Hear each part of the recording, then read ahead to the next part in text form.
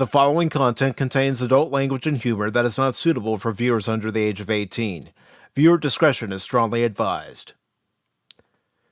The views and opinions expressed during the following video content are those of the individual and may not reflect those of others. Thank you.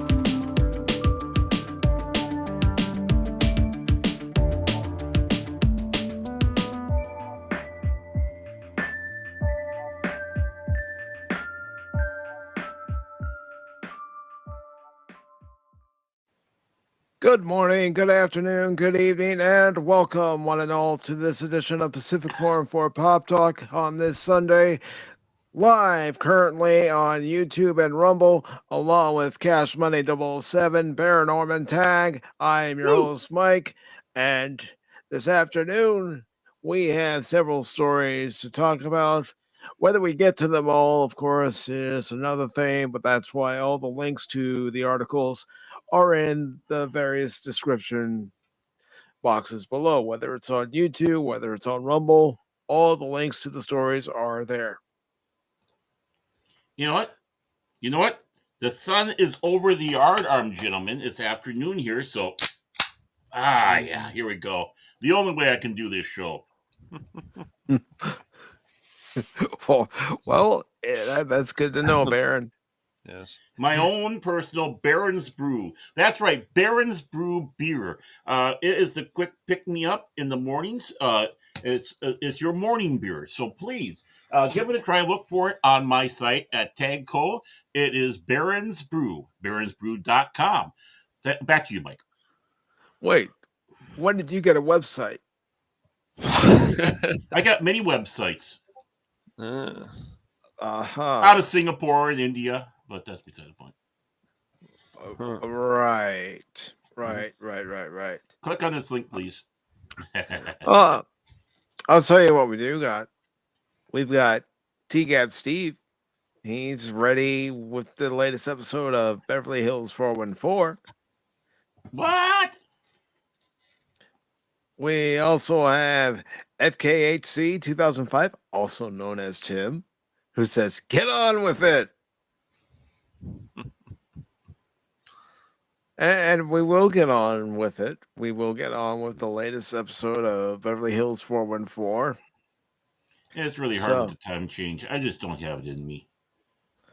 Which is why I use Baron's Brew beer to get me going in the morning. That's right, Baron's Brew beer at baronsbrewbeer.com, a product of Tag Corporation. Back to you, Mike. Okay. So just waiting for the music to start up again, and we're using a different streaming service. We're using Restream instead of StreamYard, since StreamYard's been giving Cash some fits lately, especially with him roboting. And I thought that was just him. He's like the Terminator. It's the Cashinator. That's why it's roboting. Yep. Mr. Skynet. Okay. Well, I am going to say that I haven't heard him roboting yet. Even when we were backstage talking, I haven't heard him roboting, so. Yeah.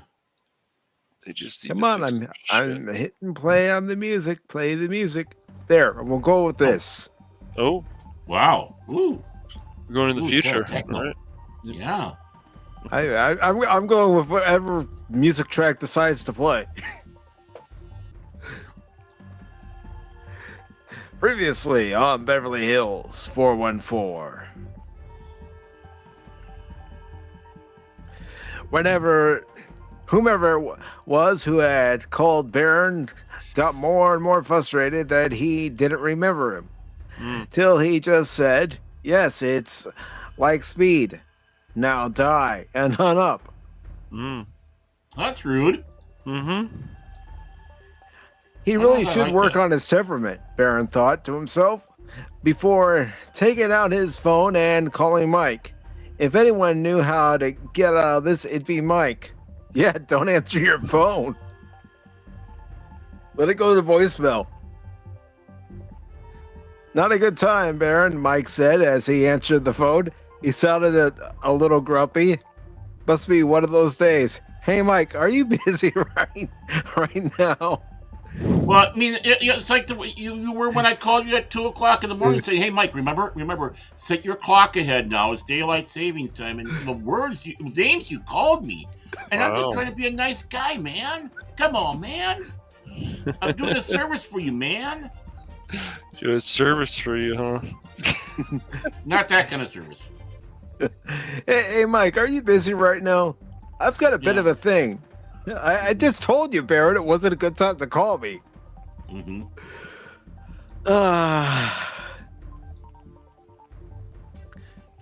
I'm at the police station, Baron. Baron tilted his head, though Mike couldn't see it. What did you do this time, you naughty boy? Baron shied at him, good-naturedly. I came here of my own volition. Mike began in answer to the question, and Baron laughed. Oh, is Officer Hotstetter there? Does she have the handcuffs on you? No, unfortunately not. Baron, it's not like that. I had my bagel confiscated.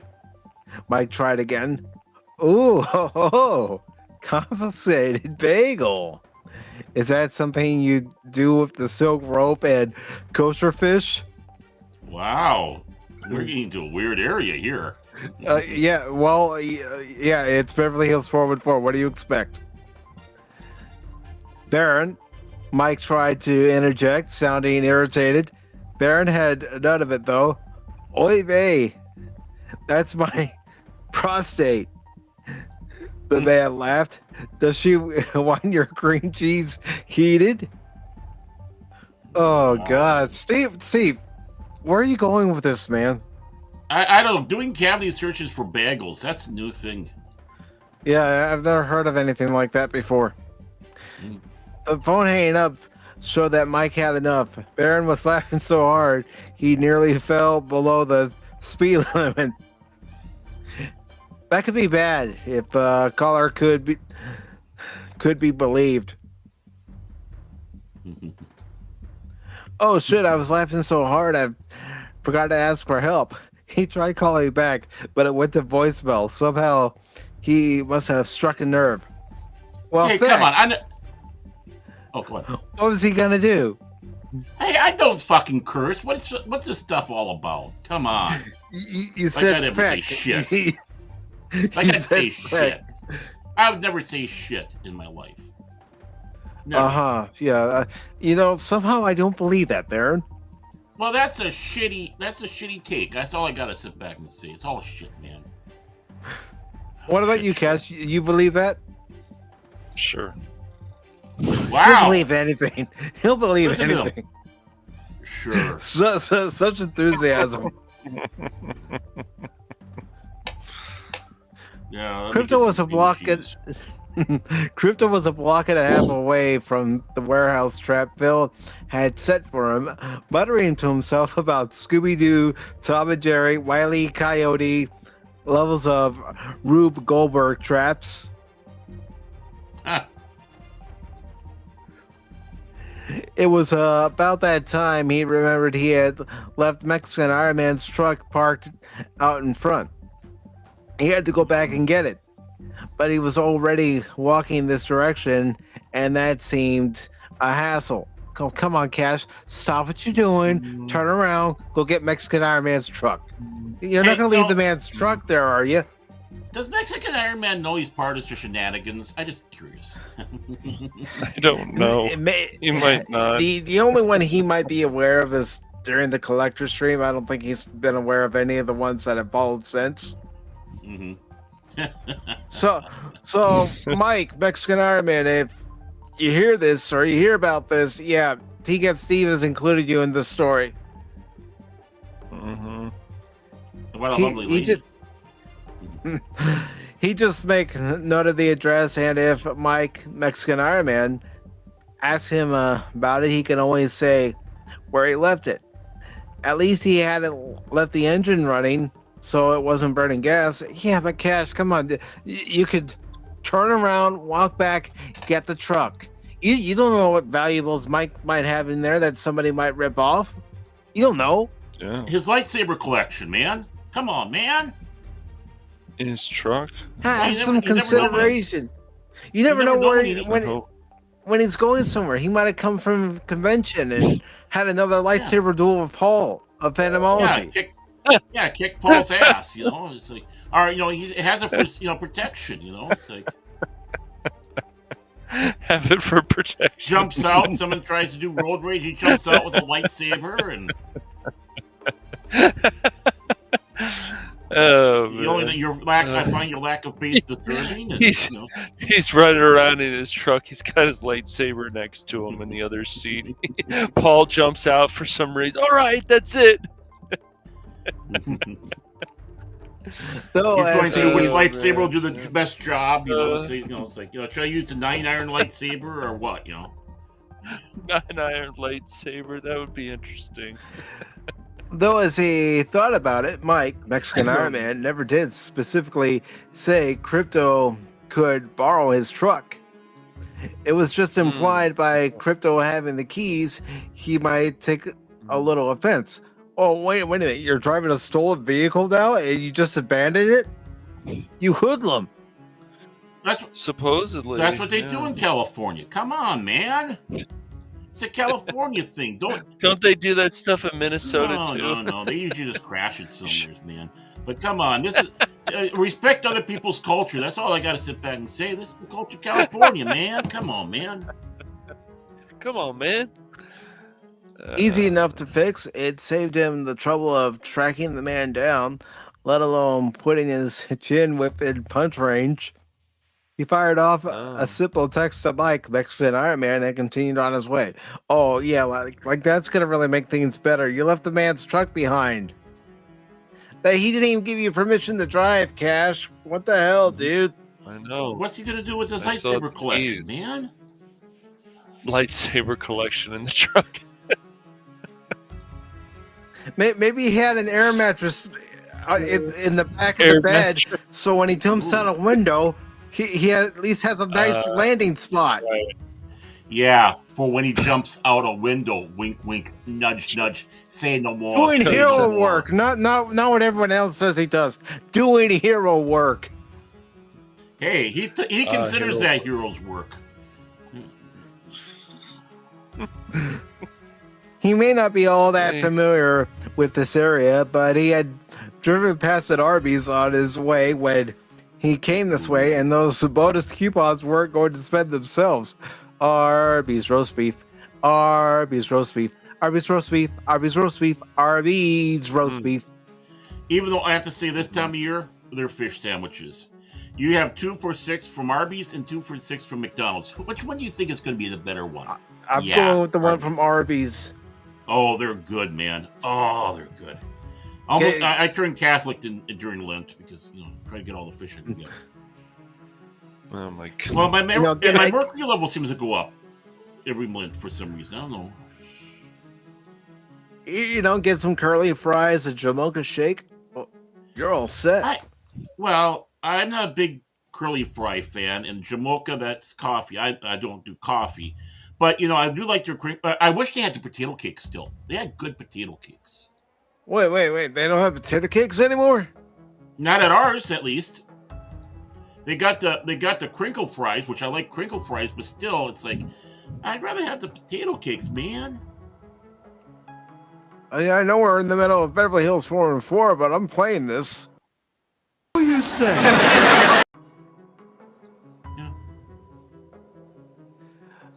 Yeah. That's a travesty.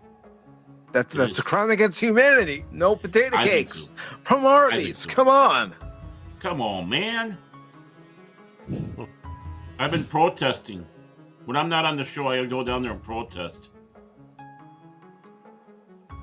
If Mike hung up his phone any harder, he probably would have cracked the screen. The torrent of annoyance he lashed out with would have had his grandmother feeding him soup for a year.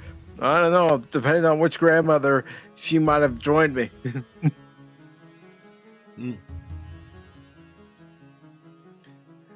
Setting his phone into airplane mode as he headed toward the station and tried to regain his earlier cheery mood.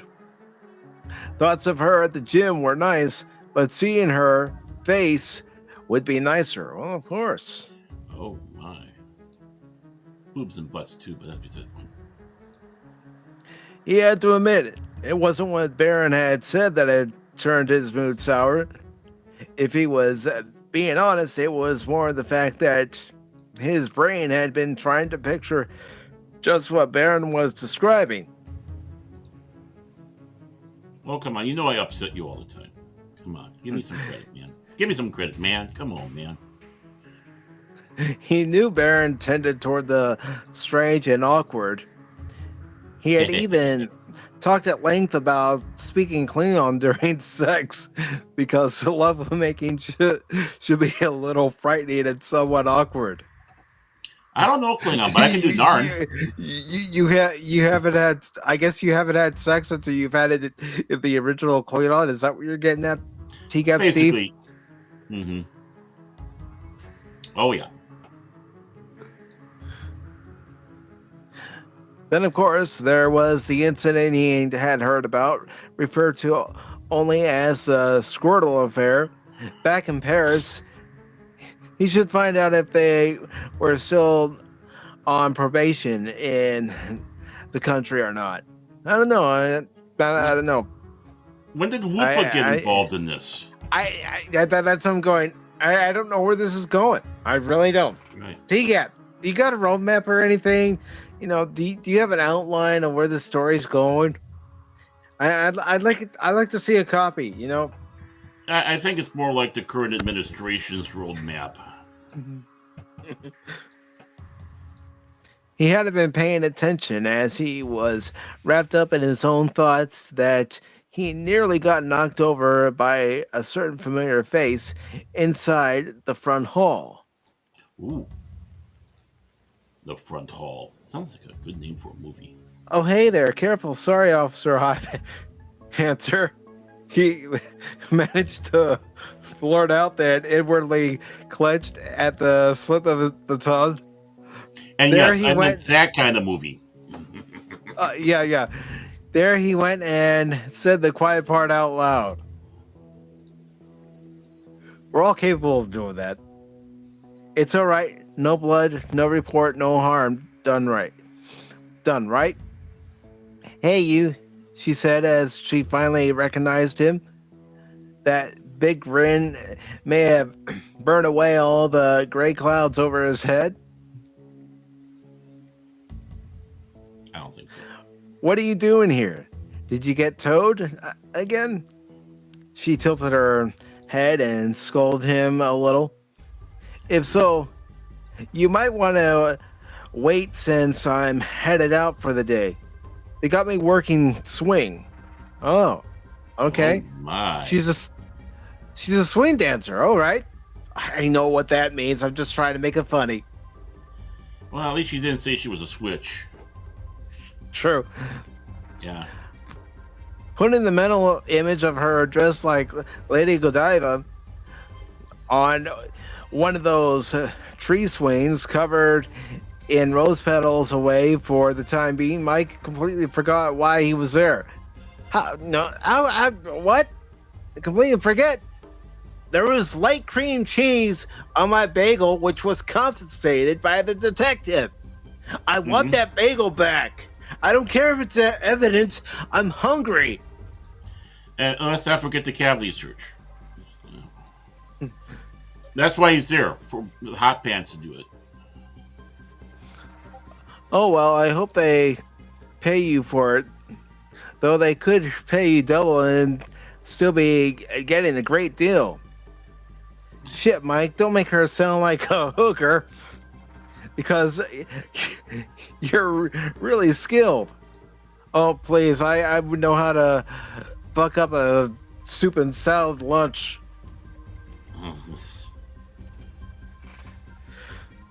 She laughed it, and Mike knew it had... Go ahead, Baron. The music seems to really fit today's episode, I have to say. Well, that's courtesy of Restream. Yeah. Thank you, Restream. She laughed, and Mike knew it had to be now or never. He had to take this chance, or he'd not have another for who knows how long. But does he have the courage to do it? No, I'd probably get cold feet. What will Baron do to escape this predicament he's in with the antagonist? That one he never could seem to remember. Is there really C4 in his car? Or is it a bluff? C4. No, that's just what Cash calls himself when he doesn't want people to know he's there.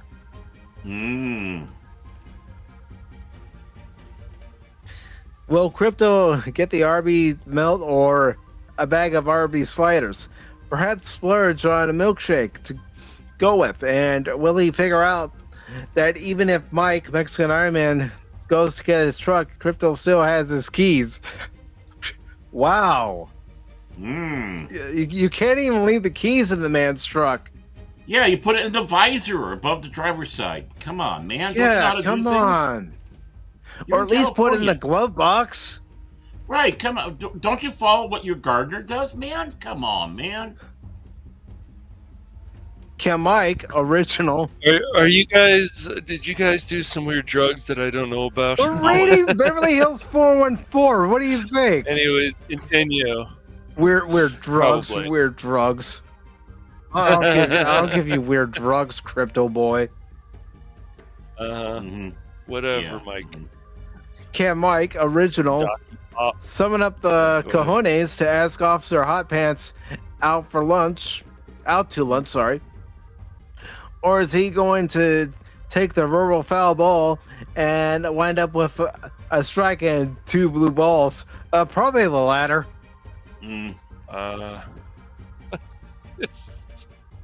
We're all on drugs reading this. That's it. I got it. We're done for. All this and more as Beverly Hills 414 continues after these messages. All right, I'm going to stop the music. Yeah, I was getting my heart pumping a little bit too much there, man. It was too much. Man. Yeah. It was getting to the point where we should have been finding out whether or not the C4 was actually underneath the car. Whenever we talk to Mexican Iron Man or he comes back on, this is Yeah. I can just imagine what he's thinking. What's going on? I said, that's what we're wondering. Yeah, What's going on? We always wonder. We always wonder. We think we're in the Matrix or somewhere else. We went into Stargate. Of course. Some alternative reality. What are you guys doing? You guys are crazy. Yeah, and? Yeah. Well, I mean, what do you expect? It's Pop Talk. Yes. And I want to say hello to the low spec Linux laptop. Everybody's favorite penguin besides Punk Waddle. He says 2 penguins enter, 1 penguin leaves. Ooh, I like those emojis of the penguins that they have on this. That looks great. Yeah, me too. They're cool. Penguins. I like penguins. Yeah. Penguins. Otters. Penguins and otters. I like penguins. Yep. And TCAP says hoi hoi to low spec. Of course he does. Kiss up. Phil says Pacific414. I told you cash money isn't allowed on the net, says Gavin Newsom. Pop Talk heals and saves. Can I get an amen? Amen. Amen. And that's probably why he was roboting. It was his boss, Gavin. My boss. We know you work Can, for him. then I will jump out the window. Oh, he started roboting. Yep. It's not StreamYards. It's cash. We figured out what the problem is. Well, I knew what the problem was, but no one would listen to me. Everyone was wanting to give cash the benefit of the doubt, but I knew better. Whatever. I've always tried to give people the benefit of the doubt. I don't But this know. is I'm always cash. trying not to They're jump to broken over here, I conclusions. guess. They're broken over here. It's all right. And hello to Pop Culture Mechanic. Good to see you, Pop. Well, Hello, good pop show. culture. And not only that, though, too, is and we had someone else that just popped in, groggily so, I'm sure. And TGAB says Mexican Iron Man has Taco Ninja skills to help with his window escapes. Oh boy. Not just his window escapes either, from what I've heard. Man. And hello to Jace of 540 Studios, who is giving us the pink hand waving. Hope you're doing well, Jace. At least it's not the pink middle finger.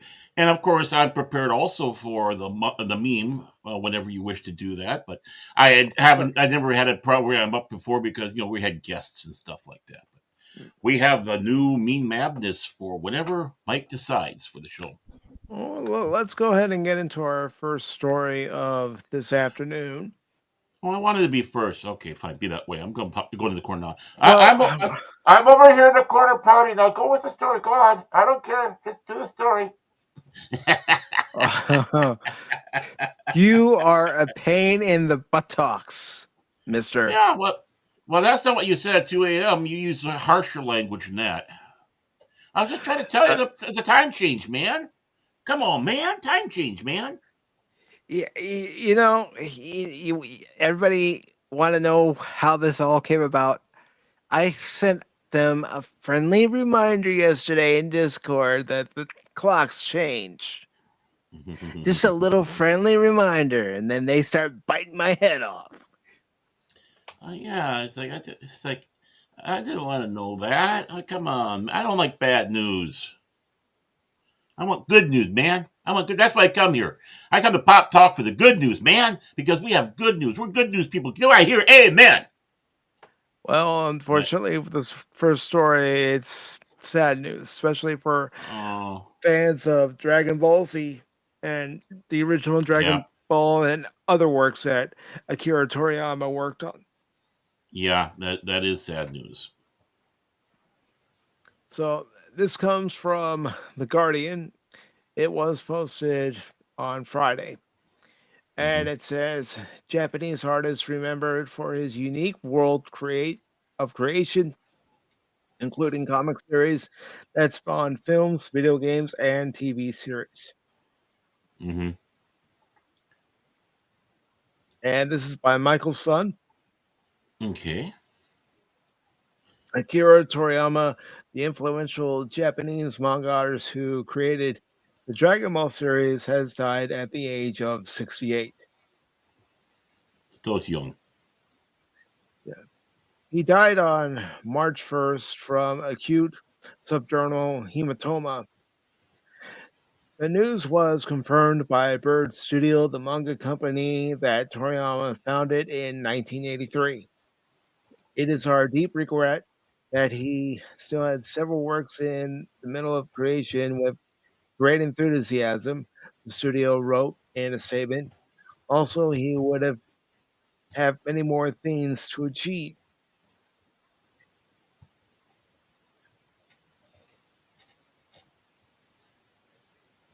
All right. I'll let you know. I will let you guys know. Yep. The studio remembered his unique world of creation. He has left many manga titles and works of art to this world that he has. The statement read, thanks to the support of so many people around the world, he has been able to continue his creative activities for over 45 years. Toriyama was born in Nagoya. Stop, Mike. Stop. You're going to butcher it. I think it's like Nagoya. You know, I think Yeah. you were on it. All right. Nagoya, Japan in 1955. After drawing throughout his childhood, he decided to forego tertiary education, and after high school began to work at an advertising agency where he designed posters. And you know, He he was a first, disappointment to the family for doing that too. I Usually mean, they are. They want to but go on and get the bigger stuff, but you know, look at what happens when you chase your dreams sometimes. and Pop says the man has passed, but his legend will live on. You know what? It it most definitely will. Mhm.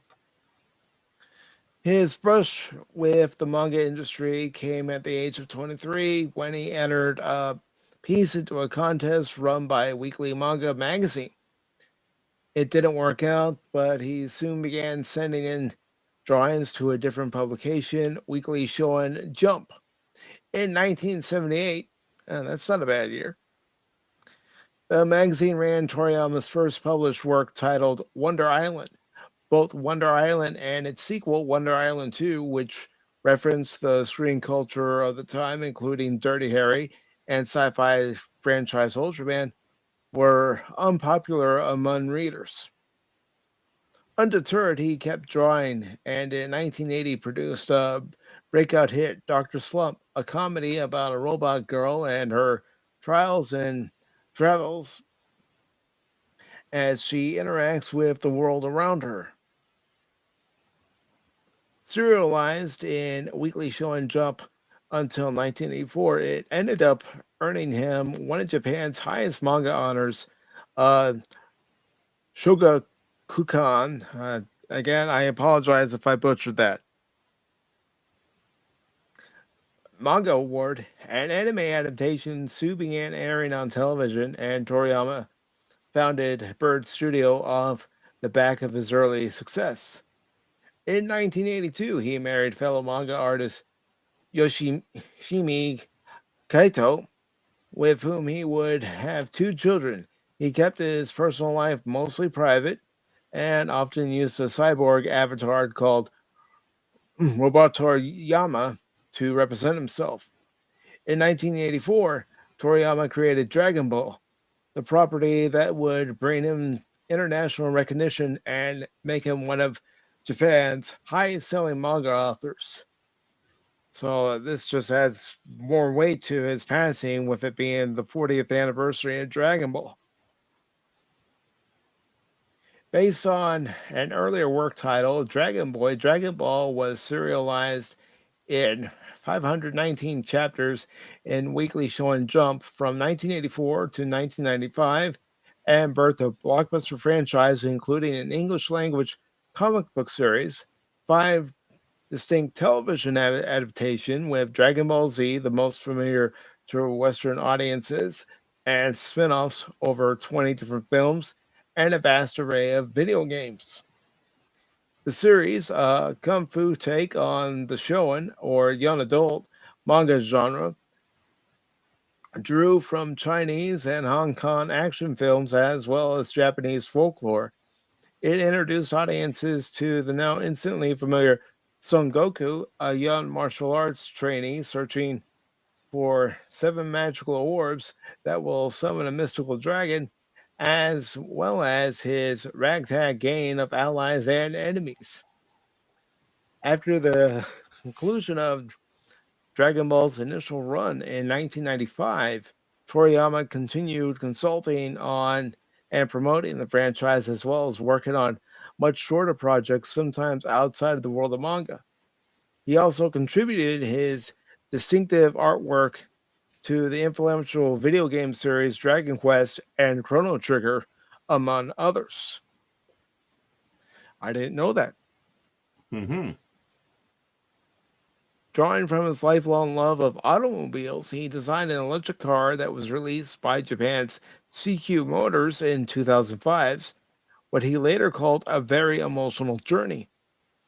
In later years, he returned to the Dragon Ball franchise, working on several film adaptations, including as early as an early consultant on 2012's Dragon Ball Z Battle of the Gods and a screenwriter on 2018's Dragon Ball Super Broly and 2022's Dragon Ball Super Superhero.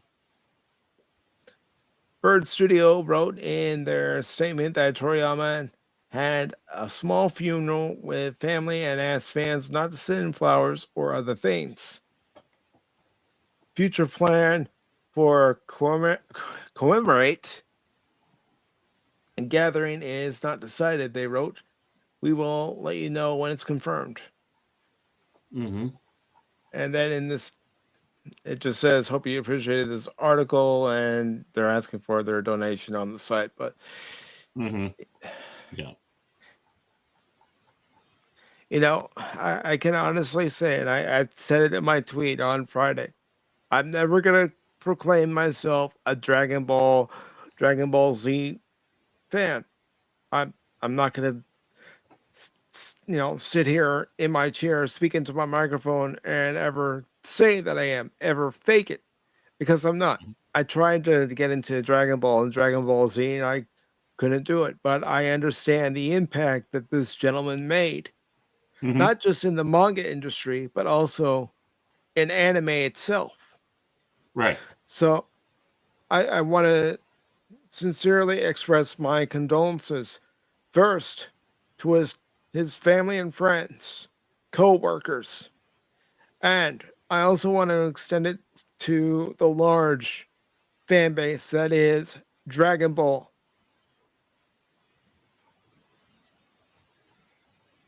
I can't even imagine what you all are feeling. The only thing I can compare it to is when Gene Roddenberry passed away and how Mm-hmm. that affected the Star Trek community. Mm-hmm. Well, again, here we are. We're here to to be with our fellow fans in all this, and we acknowledge there's things out there that we don't like. I've never seen Dragon Ball, so I'm neither I'm neither in any camp of liking it or hating it. I need to sit back and probably start watching a little bit to see what it is. But the thing is it's still part of this fandom, and is well loved by the fandom. Of course, we are going to send our condolences to family, friends of Toriyama in all this. I mean, why wouldn't we? Why wouldn't we? I mean, That's not the kind of person I am. I may not mhm, completely understand what it mhm, is about Dragon Ball and Dragon Ball Z that draws fans to it, but I can mhm, respect the fact that it has made a cultural impact, not just in mhm. Japan, but worldwide. Yeah. Yeah, and I think it's horrible that people started attacking this man. Of course, right after he died, Mm, a few people, just that sucks. scumbags, just call That them what that they that are. that that's Yeah. that's not how you do it, folks. Somebody Hmm. passes, especially a good person who never inflicted Hmm. harm on anybody. You do No. not tarnish their name, They don't. drag their name in the mud when they've passed. I can understand if it Yeah. was a dictator who passed, who committed Hmm. atrocities, but not Mhm. Akira Toriyama or any Yeah. creator who hasn't done any harm to anybody, only brought joy to so many. So you Hmm. celebrate his life. You do not relegate his life to your standards when he didn't do anything to Hmm. anybody. No harm, no foul. Right. Yep. They start attacking certain characters and stuff, and then other people in that same community go, "That's not true," and it's just it's part of the course with certain people. They can't stop their nonsense, and this man brought joy to billions of people. And it's like, oh, you haven't watched Dragon Ball? It's like, well, have you played the Dragon Quest games? Yeah, well, he worked on those. He's a Hmm. big influence on those. So, And yeah. I say also, like, if you're gonna stream the Dragon Quest games, I think you should definitely always, hashtag remember this man forever, mhm. basically. Mm. and you know who one of the biggest fans of Dragon Ball Z is?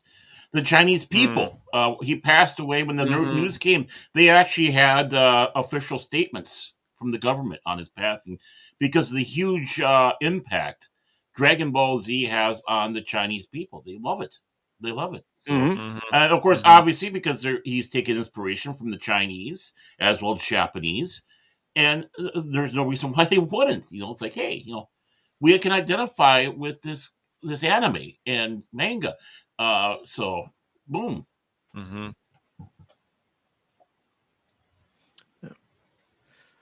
So, if anybody in the chat has anything they'd like to say about Akira Toriyama, please go ahead and Mhm. post it in the chat. And not just on YouTube, but also on Rumble. So, if anybody No. has anything you'd like to say, go ahead and we will read it. hmm we're not ignoring you, Rumblers. Mm-hmm. Mm-hmm. So, yeah, it's that is definitely sad. It is. It's sad to see when you have the creators, but he had that last story, so hopefully they will do that. They'll do justice to his last story they did. Yes.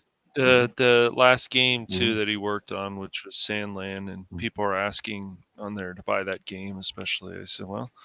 I said, hopefully it turns out really well. I hope it Right. Well, does. Yeah.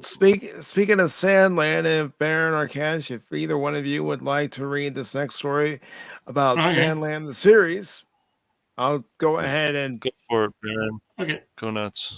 Okay. I got that here. show it So on you got that screen. there. And You do yeah, that. So this is from our friends at Bounding the Comics. Yes, we love using them as a source, but we love to make fun of them too. So, and basically, Sandland the series to feature new Angel Heroes arc sequel story written by, of course, Akira Toriyama, and it's Nerdigans Inc. yep. is the byline. There we go.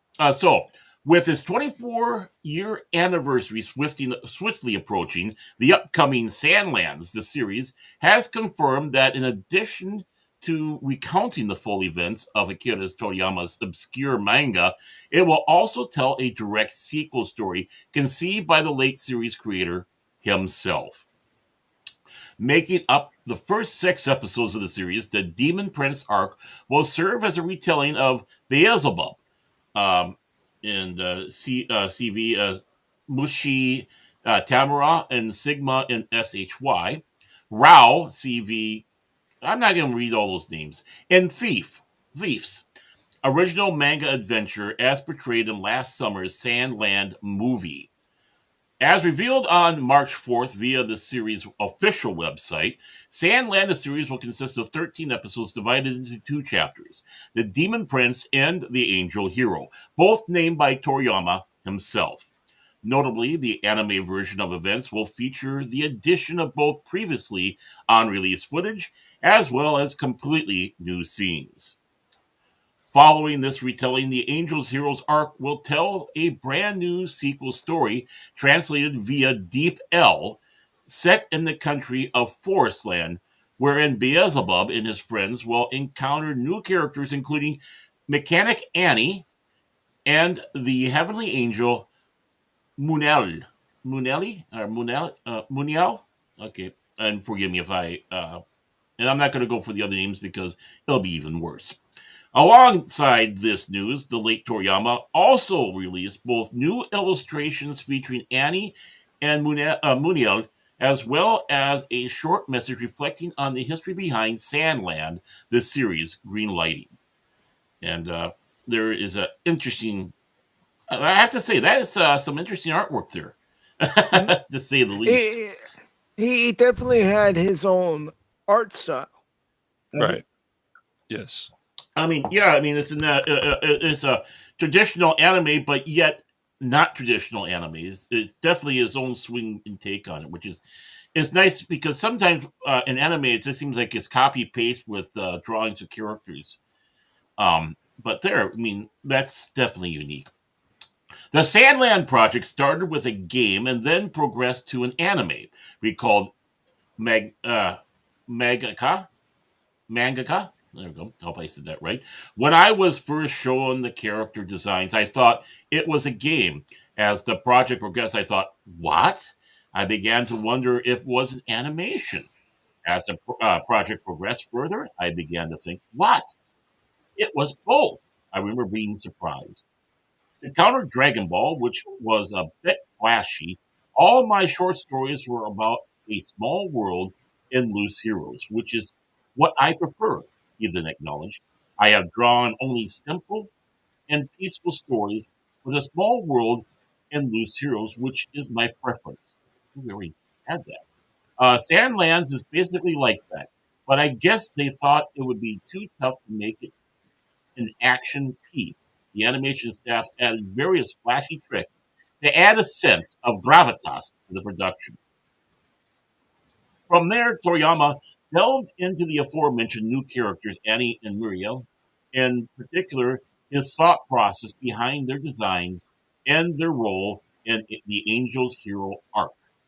The synopsis we received consisted of several dramatic elements and dynamic developments.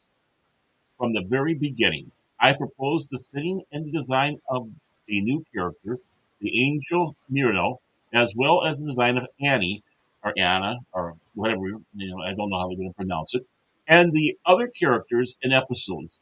And the sequel was completed, said the series creator. The dramatic development, which would not have been possible for me, a simple minded person, was a fresh surprise. No, it's kind of interesting. He refers to himself as a simple minded person, but look at the Mm-hmm. creation. I mean, that's humble. Yeah, That's that's humility right there. mm-hmm. Signing off what would eventually be his last production comment ever, Toriyama concluded, I am sure you enjoy the new world view and power. Rao and Thief meet new great adventures and new characters, enjoying the exciting story of the terrifying energy Aqu- Aquanum, okay, which would be really be great if you could take your time and feel the peace. And that looks like an illustration of that Annie character that's going to be in Mm-hmm. there. Again, very interesting. Uh, Looks like probe droids from Star Wars, so I have to sit back and see in the background. The first 7 episodes of Sandland, the series, are currently on track to hit the road on March 20th via Hulu in the US and Disney Plus for international viewers. The Angel Heroes arc will then follow on March 27th, with the remaining episodes releasing on a weekly schedule every Wednesday. So that's nice. At least you're not going to have it all at once and you binge it. You kind of can savor it, 1 week. I like that. So that's Mm-hmm. the story on this new Sandland of sequels in the series. Well, it sounds like it's going to be an exciting series, Mm-hmm. and you can look at it like this: it was his last gift to his fans. Yeah, very much so. Very much so.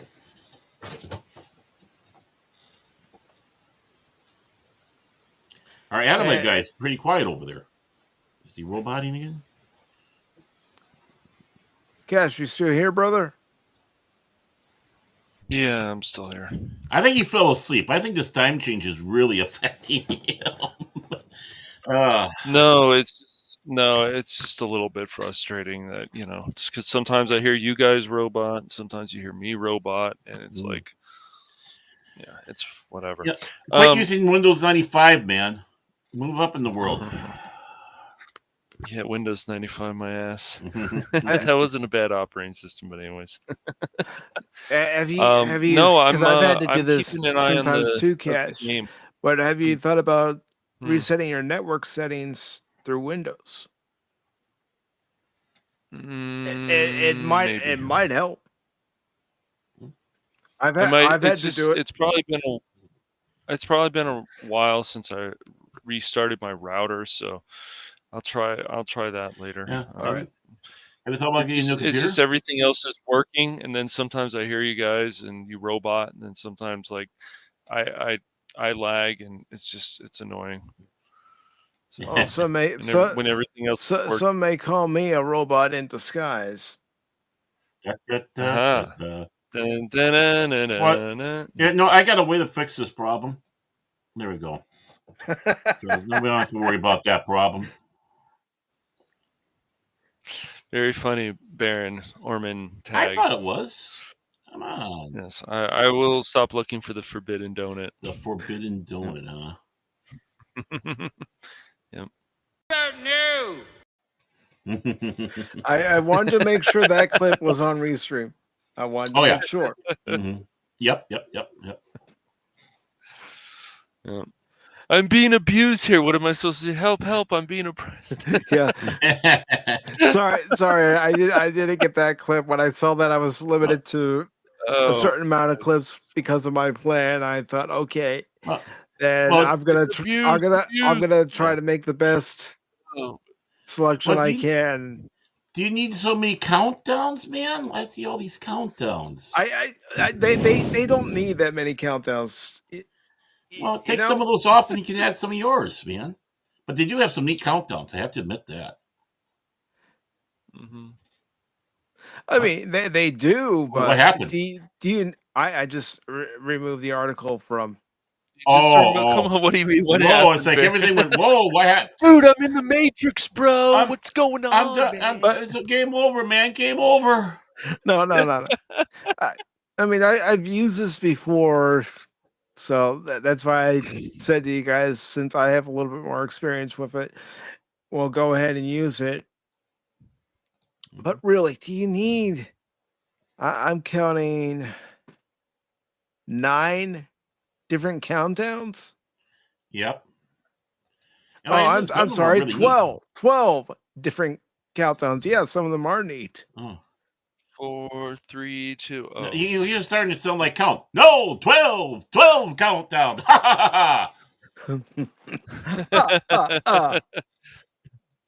Yeah.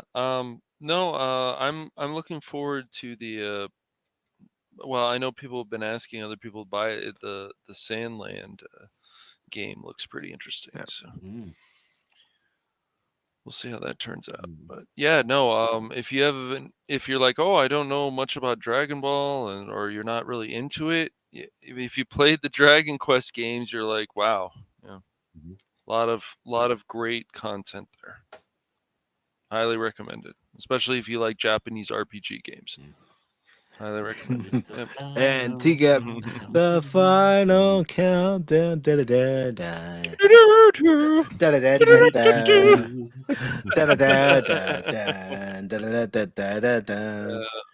Every time I hear that, though, I keep on thinking of the movie, The Final Countdown, which is a great movie. Kirk Douglas, Michael Sheen is in there. A lot of them. That was a great movie. The USS Nimitz goes back in time to just before Pearl Harbor, and they have to decide whether they're going to get involved or not. Charles Durning was in it as a man who might be a contender against FDR for president. Yeah, it's a great film.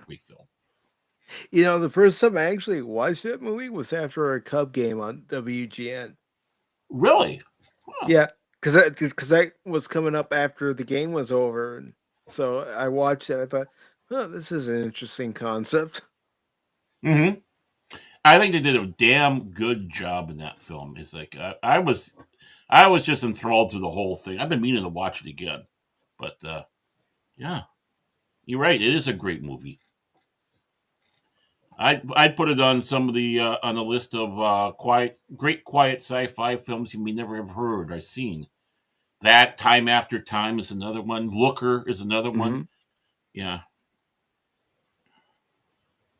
Which I think Looker is. Sorry. Which I think Looker is very poignant for today, with all the AI stuff. Oh, definitely.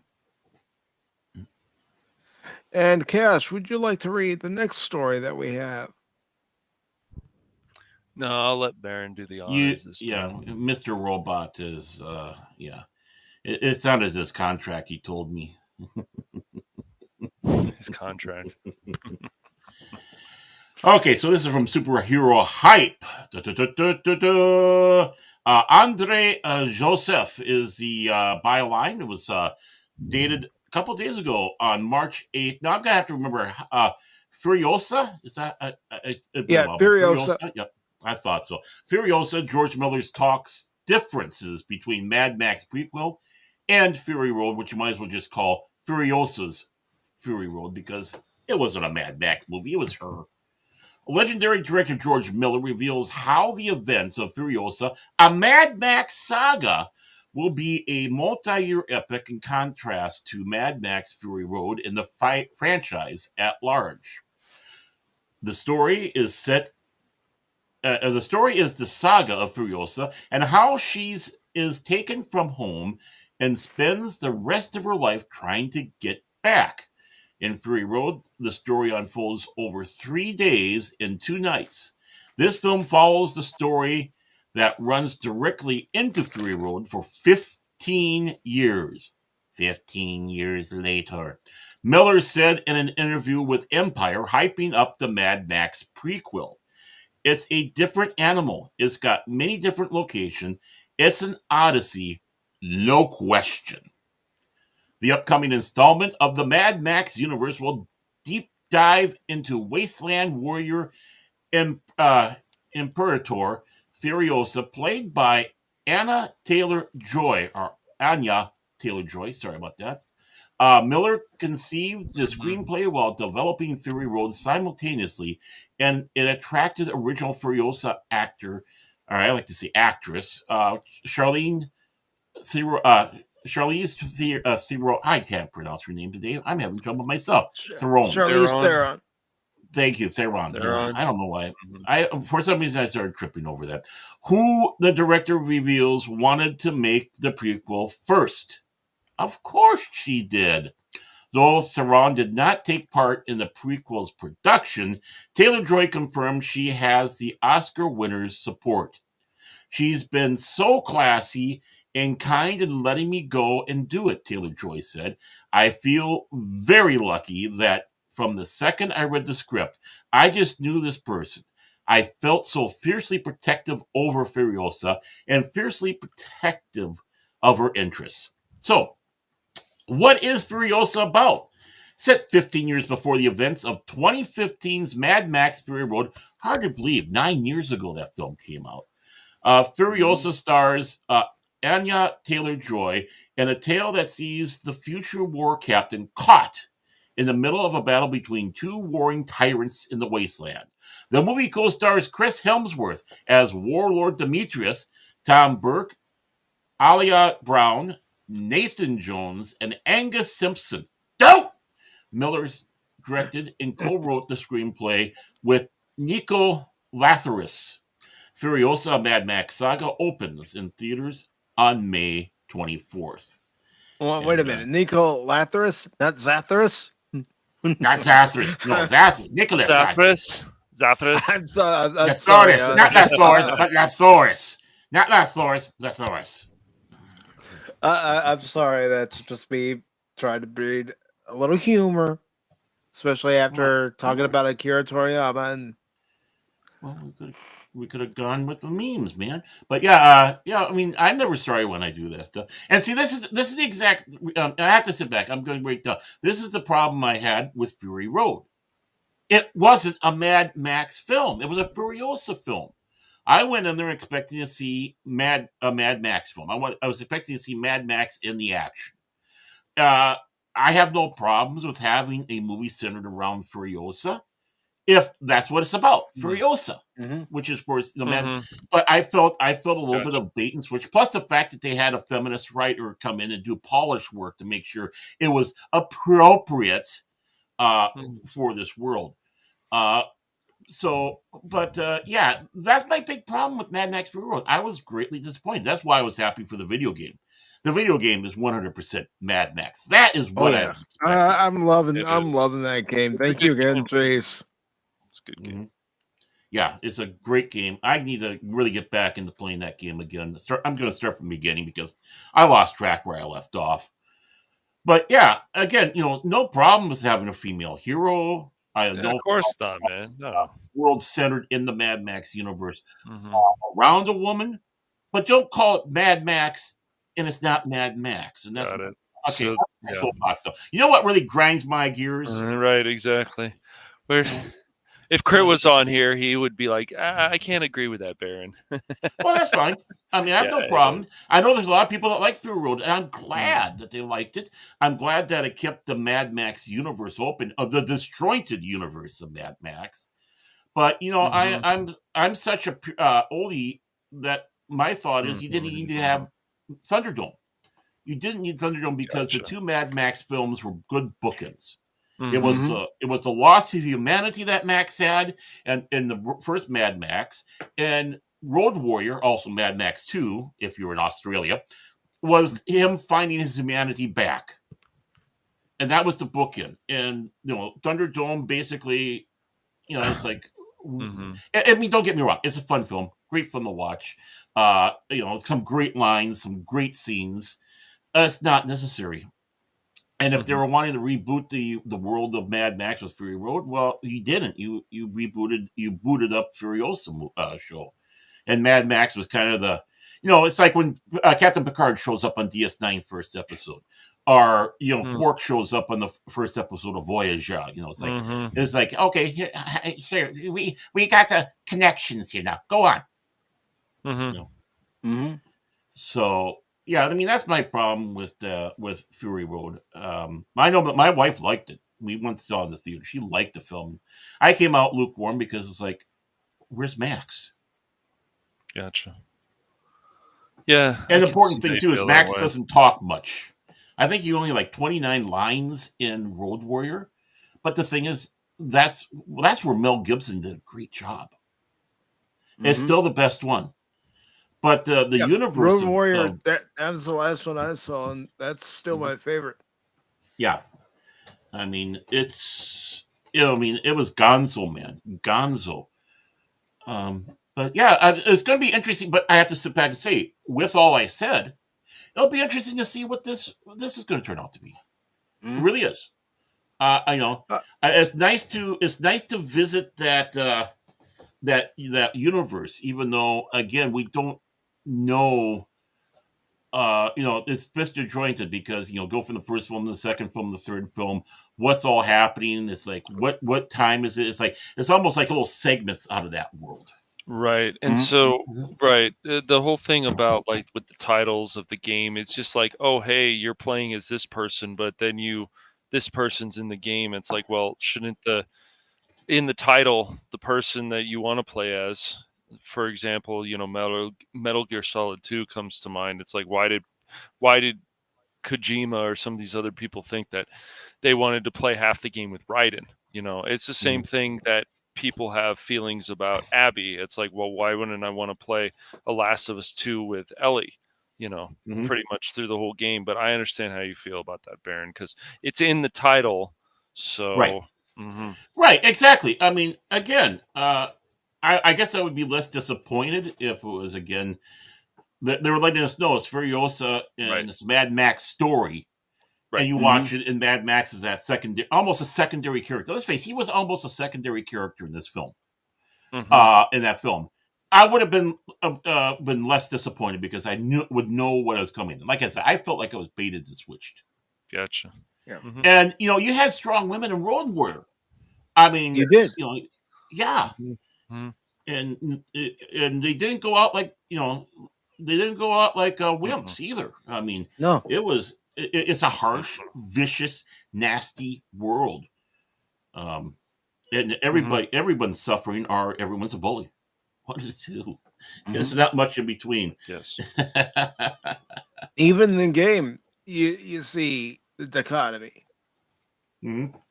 between those Right, who are living better than others. right. You know, the warlords. Mm-hmm. Scrotus, you know, I love that name, Scrotus. Hmm. And T-Gap's got a question for you, Baron.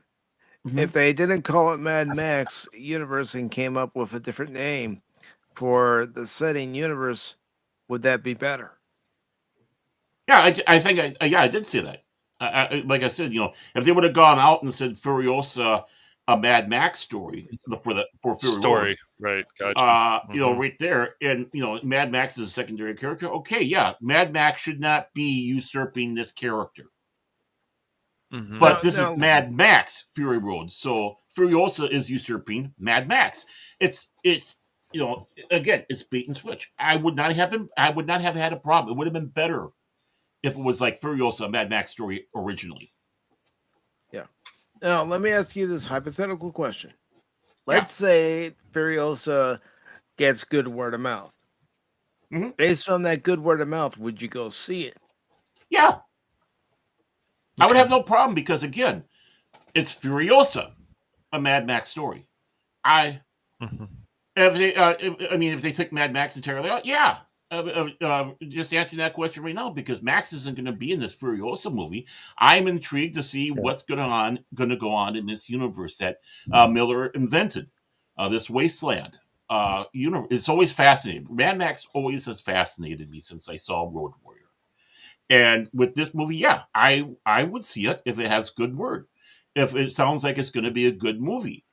Now, if I hear the Mary Sue going out there and gushing about all of that, yeah, it might be, I might not. But You might question the source. Right. But the thing is more than likely, if Mike sees it or Cash sees it, and they say, "Hey, it's a good film," or Mexican Iron Man, or many of the people that we work around with, I take their input much more serious than a lot of the others because I know I'm talking to genuine articles and not butt kissers. And it's like if it's mixed, one saying the other, it's like okay. So I know I'll go in with a neutral, which I try to do anyways, stance and judge it on my own merits. But it's just nice to know if other people like it. I mean, T Gap, if you liked it, you go, hey, Barrett, you got to go see this freaking film. It's great. I would do it. Or find a way to see it. And but if you guys start saying, yeah. It's like, okay, well, I'm still kind of tempted to see it, but maybe not in the theater. I'll just, wait until it comes streaming. Mm-hmm. So, and yeah, I mean, that is my position. I have nothing against something new and different takes on stuff. I've always said that. But it's got to stay within the realms of that universe and push the limits in those realms. Don't go the narrow path. Furiosa, I hope, pushes those limits, especially coming from a woman's viewpoint in that world. It'd be a fascinating take if it's done right. Yeah, that's right. Don't first and sugarcoat foremost anything. thing Show that needs to be done. Is it needs to be done right. Right. You can't. This is. That's right. I was just saying you can't. You don't want to sugarcoat anything. No. You make this world just like the other movies, gritty, horrible. Right. People are stressed out. I guess people are desperate. Well, yeah, you can't. This cannot be a woke movie. This cannot be a feminist movie.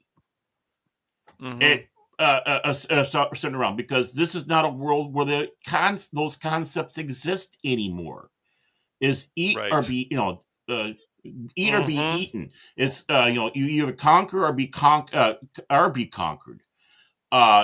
You don't have time to sit back and say my feelings. Right, exactly. You're trying to find a way to survive. Where's my next meal? Oh, there's a can of dog food over there. I'll eat the dog food. Or even in the game Mad Max, I'll eat the maggots. Yeah, you've got to be quick on your feet. You got to be able to adapt. You have to be vicious. Sometimes you have to off somebody right off the bat, not even give them a chance. It seems cold-blooded, but no, if you didn't, they'd come after you and get you. Right. This is not a world that conforms to what we have. That's the kind of world it is. That's the kind of setting it is. Exactly. This is a nightmare world. This is a nightmare world, and it needs to be treated like the nightmare that it is. Only the strong survive, are the quick-witted. All the luxuries that once existed in this world are gone. Right. I mean, both the Road Warrior and Thunderdome kind of showing about the have and have nots. In Road Warrior, they had that that oil plant, the refinery plant. the little one that they were able to get the fuel, which of course the bad guys wanted to take over. In Thunderdome, you had Bartertown, and what was the power of Bartertown? It was pig shit, which is logical. It's like you use the pig shit, the methane, use that for the fuel source. Yeah, it makes sense, and that what was so great about it is where they are coming up with ways to keep what little civilization they have alive. And these are the things that are fascinating. In some ways, the world's more fascinating than the characters, but you put those right characters in there, you got the best balance. And that's why Road Warrior was the best. Balancing off of Max, the bad guys, the picked upon refinery people, how they're going to get through that. Yeah, it's a savage, mean, nasty world. Mhm. Bad things are going to happen to women from men. Sometimes men will have bad things happen to them from other men. If you don't understand what I mean, sometimes it's going to be a woman that does nasty things to a man against his will. If you get what I'm meaning there, because that's the type of world it is. Mm-hmm. Well, I mean, yeah, and especially the first one, which was on recently, I think a few months ago. When his wife is killed, his lover, No, his wife. he just loses it, Yep. and a lot of people, he goes on a revenge, kill these people. Well, you can't blame him. Yeah, and the thing is, it's not just his wife, but it was his kid as well. And the thing, That's and right. the government, That's right. the government, which was crumbling down. I mean, take a look at the Metro Force Police building. It's all run down and falling apart. And that's just it. The civilization is starting to crackle and crumble, and they're trying to protect people. Max is trying to protect people, but everything's working against him. And then his wife and kid is killed, and that's when he loses his humanity. He's trying to keep his humanity by leaving the force and spending time with his family. He's trying to get that humanity, to keep whatever humanity there is, because he's just seen how horrible things are. He's seen how his partner, what happened to his partner. It's like, okay, gonna walk away, gonna be with the family, and then Toe Cutter in his gang kills his wife and kid, and that's when he goes on the revenge, and understandably so. We had a chance to stop this guy. They let him go. I'm going to stop him one, for revenge, and two, he doesn't do this again. And TCAP has a question. Anyone else wonder if Australians keep special leather BDSM outfits in hidden closets, chests, just on the off chance the apocalypse happens and they need to dress appropriately? Thoughts, gentlemen? TGAP, that's you know how every country has kind of their official outfit. Like, you have the Lederhosen in Deutschland, you have the Benads and Benaders of Norway. You have the tweed suits of England. For Australia, their official dress is those BDSM leather outfits of the wasteland. So sometimes you'll see the Prime Minister doing a talk in one of those. It's fascinating. Sometimes with a hockey mask. It all depends. So, yeah, it is their official dress. It's not for when the apocalypse happens. It's for special events. How's my answer? Everybody has their dress suit or, a fancy dress they wear. Well, in Australia, they say they're Mad Max gear for special occasions. Down south, you have the wife beaters. Over there, they got the BDSM outfits. Yeah. Wasteland outfits. But the thing is Mad Max. Think about what Mad Max has inspired in one fashion or another. I mean, even in some ways, the Fallout series you can definitely say had a lot of inspiration from Mad Max, even though you're not driving cars. But holidays and graduations. Yeah, you got it, and yeah.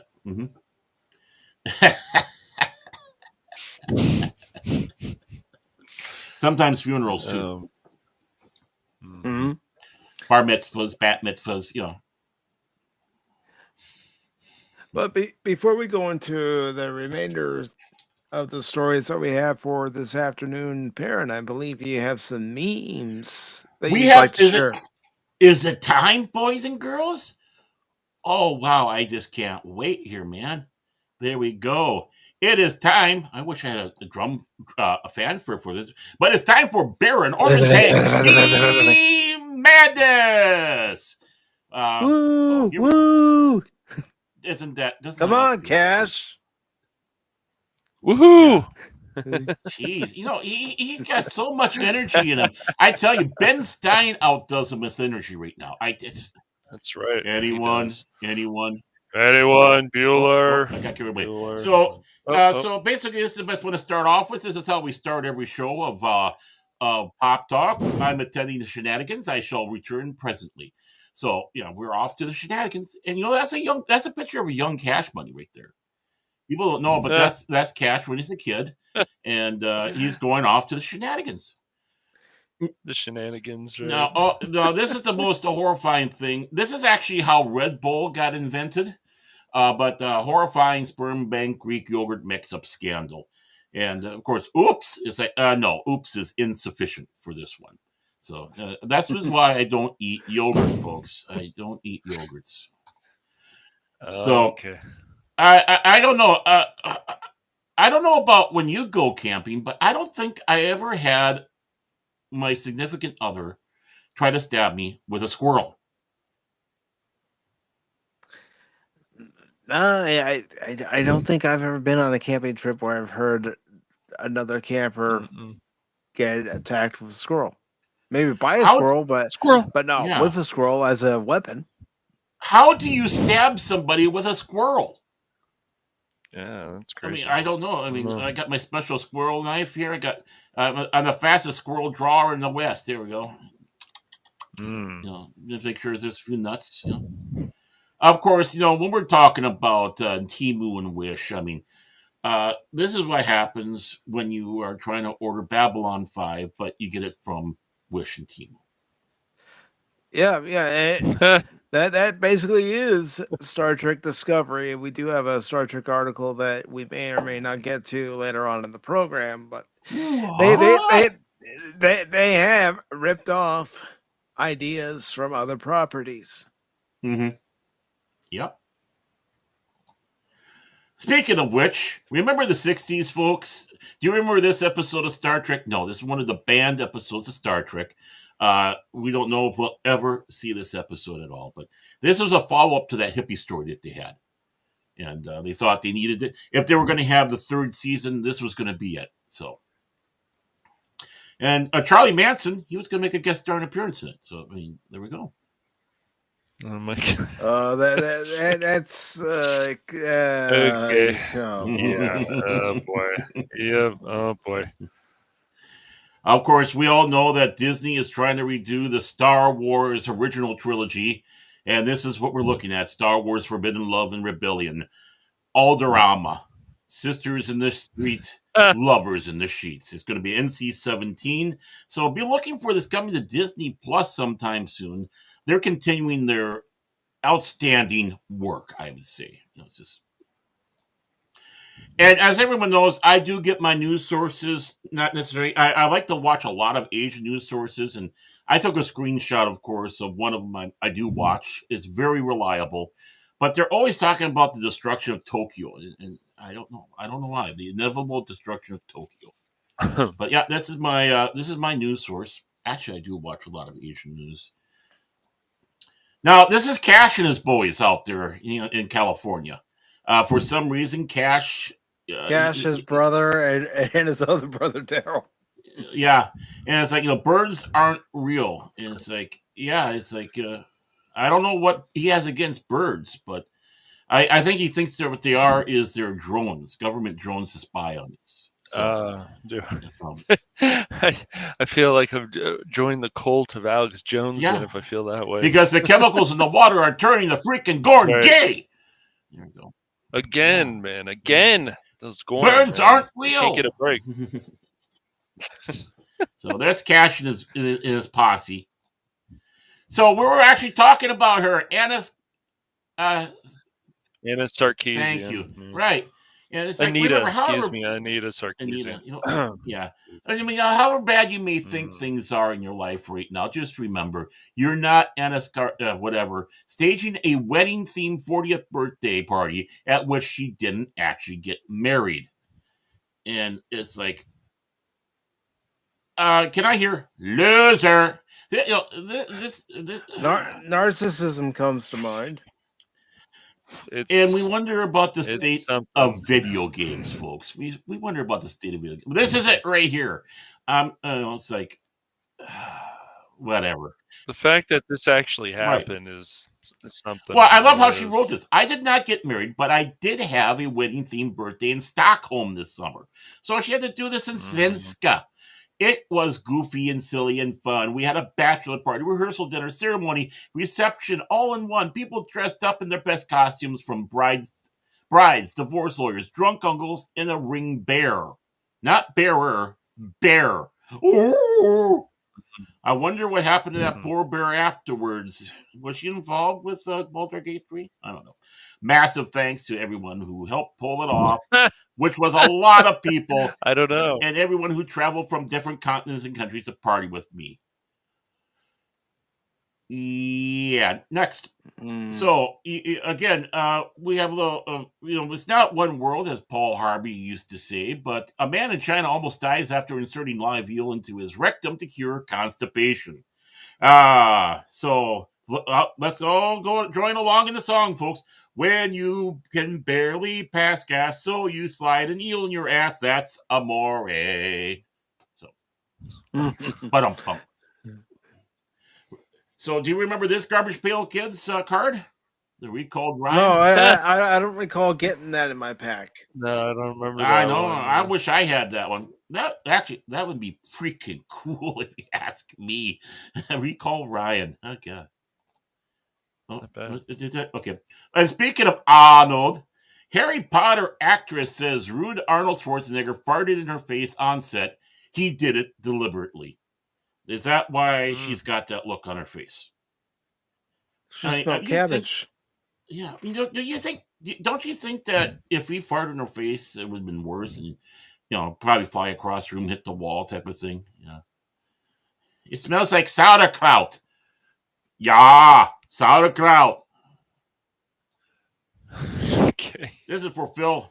This is coming up with the WWE. They need to find new energy. So we're going to have Yeah, there we go. So hopefully Mike will now get excited about the WWE. That's going to be on night one of WrestleMania this year on April 6th. It's going to be Picard. I'd watch. Picard. He'd go out there. I'm sorry. I'm so sorry. I'm sorry. He gives the belt away. Yeah, it's going to be Picard versus the Borg. Yeah. Yes. Yeah, there we go. So can't wait for that one. And remember when we used to have those big celebrations? We have Star Wars on Ice Space Spectacular. Buy your tickets now, and may the Force be with you. Would you love to see Star Wars on Ice? Just to watch the guy in the C-3PO suit. Try to. Oh dear, I've fallen on my ass again. Exactly. I think that would be fun. And of course, they're announcing the newest episode of Disney Plus, Death Star Janitors. And the exec said, we are running out of major characters to spin off. So we're going to have that, Death Star Janitors. I'm looking forward to that one. So if they don't do a good job, then Vader, is going to have to take care of that problem. And this one here, this lady, she's the one that goes harder, daddy, when he does that, and which throws everything off. So, oh my God. So, remember when we had a spokesman for Wendy's from the Ferengi? Yeah, the Grand Nagus. Yes. We have the Grand Nagus, my boy. Mm-hmm. There we go. My boy, we're gonna open a hamburger restaurant. Oh, by the way, no, that wasn't Larry the Stormtrooper in that one. That was from the World Weekly News, one of the greatest satire things that was ever made.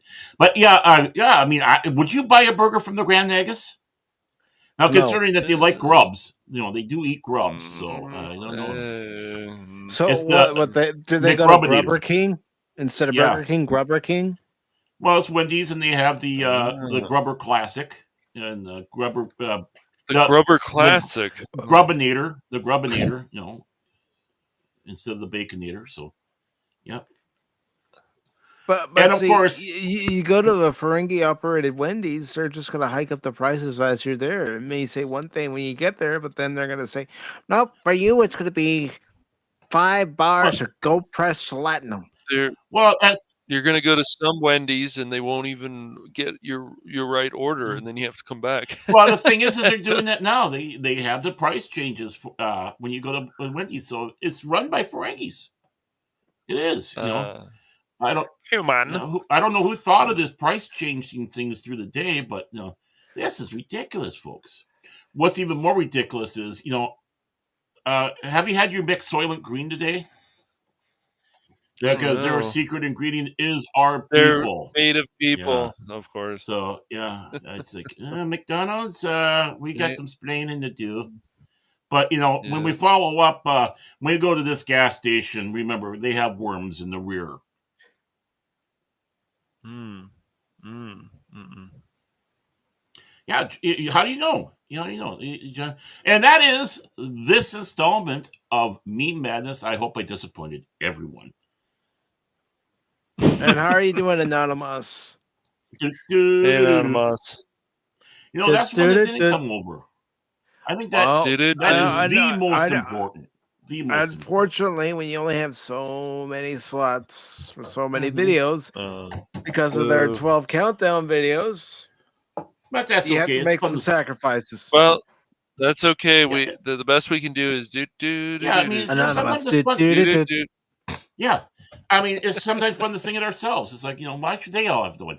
Anonymous. Do, do, do, do. There we go. Yeah. So yeah, Anonymous. that was do, do, do, do. Do, do, do.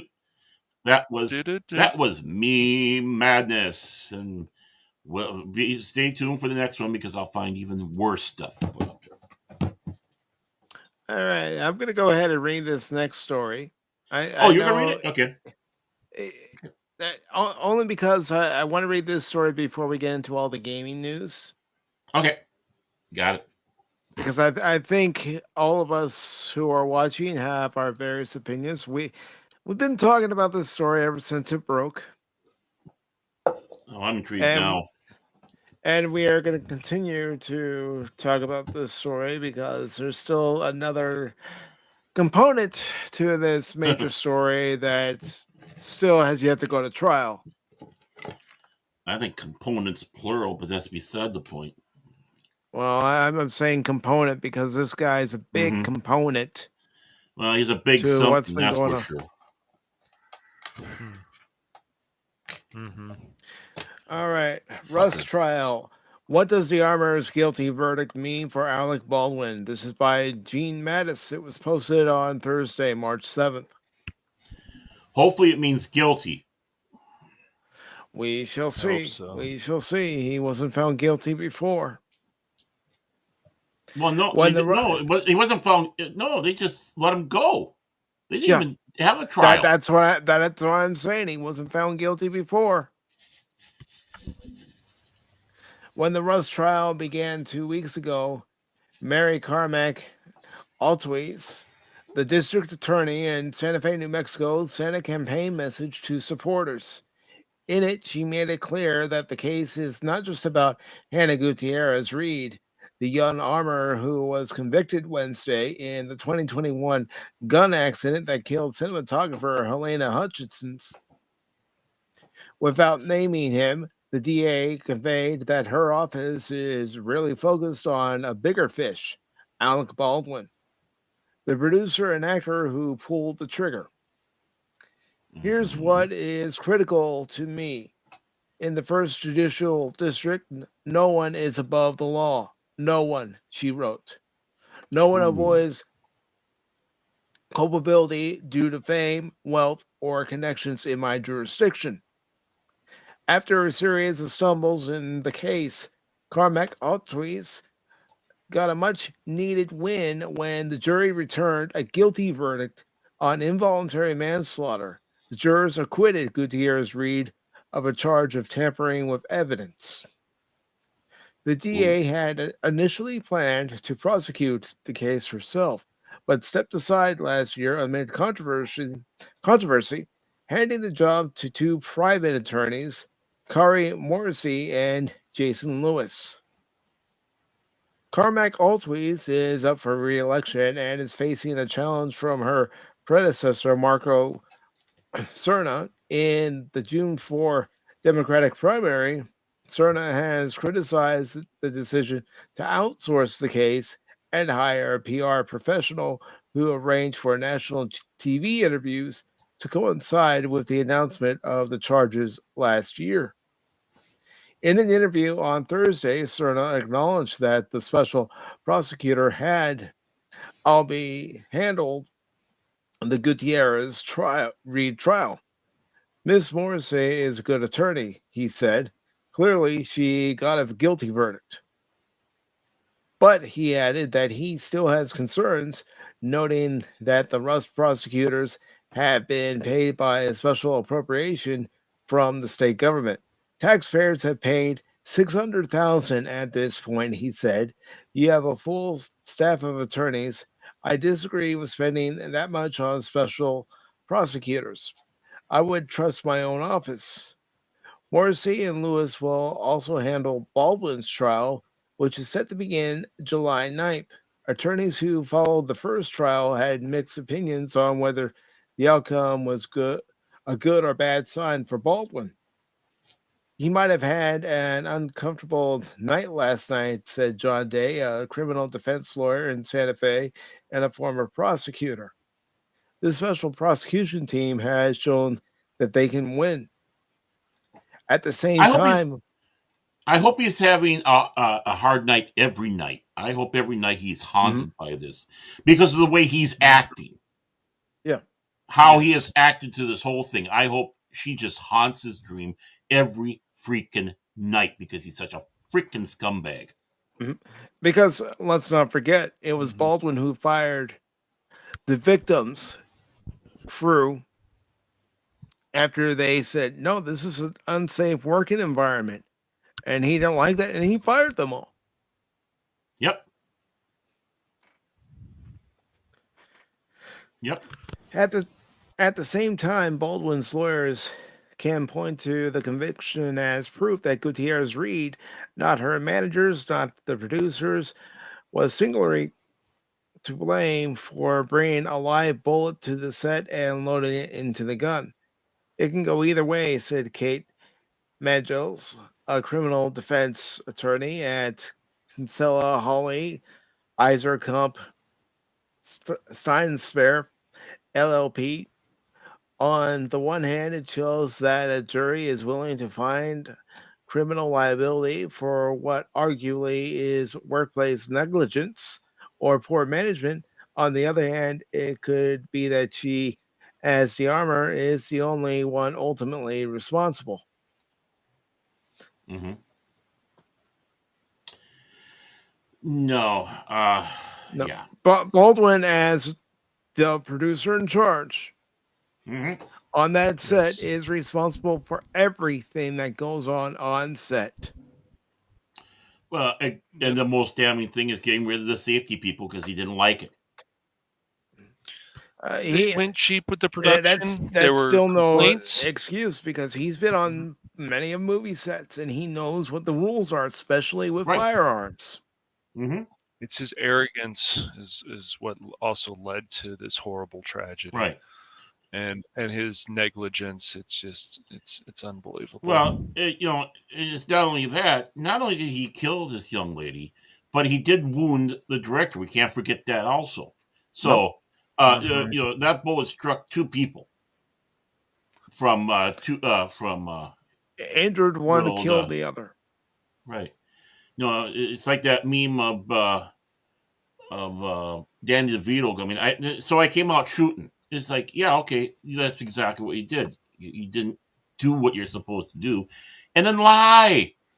Anyone who knows Yeah, anything about yeah. firearms, even the most rudimentary thing Yes. about firearms, Yes. knows that what he's saying is freaking bullshit. He went on national It TV is. and lied. Right. And then when Mhm. when he came through with the from Santa Fe, he's all nice and smiles. I wouldn't be nice and smiles, knowing that that it still was a person that got killed. What great victory is that? It's not a great victory. Damn, I wish my grandfather was still alive and living down there in Santa Fe. I know I'd be getting the earful about this. I'd be Uh, so versed on this story if he was still alive down in Santa Fe. I wish my own father was still alive. Oh, He would have several things to say. I'm sure he would, being ex Chips. It goes on to It's just say horrible. Baldwin's lawyers got a preview of the key testimony in the case and a sense of how the prosecutors may approach him. Baldwin's local lawyer, Heather LeBlanc, sat in the audience throughout the trial, a couple of rows behind the defense table. At times, it appeared that the prosecutors went out of their way to put on evidence that cut more against Baldwin than against Gutierrez Reed. Well, aren't they, one and the same? Because he is the Mm-hmm. one that pulled the trigger. He is the one who was in charge on that Right. set. And not sounding like making a bad pun because I'm not, but as the old saying goes, shots are fired here. They're letting them know who the bigger fish is because I'm sure that she did some plea bargaining with Santa Fe with New Mexico for even more stuff and yeah and Baldwin's next. They want that bigger fish. Mm-hmm. You know what? They're trying to strike fear in him. Mm-hmm. And his lawyer. Yeah. Throw her So, off the game and definitely make him cringe. Mm-hmm. Yep. It says the prosecutors spent considerable court time rebutting Baldwin's claim that he did not pull the trigger, demonstrating that his gun must have been in working order when it fired, even though Gutierrez Reed's defense did not dispute that. And in the biggest revelation of the trial, the prosecutors played outtakes in which Baldwin could be seen rushing the crew to reload using his pistol as a pointer, firing blanks at the camera while in close proximity to it, and Mm-hmm. firing a blank punctuated by an expletive after cut had been yelled. That's Baldwin for you. Yep. Mm-hmm. Everything He's an arrogant everything prick. we've learned about him in recent years, especially. Oh yeah. Oh, for a long time now, sadly, but Mm-hmm. he had his words come back and haunt him. Yep. We went out there and said, "What does it feel like to kill a person?" Well, now we found out that they made sure the people out there made sure that they threw that back at him because you Yes, don't they did. don't go out there like an arrogant prick like that. No. Sadly, the assembly died because of him. Mm-hmm. Some crew members who testified against Gutierrez Reed also faulted Baldwin for failing to adhere to safety rules. We've been doing it too. We're not even a part of the trial. We're just on the outside looking in, and we've been saying it. He's responsible as executive producer. He is responsible for everything on set. It's like if you're, the manager of an office, you are responsible for everything that happens underneath you. Right. Yep. There needed to be somebody else with Baldwin, accountability because he's accountability. Right. There, it's to say that with these problems, and then there's actual problems with the people on the crew, different stuff, as they said, the safety, they get rid of all the safety people, like that's arrogance, and I can do it all, and blah blah blah nonsense. That's what it is. It's absolute nonsense, and this once again shouldn't have happened. Right. And when people are like, "Oh, well, I saw that Stephanopoulos interview," and it's like, well, that's great, and what you think Alec Baldwin's innocent? Oh, he makes sense. He's being, Well, and some people still think that way, But everybody who looks at this story rationally looks at what Alec Baldwin did should be throwing him under the bus Right. over and over again. Well, if they do, and I think they will, go after Baldwin on this, don't kid yourself. That interview is probably going to be used against him in that trial. How he talks, how everything on there. They're going to use everything they can to show that this is a remorseless man, that this man is has no remorse for what he did. Mm-hmm. Yep. This is just getting away. And the other damning thing would be the fact that they continue on with this production, which, bears similarities to the Twilight Zone. Mm-hmm. That Twilight Zone accident. And they still went along with it with Landis. Yeah. And I'm doing all right, TGAP Steve. It's between the cold I've had with all the coughing and now allergies because we have pine pollen starting to pick up in the area. Yeah, I'm doing fine. I'm hanging in there. Oh, sure. Blame it on the poor pine trees. They're innocent. They're innocent, man. Deflecting blame. But what doesn't help also is he's a producer and he is on set. It's not like the producer sitting in the office several hundred miles away and this happens. He's on the freaking set. Yep. Mm-hmm. It goes on to say some crew members who testified against Gutierrez Reed also faulted Baldwin for failing to adhere to safety rules. Ross Adego, the dolly grip, said that he didn't recall anyone standing up to him on set and agreed that Baldwin was the big boss. Mm-hmm. So, how about the big jackass? Mm-hmm. Right. I'm just curious. I wonder how much he was bossing the director around in this. Acting like, I'm he's the real director and this is just a little peon I have to tell me what to do after I tell him what I should do. I appreciate your concern, T-Gap Steve. Mm-hmm. Actually, it's Cash in my plan to take over.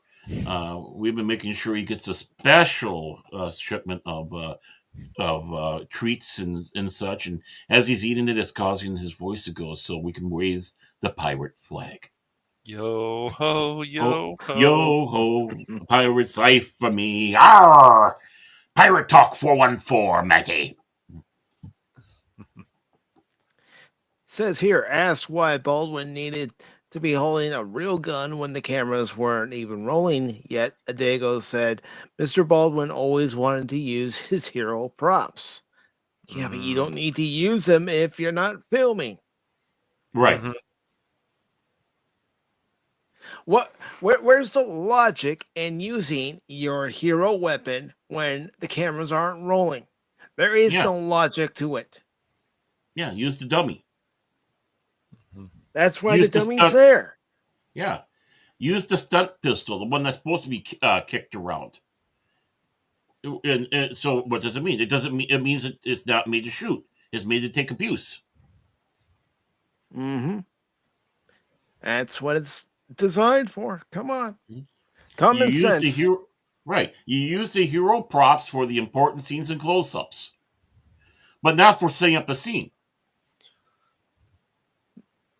In her closing argument, Morrissey took a few swipes at Baldwin that suggested she would portray him to a Santa Fe jury, as a Hollywood big shot, and he has his head up his ass.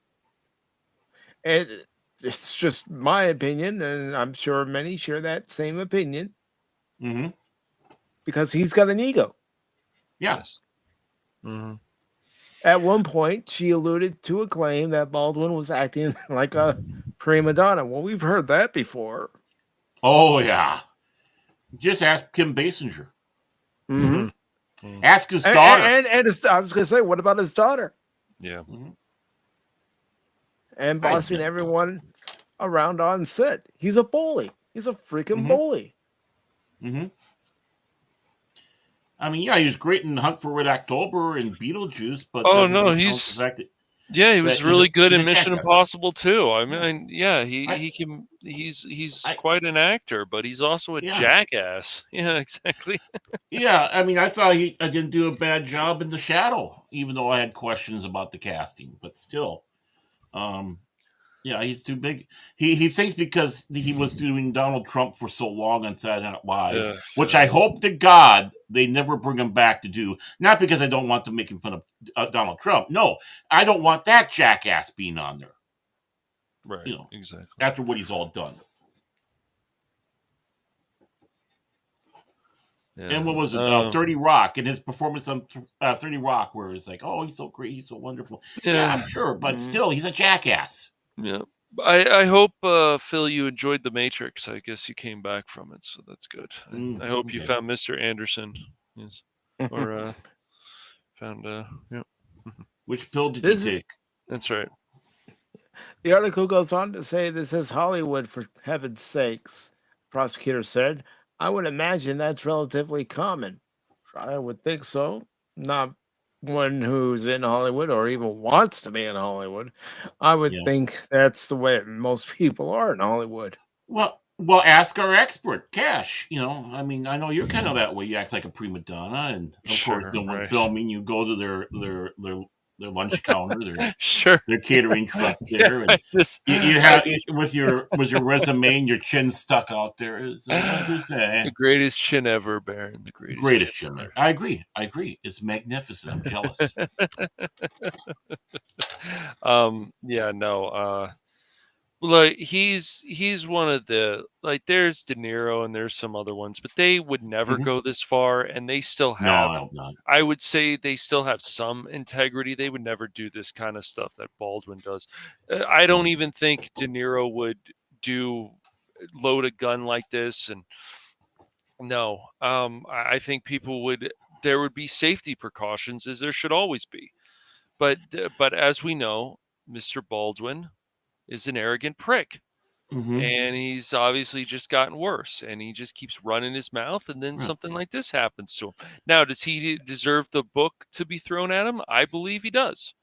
Yeah, he does. I believe he should already be rotten in the slammer. Right. You know. Because of everything involved around it. I mean, the after effects and everything. I mean, it was bad enough that John Landis didn't really show it. You know, as a great a director as he is, the lack of Yeah. remorse he seems to have felt for his little mishap on the Twilight Zone, where again, you know, we're not going to listen to the safety people. We're going to blow stuff up too close to a real helicopter with real kids underneath it, and an actor.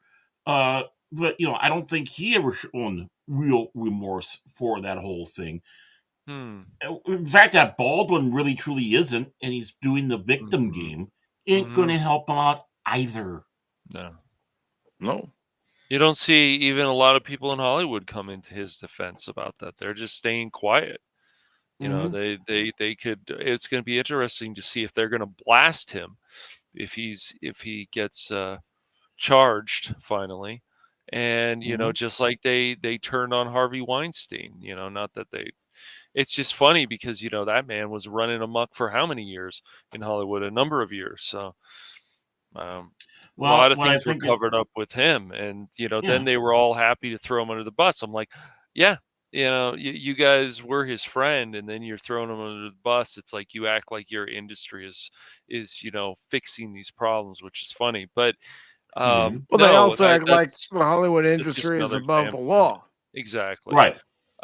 So you know, are they going to do the same thing with Baldwin? You know, if he's found guilty, which he should be, Well, but you know, we'll see what happens. that's the fun. That's the funny thing. They will let all this decadence and scum Yeah. happen in Hollywood Mhm. until such time as one a person steps over the line where it's too much to Mhm. be able to even try to cover for them, and maybe even the fact it was too much of a slap in the face. I think Alec Baldwin might be that case, or Mhm. the fact that you know there's something that this person did, and we're going to go after him. I think there was something more with Weinstein why they went after him They were willing to sacrifice him because I think he might have pissed off the wrong people, thinking he's a bigger shit than he was. Right. And it's like, okay, we need to get this out of the way, and we have this movement. We'll sacrifice him. It's all about sacrifice. It's Game of Thrones. They want to play Game of Thrones. So the fact that Baldwin is going around acting the way he is, and even with the killing, I think they would have. I think they would have been more forgiving to him in trying to do this, because notice there's not many people going out there saying, "Oh, leave Alec Baldwin alone." You don't. No. Because of how he acted. Now, if he was out there being actually remorseful, you would have that. Yes, if he was stepped over right, exactly. Yeah, but he's an idiot, and I think he's pissed off enough people in Hollywood because of his prima donna attitude, and and now they see that he with that arrogance killed somebody. I think, yeah, okay, we'll toss him under there. He goes to trial. I don't think he's going to get much support from his peers at all. No, I don't think so either.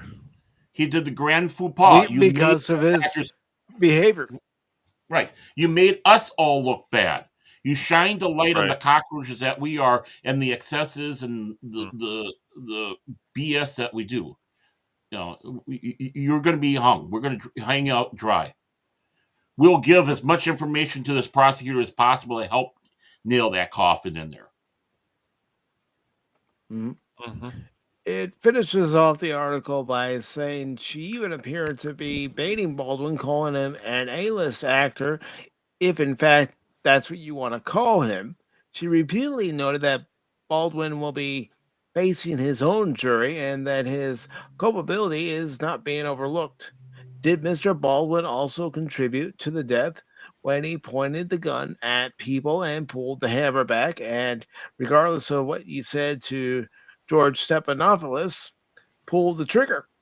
She asked, yes, we'll deal with that another time. Baldwin's that's another piece of shit that they need to take care of, that Stephanopoulos. He should have gone hammered. He should have just... He was never going to ask Baldwin the hard-hitting questions. Right. He was never going to do that. It was ridiculous. Always going to solve all the questions. But if it was other people, a different party, he would be asking tougher questions. It's unbelievable. Them putting little Stephanopoulos in there really destroyed the credibility of ABC News to me. Honestly. When you have a presidential spin doctor going in to be your newsreader, there's issues. Just ask John Stossel about ABC. Yeah, just ask Stossel. Yeah. Stossel gave a lot of information when he was there and how things were changing, and he was like, I'm out. So I feel the same way as he does. It's ridiculous. Oh, yeah. Sure, they can do some nice things, but then there's put a paint on it. It'll be fine. We'll cover up all this other stuff that we do with our TDS and other stuff, but whatever. Well, Stephanopoulos is part of that same scummy because, they're around with the Bloodworth Thomases or whatever that did so many of those TV shows, and he is involved with all that. I'm sure he's trying to go out there and do the softball punches, hoping that Alec Baldwin would take the hint, but Baldwin didn't play along. No, I'm sure, it's like, this isn't the way that the Stephanopoulos wanted it to go. And he was hoping to get a sympathy ploy in. But the thing is Alec Baldwin's such an arrogant prick. Right. You're not going to get that. Yeah. I think there's a possibility in that, yes. I just think as a journalist, especially you're doing an interview with somebody, I don't care who it is, do your homework. And you've got to, if you're afraid to ask tough questions, you shouldn't be a journalist, especially he's not. The situation. Right. Unfortunately, there are very few actual journalists. Right. But if you're going to do any interview, and, I don't care if you're on YouTube, I don't care what you are, you've got to prepare and you've got to ask tough questions. And if they can't take it, well, that's too bad. Cash. He's as much of a journalist as we are. All he does is run his mouth. He's a news reader. Right. So he sits in front of the camera, looks pretty. He sits on that little box to make sure he's at the height that they can put a camera on. He goes out there and does his other little shows. The guy is not a journalist. He's just a newsreader. Right. There's nothing spectacular about this man. There's nothing about this man that's admirable in the journalistic worlds. All he is a newsreader. He's not a very good one at that. Yeah, I just wish I just wish they would just do their work, man, on this stuff. And it's not just Stephanopoulos. You guys know this. I know. Yeah, they're not going to do it. They're not going to do their due diligence, do the research, ask the hard hitting questions, because they're in league with a lot of these Hollywood types. Yes, well, but it's just it's shameful. You watch a network like ABC, you better know, because it's Disney. Right. They're not gonna ask the hard-hitting questions. It's just embarrassing to me, because even if the person's a journalist or not a journalist, if there's a story like this going on, you should ask always the hard-hitting questions. But the fact that there's so-called people that want to call themselves journalists, doesn't matter if they're for a news thing, IGN, whatever it is, and they're not asking and they're not asking the tough questions. It's like they're not doing their job very well, but they don't care, because remember, they're so important. Well, the thing is journalism went out the window with these people. And I'm serious about this. When they started relying on United Press International and the other news services. Basically, they're, what their journalism is? They're going to the teletype, ripping off the feed, and then just doing some polishing and handing it to the newsreader. And that's their journalism. They don't actually really truly put people out on the field. Oh, yeah, they send them out there for the photo ops, so they can look like they're out there. That they're wearing the jackets and stuff like that, and the flak jackets and the helmets, and as they're out behind their hotels saying about the horrors that's happening. But when it comes right down to it, they just go to the teletype and rip off what it is. That's their journalism. Or it's like they take a story from the Associated Press where someone actually has gone out into the field to ask the questions, and they just go off that, and they even add their own spin. How many times have you seen those videos where multiple networks are repeating the same story word for word? Yeah, many times. Exactly, because that's what they're doing. They're just getting it from the news force, UPI, the Associated Press, maybe even Reuters. Yeah. So that's just it. I mean, that's why I don't watch our news. Yeah, a lot of it. That's not because I'm a right wing nut job, as I'm probably going to sit back and say. No, I find I actually get better takes on the United States and the world by watching other ones. Yep. Watching NHK out of Japan, Ereng out of South Korea, and various others, because they have their English language ones, and I'm thankful for that. Hell, you know what? Sometimes I get a little crazy. Let's take a look and see what the Russians are saying, because it's always interesting to see what propaganda they're putting out, right? Yeah, it doesn't mean I'm interesting.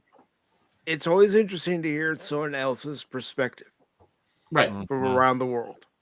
Instead of our own clouded perspective. Yeah. And that means also I don't watch CBC or BBC, because those are government-run ones.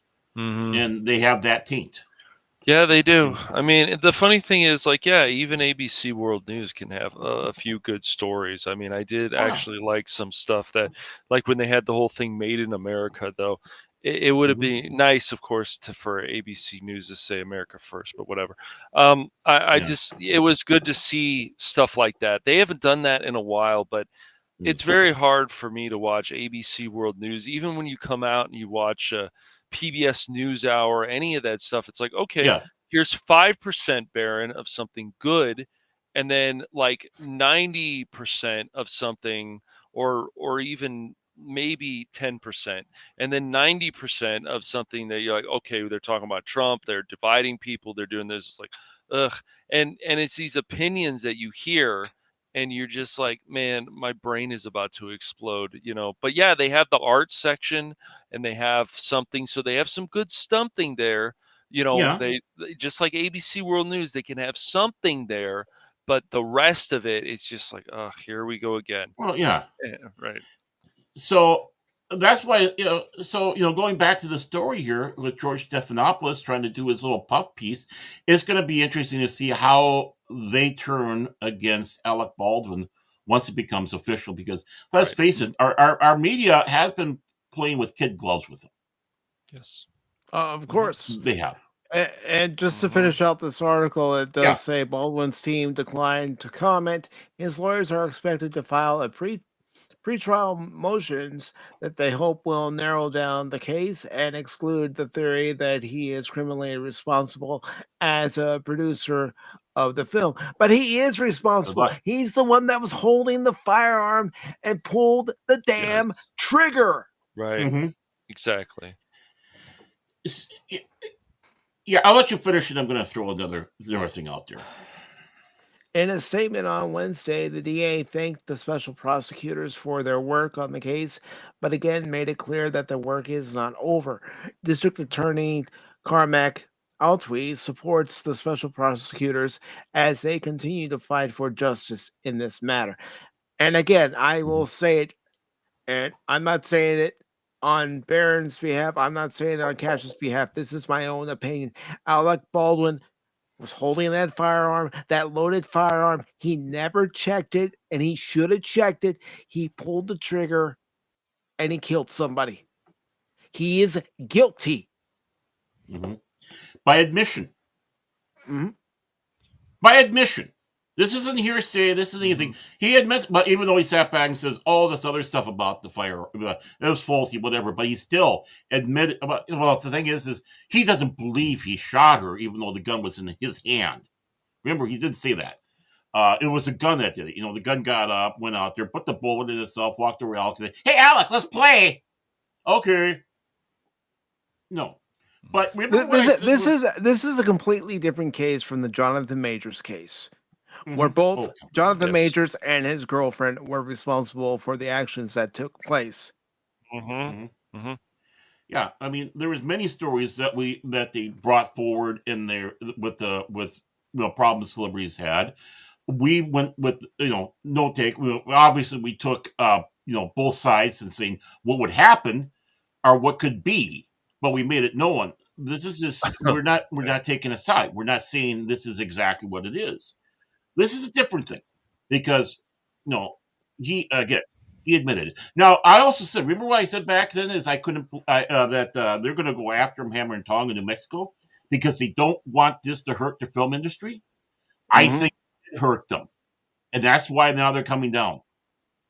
I think you have Yeah. a situation where New Mexico let him go, and they continue on with this project. I think there was enough people in Hollywood that started going, yeah, this might not be the best place to film, even though we've done it for many years. Especially, we're going to let this safety violation go away. Yeah, and Jace, I understand he said that he never fired the gun. Yet investigators Mhm. actually tested the gun and said he did. Yeah, it was in his hand. He did say it was in his hand. He said he said he never fired the gun because he was trying to pass off there was something faulty with the pistol, which there was not. And the only way for that firearm to work the way it was to be fully cocked and the Mhm. trigger pulled. Mhm. Again, I'm going to go over again what these six guns are because I have a six gun. Yeah, he fake cried.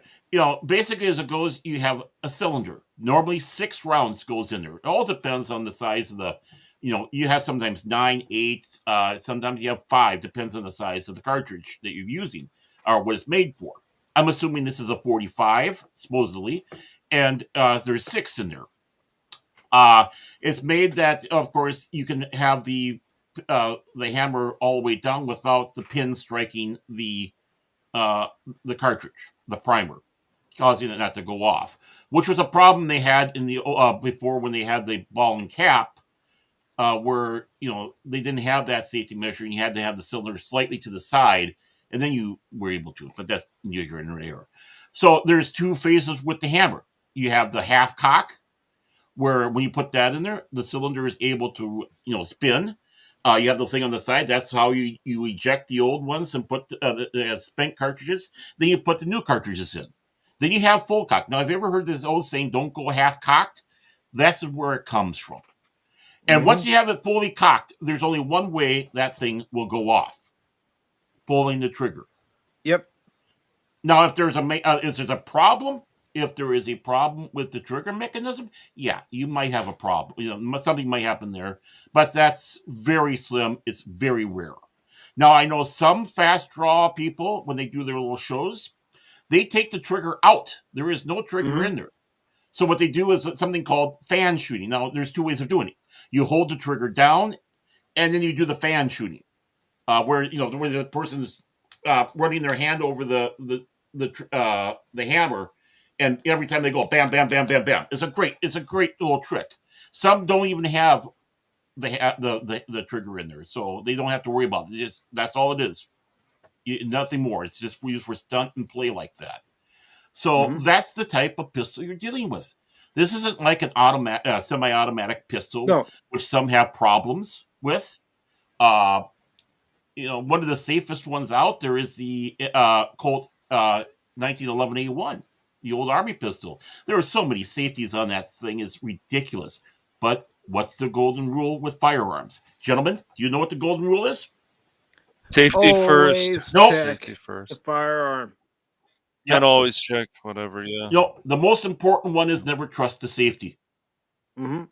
Oh, never trust the safety. Even my dad Right. instilled that into me, even though I had no desire to ever fire a gun. Mm-hmm. He still instilled that into me because there were times where he would be cleaning his gun, and I didn't like to be around him when he was cleaning his gun, even though I knew that he was responsible and he would make sure that there was no, ammo in the cartridge, and I still didn't like being around, but he still taught me gun safety. He knew how I felt about it. No, everyone should know it. Everyone should know. That way you don't get these bullshit lies that people say about firearms. Right. Right. Yeah. No, there's so many. Yeah. And it's so much. It is so much fun going down the range and what sometimes we jokingly call kill paper. In other words, shooting at the targets. Oddly enough, there's something relaxing about that.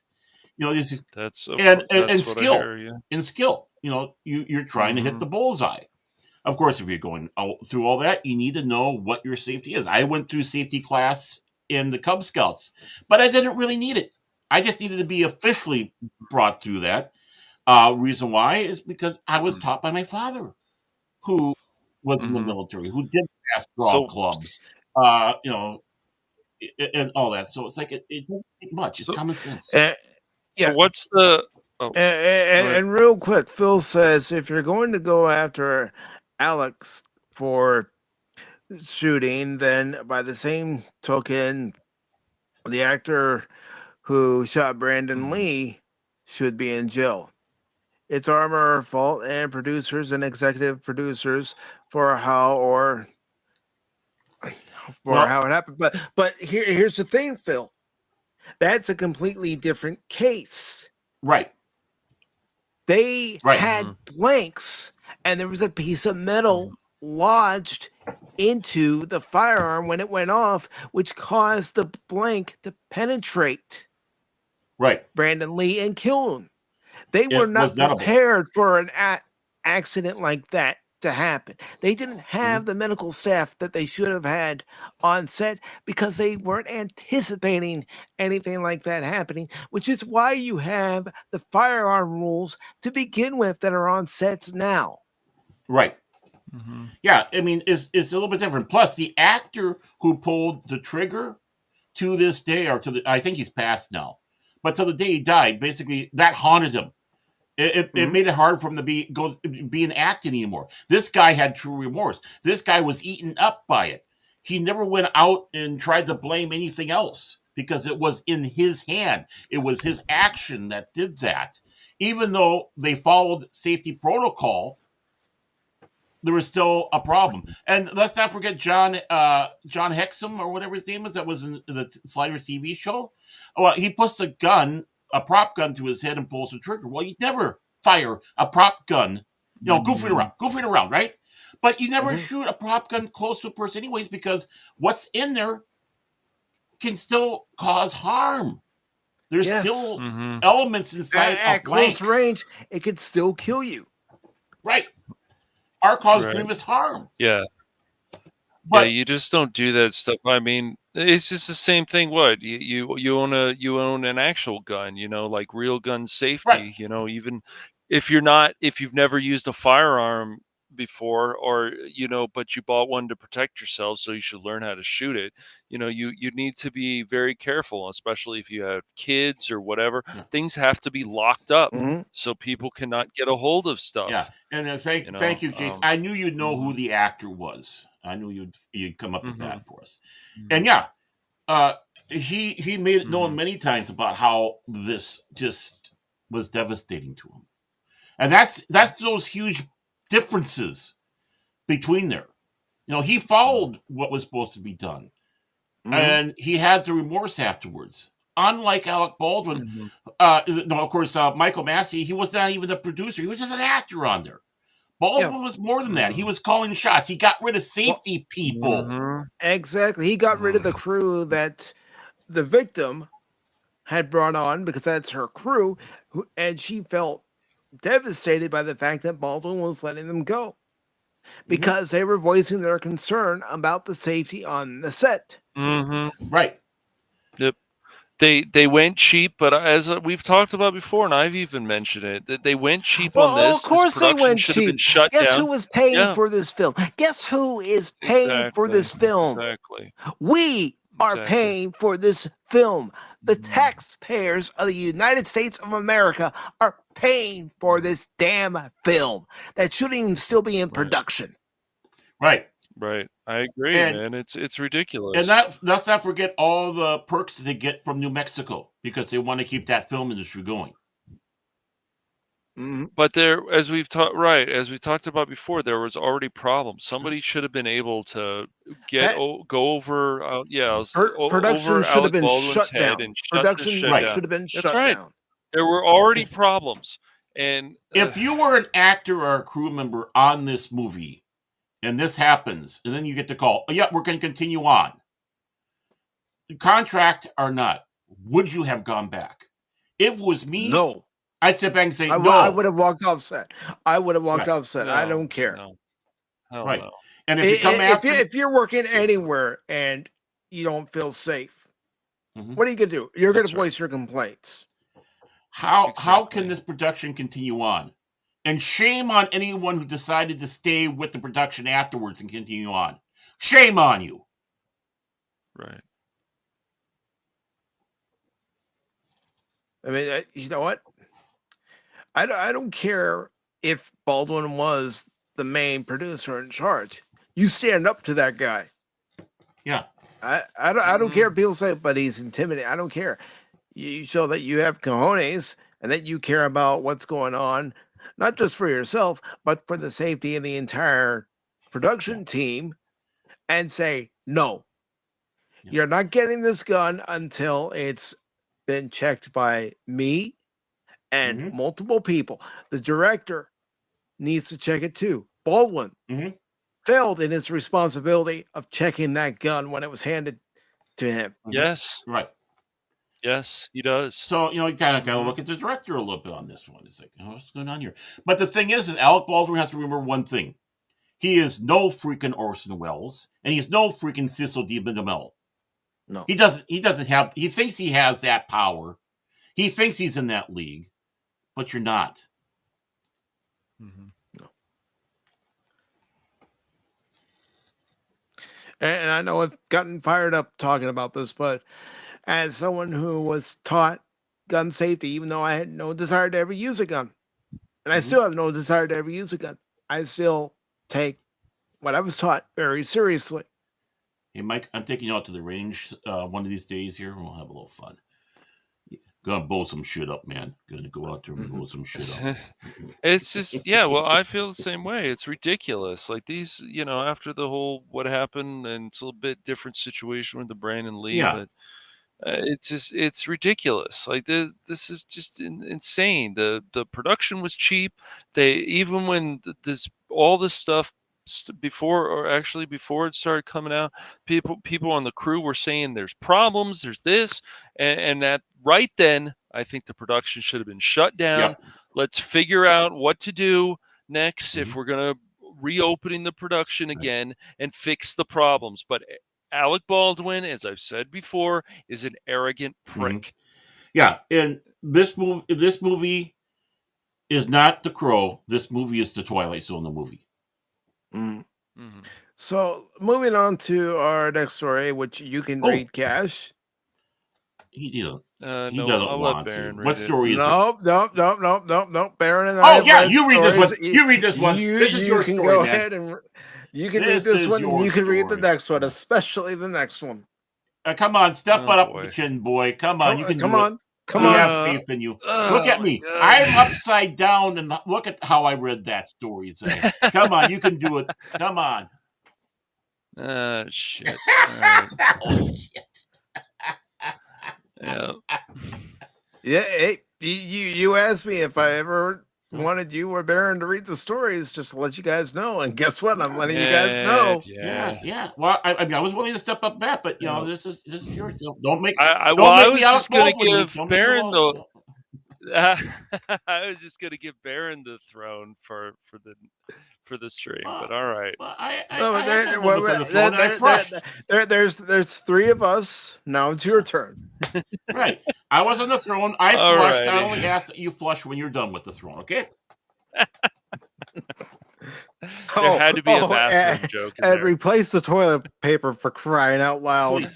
And have Hey man, always replace the toilet and have paper, it going yes. the correct way. You don't put it on the wrong way. Flap forward, not back. Yep. All right. So let's see. Okay, so new release runs at 545p on Xbox Series S.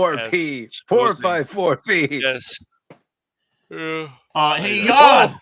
Oh God! I did. Oh God! What energy? Hold on. All right, Baron. We need to talk. Do we really want to continue on with him using that piss poor effort out of the mouth? I just saw viewership drop. I saw viewership drop, for crying out loud.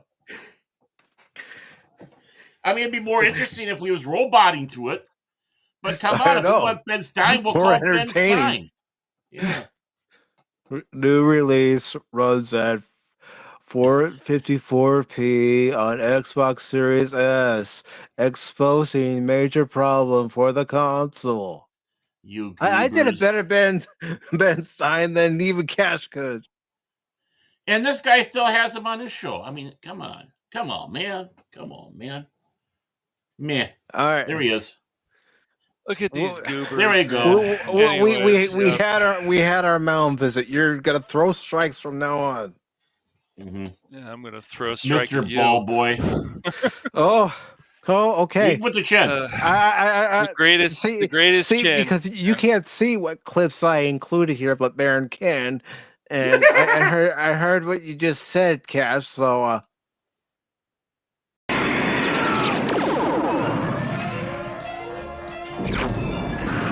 Extinction to all traitors!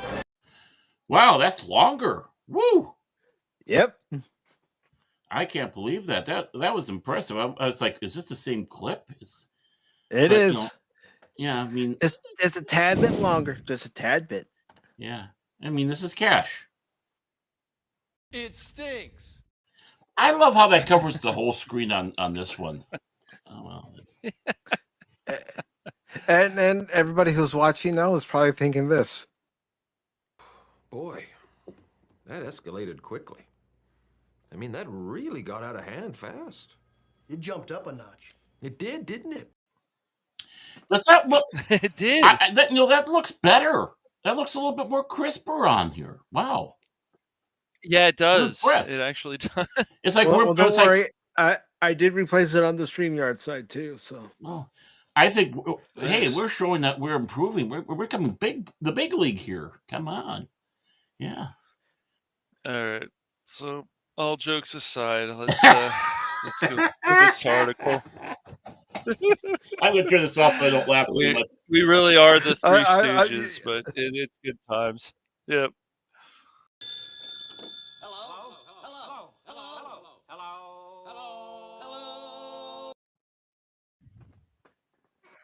Hello. Hello.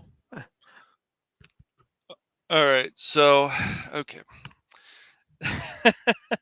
Anyways, so new release runs at 454p on Xbox Series X, exposing major problem for the console. Oh boy. Okay, so I also want to say if you bought an Xbox Series X or an S, it's probably okay, but I would probably go with the Xbox Series X because it's just better. But Microsoft in general has their problems. All right, let's get into this. This is not now. You guys should also know that there are people out there who want to say that Microsoft always sucks, Sony is the greatest, and whatever. But let's be honest, they both have their problems. Anyways, so this is not a good look for the Xbox Series S. Oh boy. All right. A new release, one of the biggest games released in February, sometimes runs at 450 454p on the Xbox Series S, highlighting a major problem of the console, which is that the longer this console generation goes on, the more it lacks of power is being exposed. Last year we got a prominent example of this when Baldur's here, I'll just say Beargate 3 came to Xbox, and the Xbox Series S version did not support split screen co op due to the technical limitations of the console. Now we have another example of the Xbox Series S, especially struggling to run a poorly optimized game. Oh boy. As relayed by Digital Foundry, the recent Brothers: A Tale of Two Sons makes use of the dynamic resolution, which allows the game to change resolution to fly in order to maintain a steady frame rate. By the way, if you have played the original Brothers: A Tale of Two Sons, there was never a reason for the remake, but that's beside the point.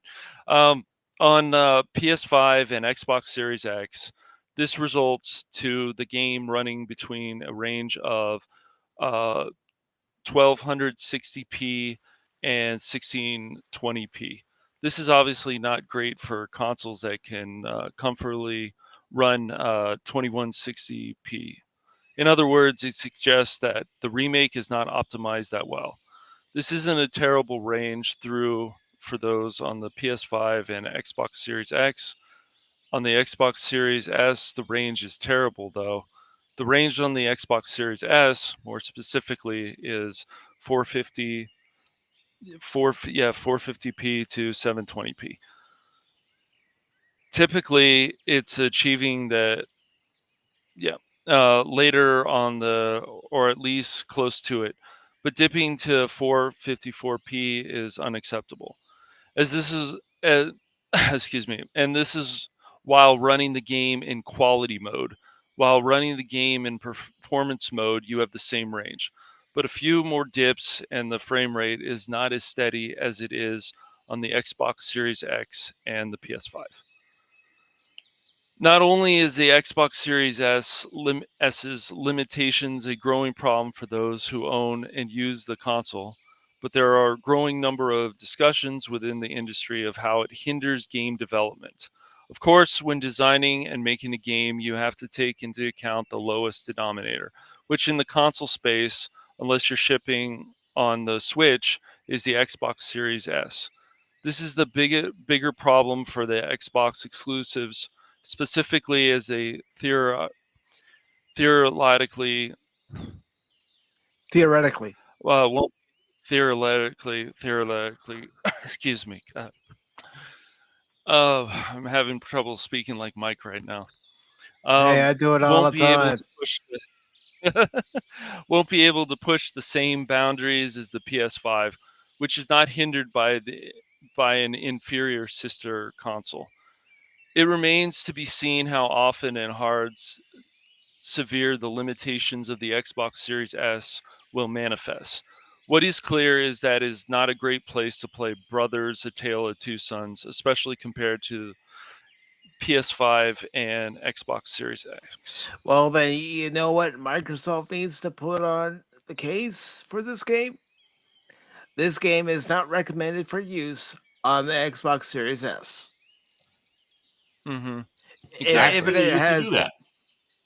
if it has that much of a hardware limitation, they shouldn't do it. Yeah. Because, like you're saying Yeah. there, back in the day, what did you used to look at when you're looking to install a program onto your PC?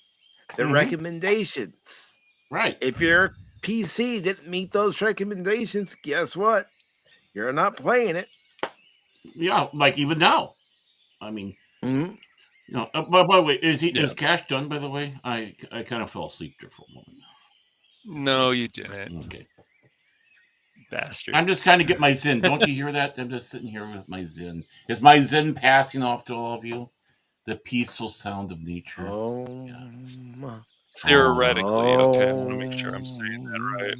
Theoretically. Well, that's why Mike's having a problem. We're oh. sitting outside here, and the pine cone pollen is around us, and that's what's unfortunately helping. But I don't have that one. That's why I sound great, as always, because Yeah. it's me. It's me. And I want to say Yep. hello to Tommy Fox. Good to see you, brother. Tommy has made it. How much have you drank today, Tommy? I agree. It's too funny. That was fun. Well, you're not done reading yet, Cash. Oh, I'm not. No, Oh, no. excuse me. Barrett and I have both read 2 stories. And this is gaming news. You're a gaming guy, man. Yeah. And this story, I'm always happy to read whatever news usually. this story is right up your alley. Oh boy. Oh, yes. wow. Look at that. Oh, it's our friends. Yeah. Oh yeah. Our friends. Yeah, that's putting it mildly. Friends, more like yeah. fiends. Friends. They're fiends. Well, I'm doing in the sense of Animaniacs. This is our new friend, and that's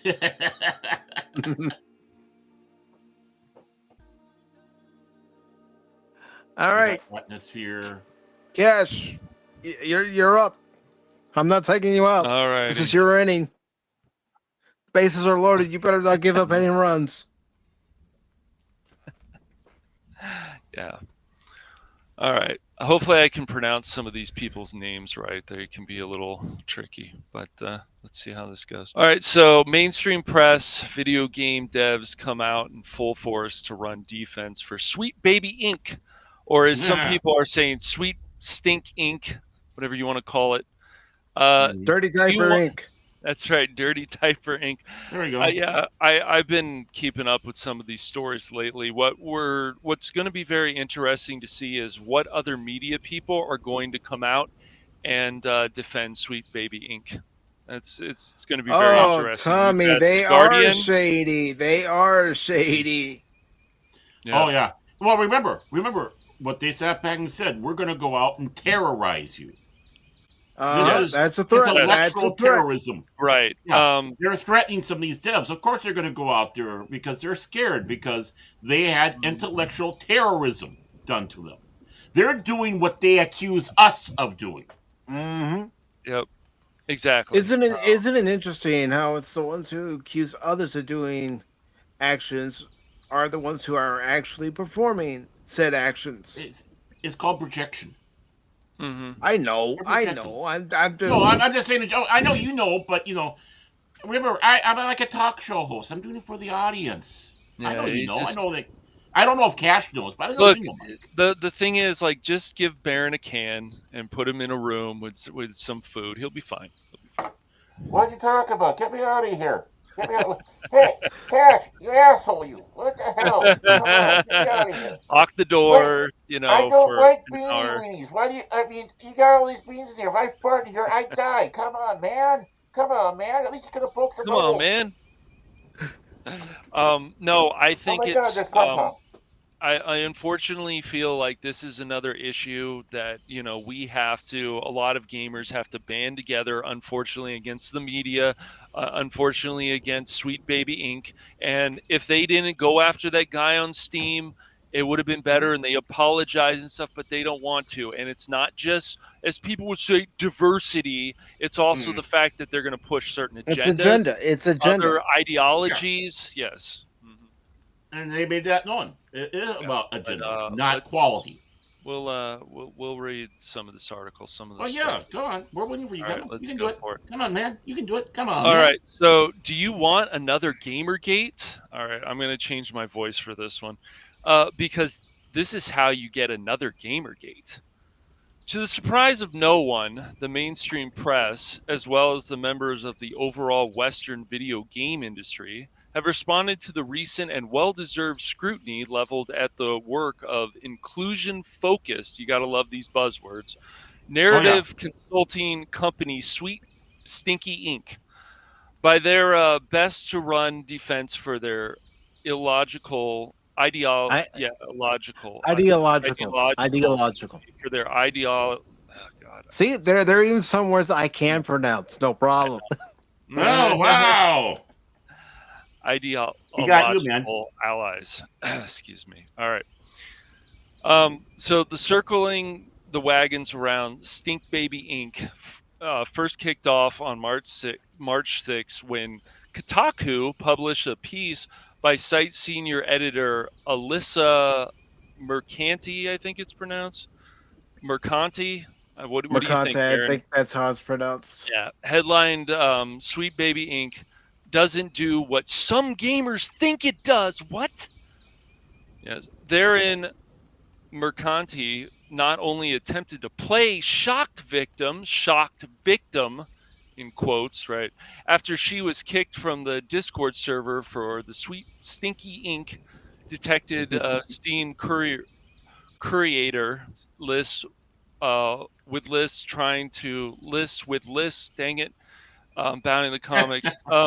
Fucking hell, I hate that shit. Anyways, trying to dig up dirt on the company's detractors. After all, what did she expect when she used her real name and photo on the profile she used to infiltrate the server, but attempted to portray the Constellation company DEI work, despite it being highlighted at nearly every single turn on their official website, as nothing more than a minuscule, insignificant part of their oh my gosh, part of their operation. Dang it, Bounty in the comics, you son of a, okay. You guys see that, right? Part of their operation. Really? Okay. Why do you think I have so much trouble when I read an article from Oh Bounty in the God, you guys comics? got to Yes.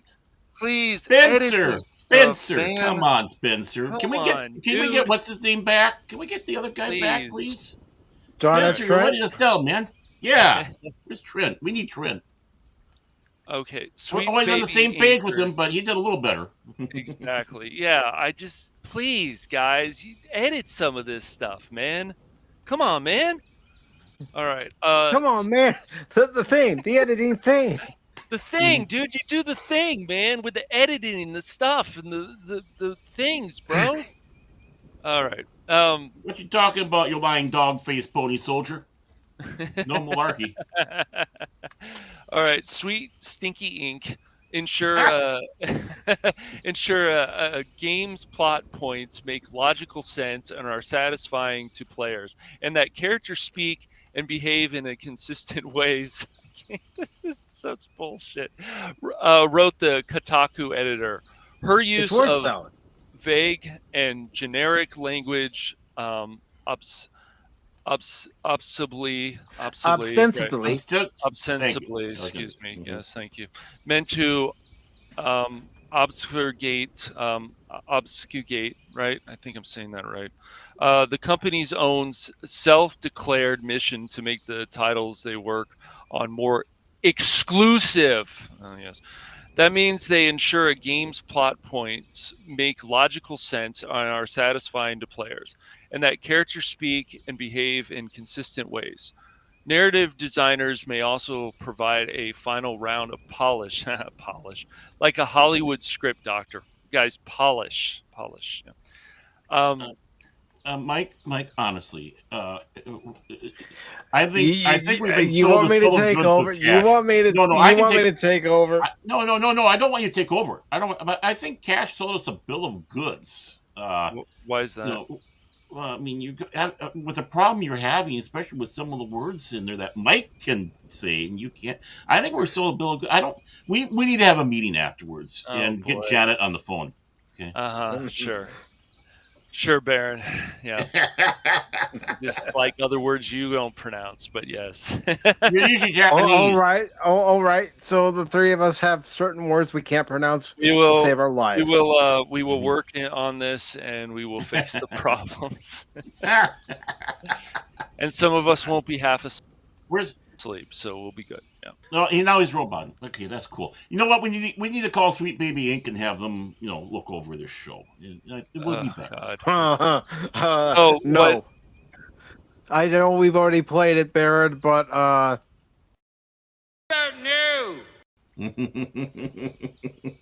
Yep.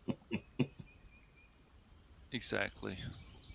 All right. So yeah, I'll read some more of this because Please. we're gonna get to the point. All right. Yeah. All right. So following Kotaku's stepping into the ring, and while Mercanti turned her attentions to denying the existence of anti-white racism and condescendingly writing off YouTuber Lorena Lorena Creole. Lorena Creel? Creole. She's great. Yeah, She's great. Lorena Creel. Okay. Yeah, Creole like Creole French. Right. Oui, mon ami. Think of Quabi. Okay. As a pickup girl for daring to disagree with her. PC Gamer's Harvey Randall. By the way, PC Gamer, if you guys want to look at some of the history, they were actually involved a few years ago. It might have been more than a few years ago with ArenaNet. And they said that they were all for defending this woman on Twitter. This was before Elon bought it, probably at least more than a few years. And they were all for this woman being harassed and this and that. And what it turned out to be, she was the one harassing other people. Go figure, right? Yeah. What The hell you say? you say? So let's see. Just right. PC Gamer's Harvey Randall entered the fray the next day, writing a piece for the outlet which framed the backlash of Sweet Baby Stink. Involvement in recent titles is nothing more than infantile whining from the internet's worst actors. Immediately beginning from with the correct assertion that Stink Baby Inc. is about as capable of forcing a game developer to make grand, sweeping changes to its story and its characters as a contracted artist, musician, or catering company staff worker for birthday is what? Staff worker for office birthday is Randall eventually pivots to framing their work as no big deal, though. Hilariously, even he is unable to truly deny that while Stink Baby Inc. may not have authoritative, oh god, I can't speak. Authoritative. Yeah, authoritative decision-making powers on games. Their work was clearly being listened to and sought after by developers. In that sense, Sweet Baby Inc.'s work is literally a non-event, said Randall. Of course he did. And in that sense, that it's unimportant. I mean, that its work is so normal that it should surprise no one. Yes, Stinky Inc. explicitly consults on issues include the accurate representation of marginalized groups. Oh God, marginalized, guys. One of my favorite words. I hate that word. Mhm. That is That's one of today's favorite buzzwords. Yeah. Just like we yeah, it marginalize really you, is. Cash.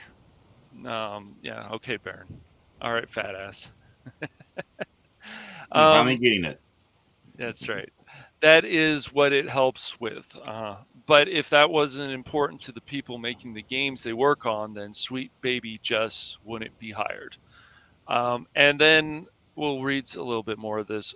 Stepping into the ring the next day, the Guardians, uh, Kaz McDonald, Kaz McDonald, Kenza.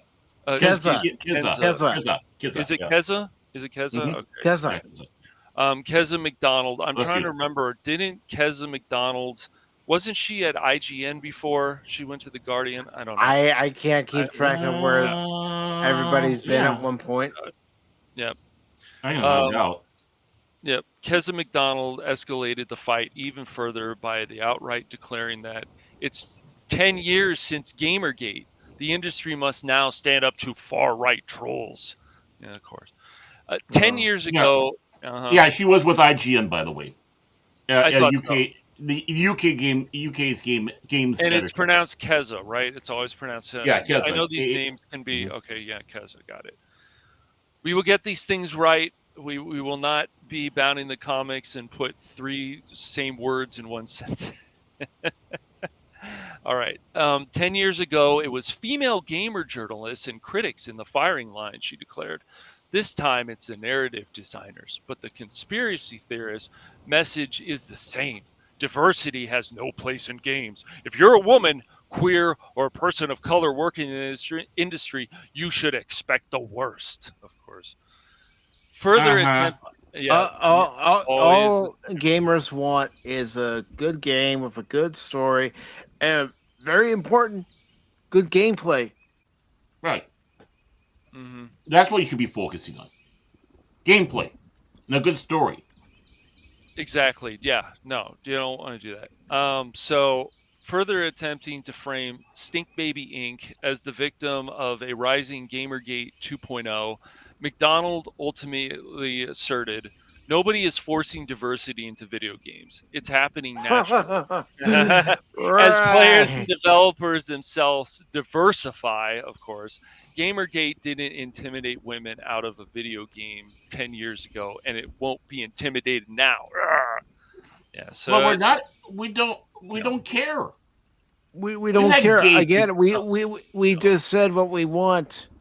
A Mhm. good game with good gameplay. That's all we right. want. Whoops. Come Yep. on. It's So not these are just complicated. these are quotes from other people. So Hey, authoring a piece. Go ahead. Yeah. before we go, hi Janet. We want to talk to you after the show, by the way, about being a replacement. Yeah, I don't think so, fat ass. Get Put you in your corner, Baron. Put you me in that out of here! dinghy. Put you in the dinghy. Hey, leave my dinghy alone. Leave my dinghy out of this. Oh, There's a lady present. Uh, Bing bong. Yeah. Okay. So authoring a piece for the founded by former Kotaku staff, video games news outlet Aftermath, which I've never heard of, Nathan Grayson, who many may remember as, I forgot this name, by the way, guys, because Nathan Grayson, like, I kind of remember it, but you forget these people because they think they're so important, and now I guess they're getting their chance to be important again. Right. Who many may remember as having one of the several journalists who gave Zoe Quinn Depression Quest positive coverage without disclosing their sexual relationship, dismissed the criticisms of Stink Baby Inc. as nothing but the sad ranting of various trolls who were attempting to relive their glory days. Oh man. Very few people believe the sweet baby stinky inky conspiracy. Perhaps zero will read above facts and come away with their minds changed, because conspiracy theories are designed to metamorphose endlessly, said Grayson. Oh, big words, guys, big words. This one in particular already has on several occasions, and it will likely continue to do so until its primary propaganders get bored. But we're talking about many of the same names that uh, steward Gamergate forward back in the day, specifically the ones who failed to use it as a stepping stone to bigger stages and have been hunting feverishly for something like this ever since. And they seem to be having a great time playing the hits. gamers versus media, gamers fighting back, etc. Of course, these are the only ones who have responded to the situation thus far. Given the very clear rallying, happening around Stink Baby Inc., it's likely many more will offer similar takes in the coming months. What a mess. It is. What a mess. Well, you know what? They kind of shot themselves in the foot there, saying if this is a natural evolving thing in games, then why do we need Sweet Baby Inc. to go in there and tell them what to do? Right. It also comes down to another thing. You know that Sweet Baby Inc. has on fast dial all their little activist tweeters out there. Oh yeah, of And course. Of course. so they terrorize. If Yes. you made it known, you go out there, you terrorize them. One of the things is we'll make sure that there's a campaign that goes against you, and we'll call you all these nasty names and all that, and we'll destroy your property, like we tried to do with Hogwarts, by the way. It didn't work. Yep. I'm not saying Sweet Baby Inc. was behind that, but they know the people that do. Yep. It's just like we said the same thing about I think it was WCCF Tech Right. when it was a review came out for that Mario movie. People were saying in the comments, they were like, okay, so let me get this straight. You didn't like this movie as much because it didn't have a certain message. And because Right. WCCF Tech has done this before, people start assuming, I know it's not good to assume, but they start assuming that there's going to be problems with this because it doesn't have a certain message. It didn't Right. have this girl boss. It didn't have this.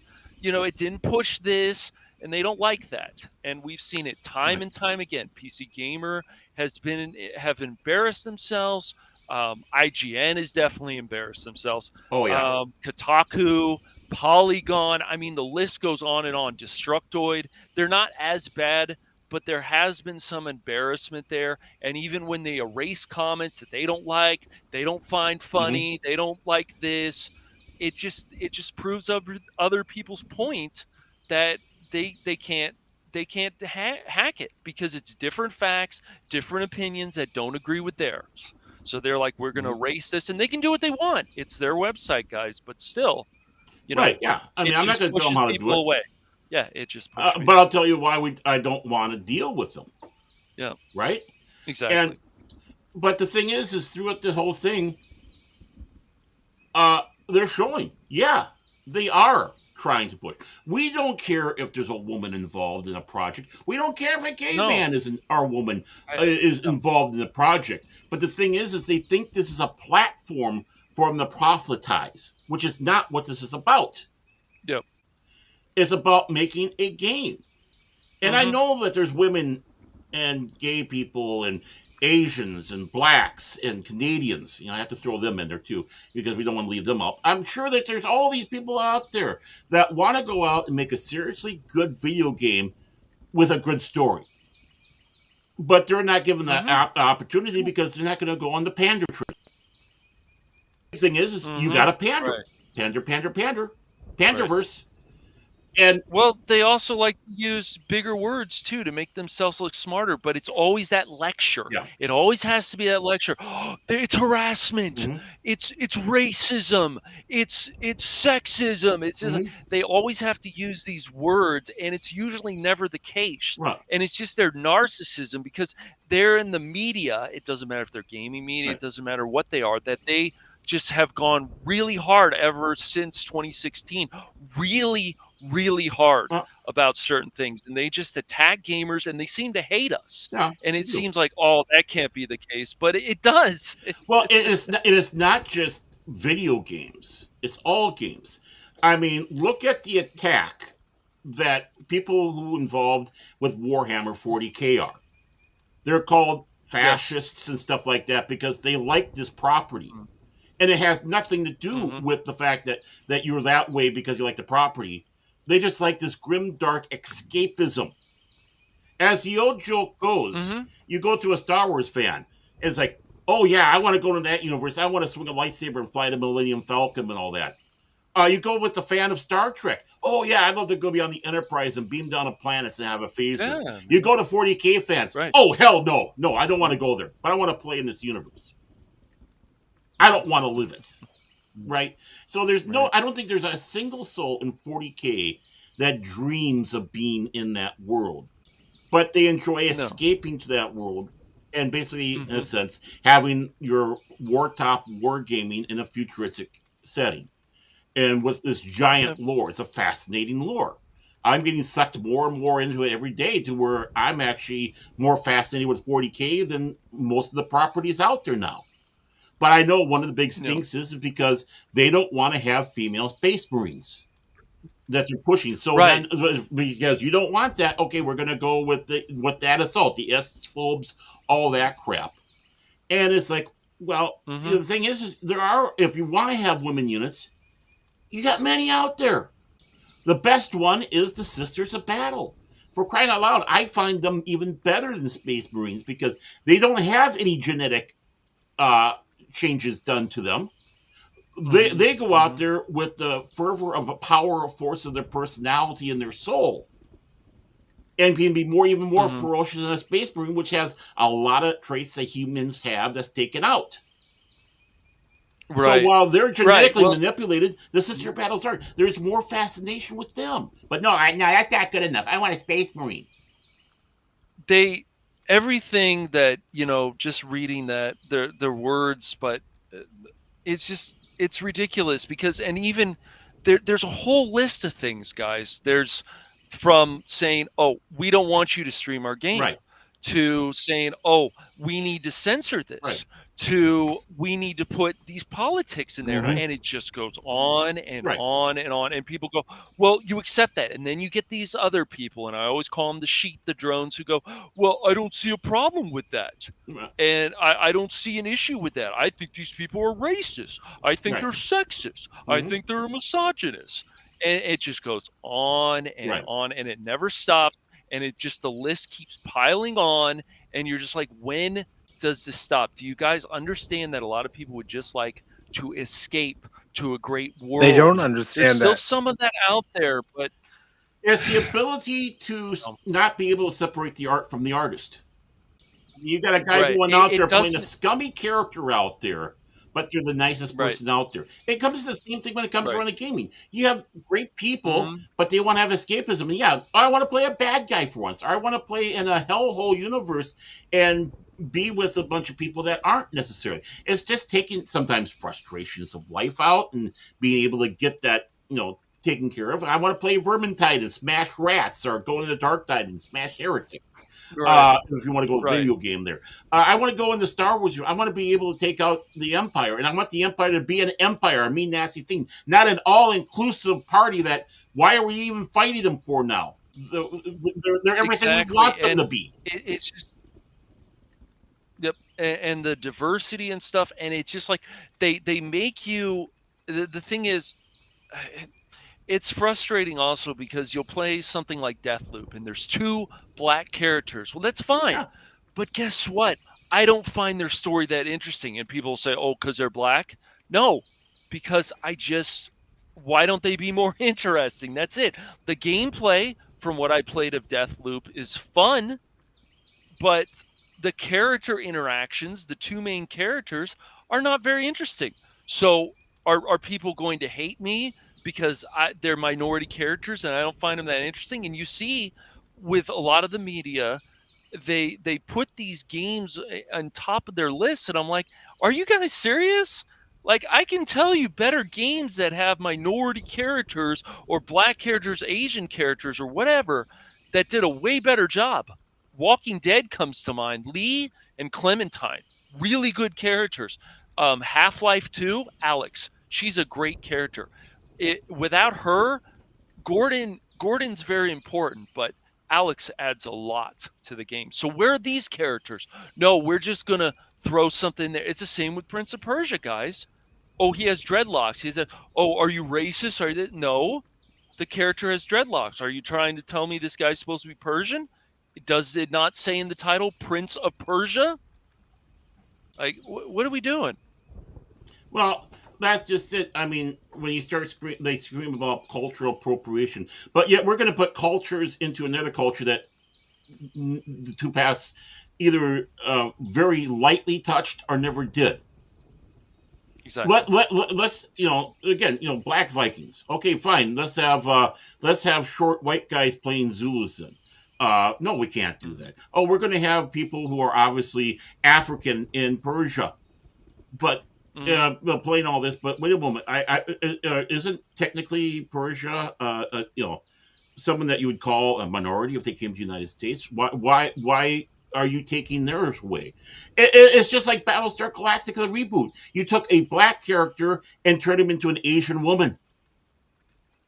Why? You already, if you're wanting to check off the diversity box, you already had a diversity there. Which, again, I'm just being sarcastic about, checking out the boxes, but it's like it gets that ridiculous. Right. I mean, they don't like jokes. They don't like anything, and then they attack people, and then they think people are just going to take it. And unfortunately, it's gotten to the point now that even as some people said, normies are like, I've had enough of this. I've had legitimately enough of this crap. Right. And it's like, okay, is this the hill you want to die on or to fight? Yes, this is definitely a hill that you should want to fight, because as other people are pointing out, we've pointed out, you are hurting people's art. Right. That is not good. You're trying to change their art from what they want to do. If somebody wants to say make a game with all black characters, I don't care. But if somebody wants to make a game with all white characters, I don't care. Or all Asian. If somebody wants to make a gay character, trans character, fine. What I care about is I want these characters to be interesting. I want there's to be conflicts. Maybe a character dies, and make it impactful. That's what I like. That's what we used to have a lot. We have some of it in games, but we need more of it. We want the hero's in art journey. In general. Again. We want the hero's journey. And even in the old day games where there's basically it's just an arcade game, you still had a hero's journey. You're trying to get past obstacles. As games matured in the sense that you were able to do more with them, you can continue that hero's journey on. The hero's journey is not whining and crying and saying every time about what how marginalized you are. No, it's about going past, going and getting past whatever is thrown at you. And you'll stumble and fall, you'll fail, but you also rise up. Yeah. And that's what it's all about. And we're not, when you start putting these characters, the checkbox in there, well, obviously we can't do anything to show them falling down and having faults and failures. Just look at Super Ray Palpatine from Disney's fanfic garbage. Yep. And you want to try to and I think they don't care. A lot of these people don't care about this, but Baron and Mike, they try to get inside the head of the person you're adapting the story of. It doesn't matter, whatever, Star Wars, whatever. Like, you get in Lucas's head, get in other people's heads that you think Tolkien, whatever it is, J.K. Rowling, what you think that they would probably write for this character, especially if you're doing an adaptation. Think of that. But people don't care. And once again, it doesn't matter if it's, doing reading, whatever it is. You want to put in the hard work because it will pay off in the end. Well, and so many people have forgotten that, because why not just keep taking the easy way out? Why not trash people that don't agree with it? Why don't you call people racist and misogynist and sexist? That'll go somewhere. That just makes people mad. Well, yeah. It just makes people. And it's, it's got to be natural. It's got to be organic. You can't be forcing something with the character. And, you can't go out there like Daisy really saying, oh, the character has no faults. Well, I'm bored now. Right. I'm bored now. That I'm can't not interested. happen. That can't happen. Even in mythologies, even in the religions of old, the gods had their faults, and they floundered, and they failed, and they had differences. I mean, all you have to do is take a look at Greek and Roman mythology to see, the struggle between gods and titans and amongst themselves, and machinations and the backstabbing. You look at Norse mythology, where the gods can die and did die. Exactly. And Exactly. that Odin had to knock Thor down a few pegs because he was getting a little too full of himself. And the sacrifices they Yep. made, like Tyr putting his hand in the Fenris wolf's mouth as they tried to bind it, is kind of a show that they're Mm-hmm. that basically tricking him. But as it goes, even the gods had their ups and downs.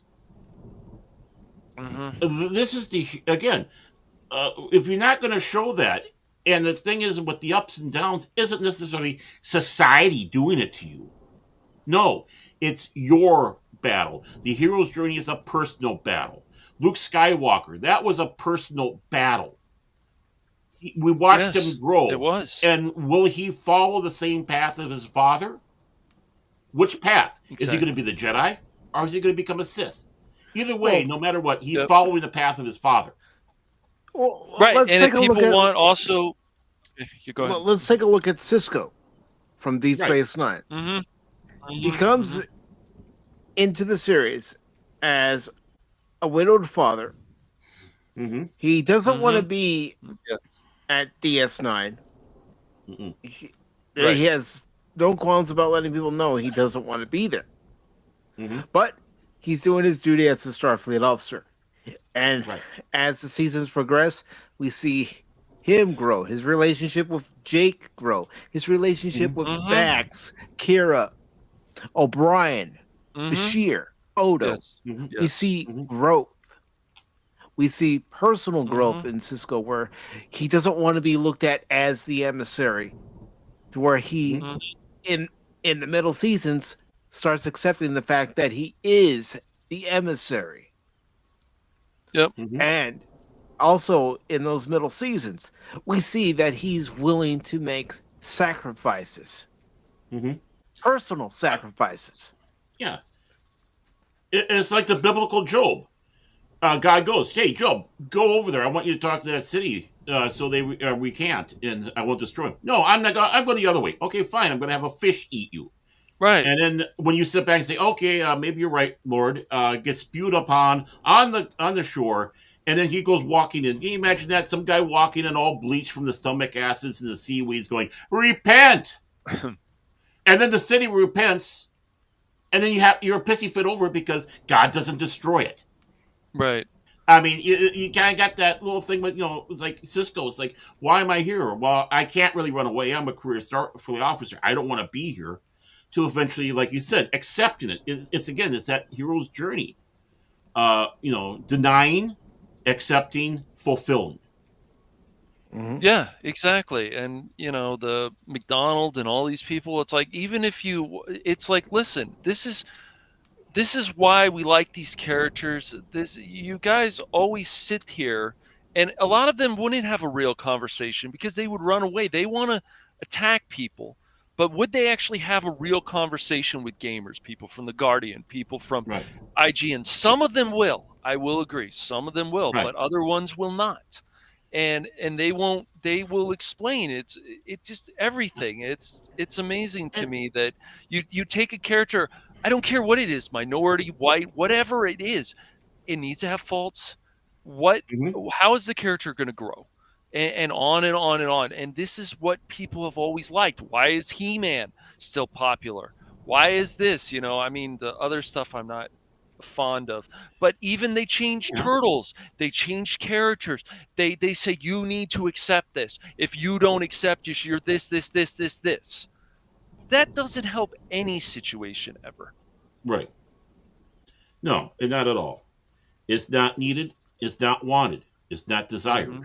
At least not No. from the average person out there.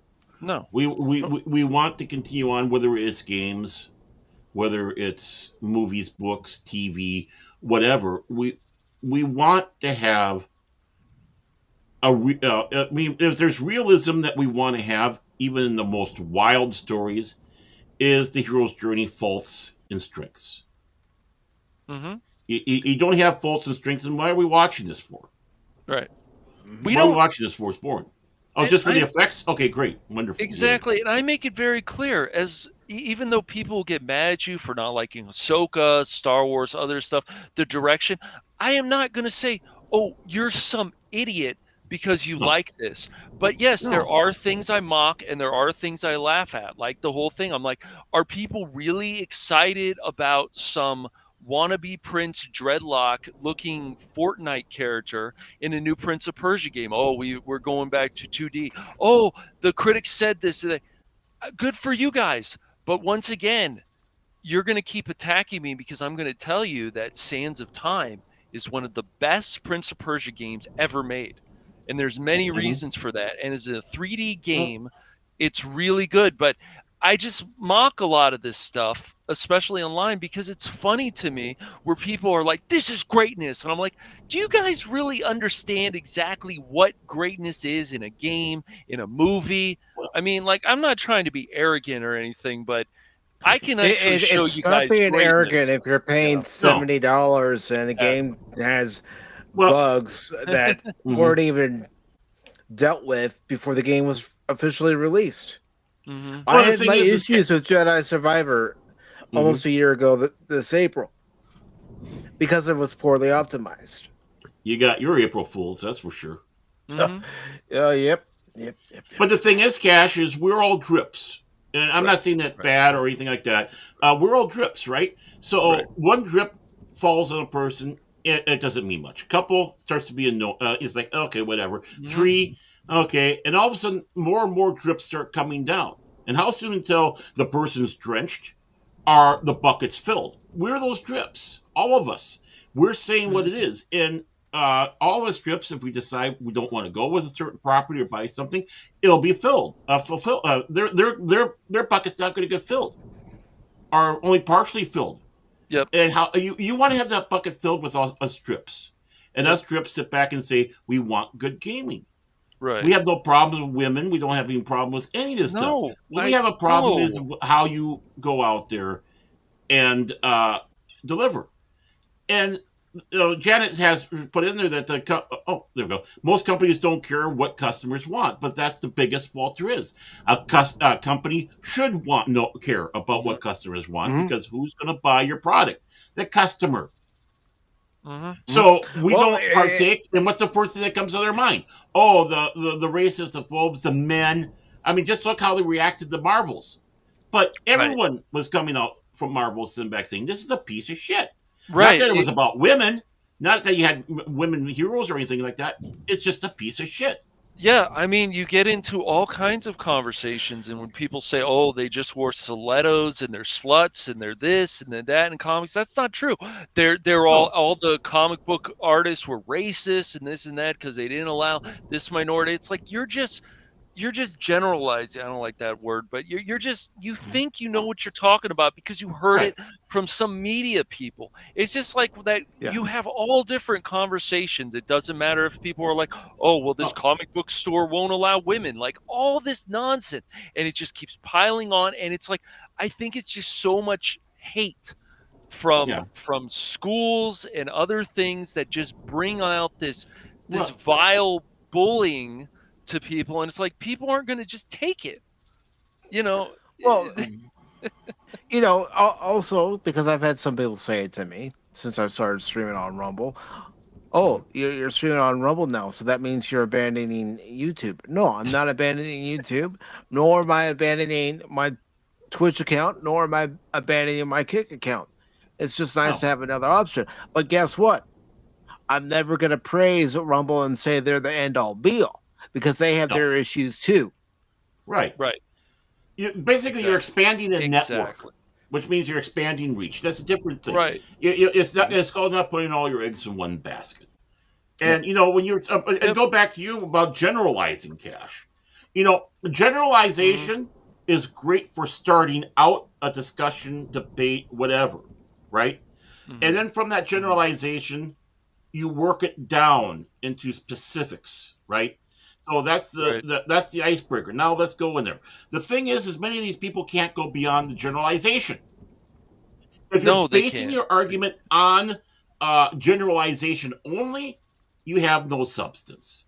If you're unable to go Right. down and get to the nitty gritty and start Mhm. pointing out specifics, you're a failure. And that's all they do. They do generalizations. Generalizations are great for a start, Yep. but it's Yep. not to rest Mhm. your flag on. Put your flag on. You know. Right. And that's why I think even on YouTube, like point out things that are good about the industry, point out things that are bad. But when things are bad, you have every right to criticize them. I always laugh Oh, when people, for example, guys, when they're like, oh, Sony and Microsoft are doing so great. I'm like, Sony is dominating Microsoft. And I'm like, you guys realize that all you crazy fanboys out there, you realize that they could do a much better job because we've seen it in the past. Look Right. at all the great games that came out for PS2. Mhm. Look at all the great games that came out for PS1, Uh-huh. PS3. Even PS4 ended up having a good selection of games. Way more than what we've seen in PS5 and stuff like Xbox Series X and even the 360 had a lot more games. Like, where is the greatness? Where is the competition? mhm. So, they settle and they're like, oh, well, Sony's doing this. Yeah, they got some cool shit Right. coming out. All right. Well, Well, But so real, real, Microsoft real, could real, too, real but quick, they guys. could do a lot Real better. quick, guys. Yeah. I want to find out from Janet if you're still in the chat. Janet, would you like to come on and let us all know what YouTube did to your channel? well, yes, please. Yeah. Yeah. Yeah, that'd be fine. Yeah. But the thing is to double down on that. Why are people so excited over the remaster of Dark Forces and the upcoming the original Star Wars Battlefront 1 and 2? I mean, there's genuine Right. excitement over Because it these was games.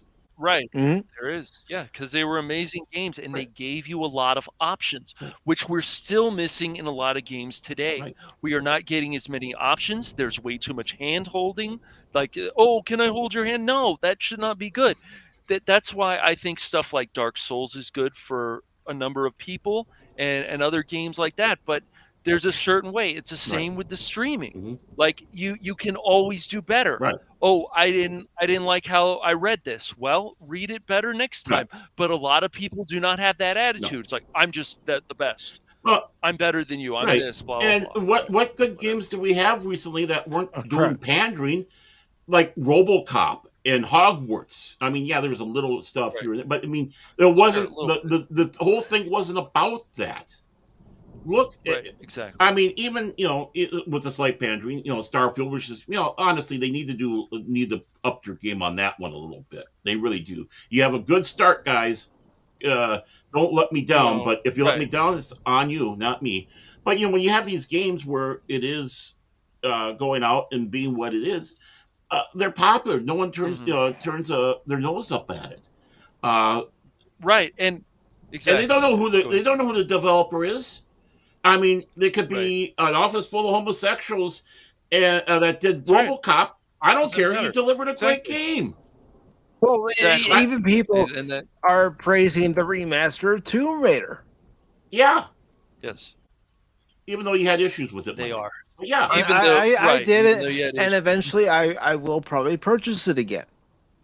Right. yeah. Which is It was fine. I technical mean, issues, by the but way, there not didn't not not anything else. But it was technical issues, just to let people know. there didn't need to be a disclaimer in that. No, There's just things that they put in. It could be in Final Fantasy, it could be any game that they just decide to start a little bit injection, and then it gets worse right. and worse and worse. I mean, and I would talk to people like McDonald. I said, you're going to tell me that in a game like Forza Horizon 5 that it was a good idea to put in pronouns in the character screen. Why was that necessary? Hmm. Oh, it's just why was it necessary in a racing game? Please tell me. Why was it? Oh, because we have to pander. Just say the word. We Right. felt like pandering. We were looking for those points. Just say that. Hmm. Just say that we're basically targeting. We're going to target this audience, and we don't care about our main fan base. Right. What does your main fan base want? Because you can't Well, you can't make everybody happy with your No, game, you can't your make movie, everybody your happy with comic, your game, whatever it but you is. have to listen to your paying customers and listen to what right. they want. I mean, in many ways, some of the Warhammer games do a great job at it. I mean, we've been doing, of course, Space Marine. It's your basic game. We're Space Marines. We go out there, we smash, and then you have the storyline game which is good also, Yeah. which we're all hoping that Space Marine 2 will capitalize on. Look at our response to Dark Tide. I mean, what a great game that Mhm. is. Our Vermintide too. It goes right Mhm. down to the Mhm. basics. I mean, let's go with Rogue Trader, Mhm. which isn't a first-person shooter, but I've been seeing people with the Rogue Trader and what they've been doing with that, or the Inquisition. Even Dawn of War 2, which is a favorite of a lot of people. I mean, it follows what the world's about and is still popular to this day. Empire at War for Star Wars still has a great following, Mhm. and Mhm. people modding Mhm. the hell out of that game. Yep, and they won't. And if guess what? They could do some more strategy Mhm. games of Star Wars. They could do this stuff, but they won't. Right. And so then when people are like, this, that's why I attacked Kotaku about the whole thing of Outlaws. I'm just like, I don't look, guys. Mhm. This was a perfect opportunity for the developers at Ubisoft or Boobisoft or whatever you want to call it, Mhm. um, that they could have actually said you can make your own Right. character. But no, they wanted in this situation they want that's Mhm. fine. That's what you guys wanted. I'm not canceling No. you, but then you look at the character and you wonder why people mock it. Why it's like and people go, "Well, why is it a big deal the way the ship looks?" Because we've had cooler looking ships before, like we do No. in Star Wars The Old Republic. They're cool. Why don't we get those more of those designs? No, we get a box like a ship box thing in Yeah. Outlaws that they've Exactly. shown. I'm like, I Yeah, their just think it's design weak. stinks. I Yeah, just, but yeah, it's. I mean, well, and let's face it, these old games being remastered, right? They're giving us little extras too. Mm-hmm, It's like you have an extra level for Dark Forces. You have mm-hmm. the Jabba throne room. You got a little extra with uh touches. No, I'm talking now. You have a little extra with the new Battlefronts coming up there, and a few other little perks that they're adding in there. So they're not taking Yeah, anything away. They're adding uh, some nice fun stuff, and they're keeping it to the eras that is supposed to be. I'm sorry for you Disney yeah, fans, you're not going to have that there. I mean, because this is our game. yeah, This is our game from the past. We don't want anything more than that. I'm sure you'll be able to mod it if you want to mod in sequel trilogy or Mandalorian or any of that stuff. Please feel free to do so. yeah. None of us are going to criticize our yeah, don't make the ships look. They've always looked phallic. Always. Come on, Paddle Wannabe. You know Phallic. better than that. Yeah. Um, yeah, Phallic. yeah. Yeah, I just it's embarrassing and like I'm never gonna understand this stuff because of the way I grew up. And it's like, it's for me, I love analyzing characters and seeing where they go. That's why Yeah. I love playing so many Japanese RPGs or RPGs. But even in RPGs, when they do stuff that there's a few things I don't like in Beargate. Hmm. There's other stuff I do. I used to play those games. I like Baldur's Gate. It's like, look, Laren, I will buy another one of your games, but you can't put this stuff in and expect me to want to buy Hmm. it.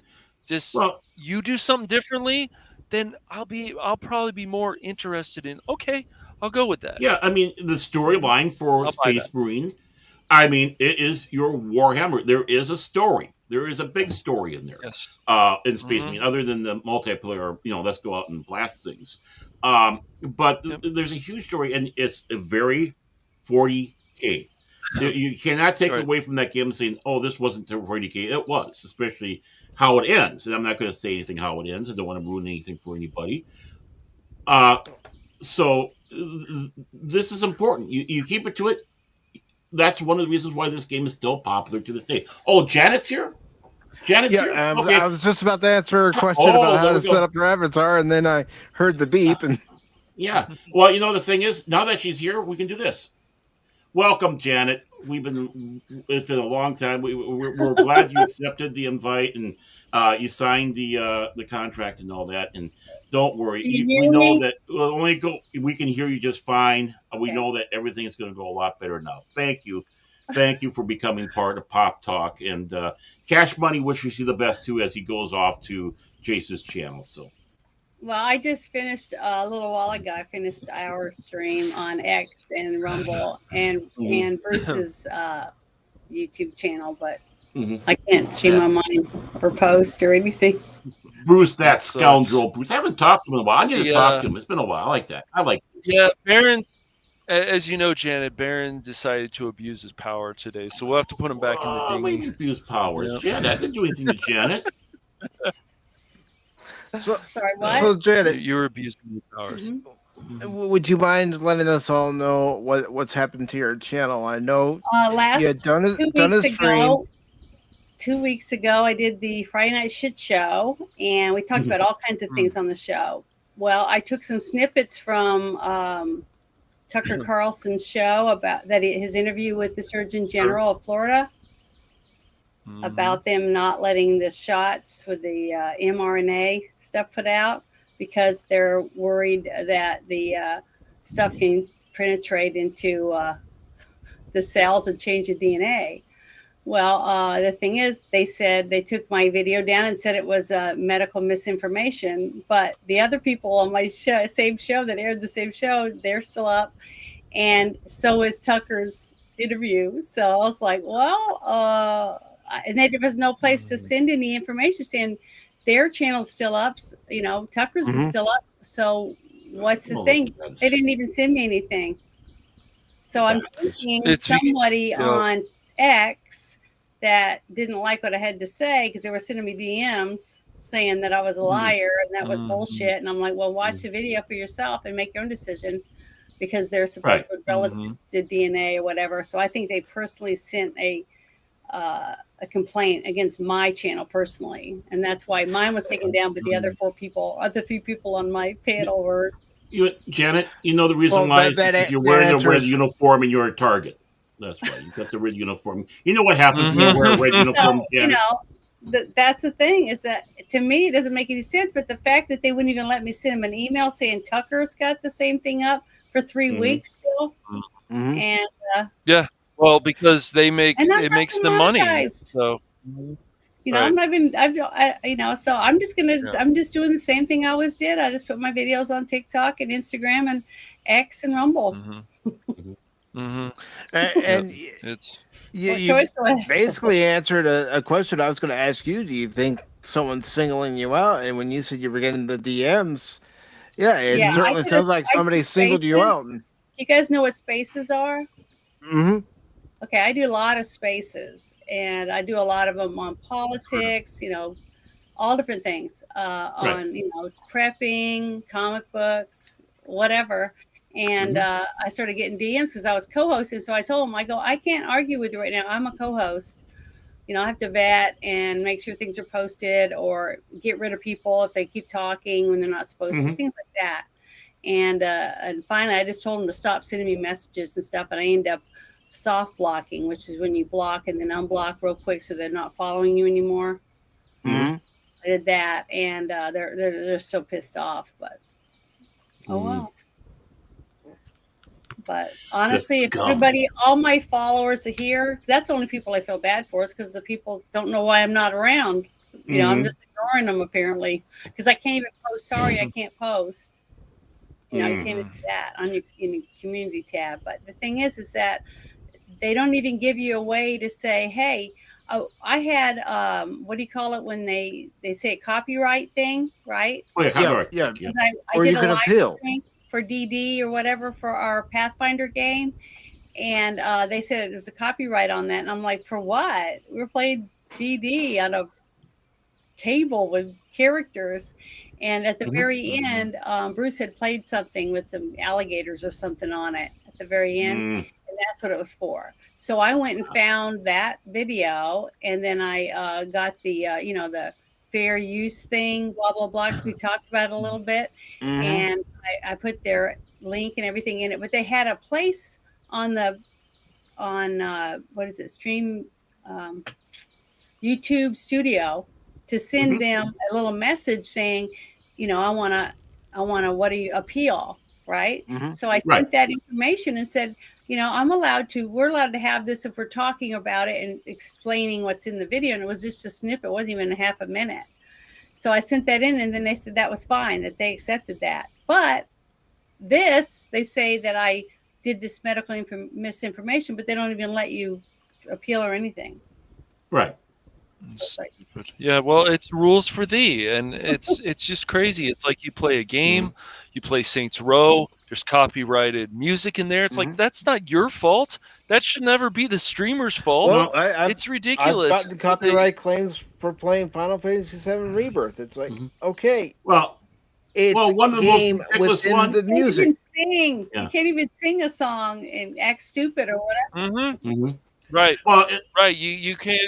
Yeah. It's 73 copyright strikes or something like that. violations for the karaoke on Yeah. YouTube. Well, the thing is Mike got the zinger for that Penguin Dome because of the music. But the funny thing is, I got the music from YouTube, StreamYard. This is copyright. This doesn't have copyright. This is you can use this. So I used it, right? Okay. And then Mike gets a zing on it. It's like, how can that be? How can you tell me that there is no copyright on this? This is royalty free, whatever.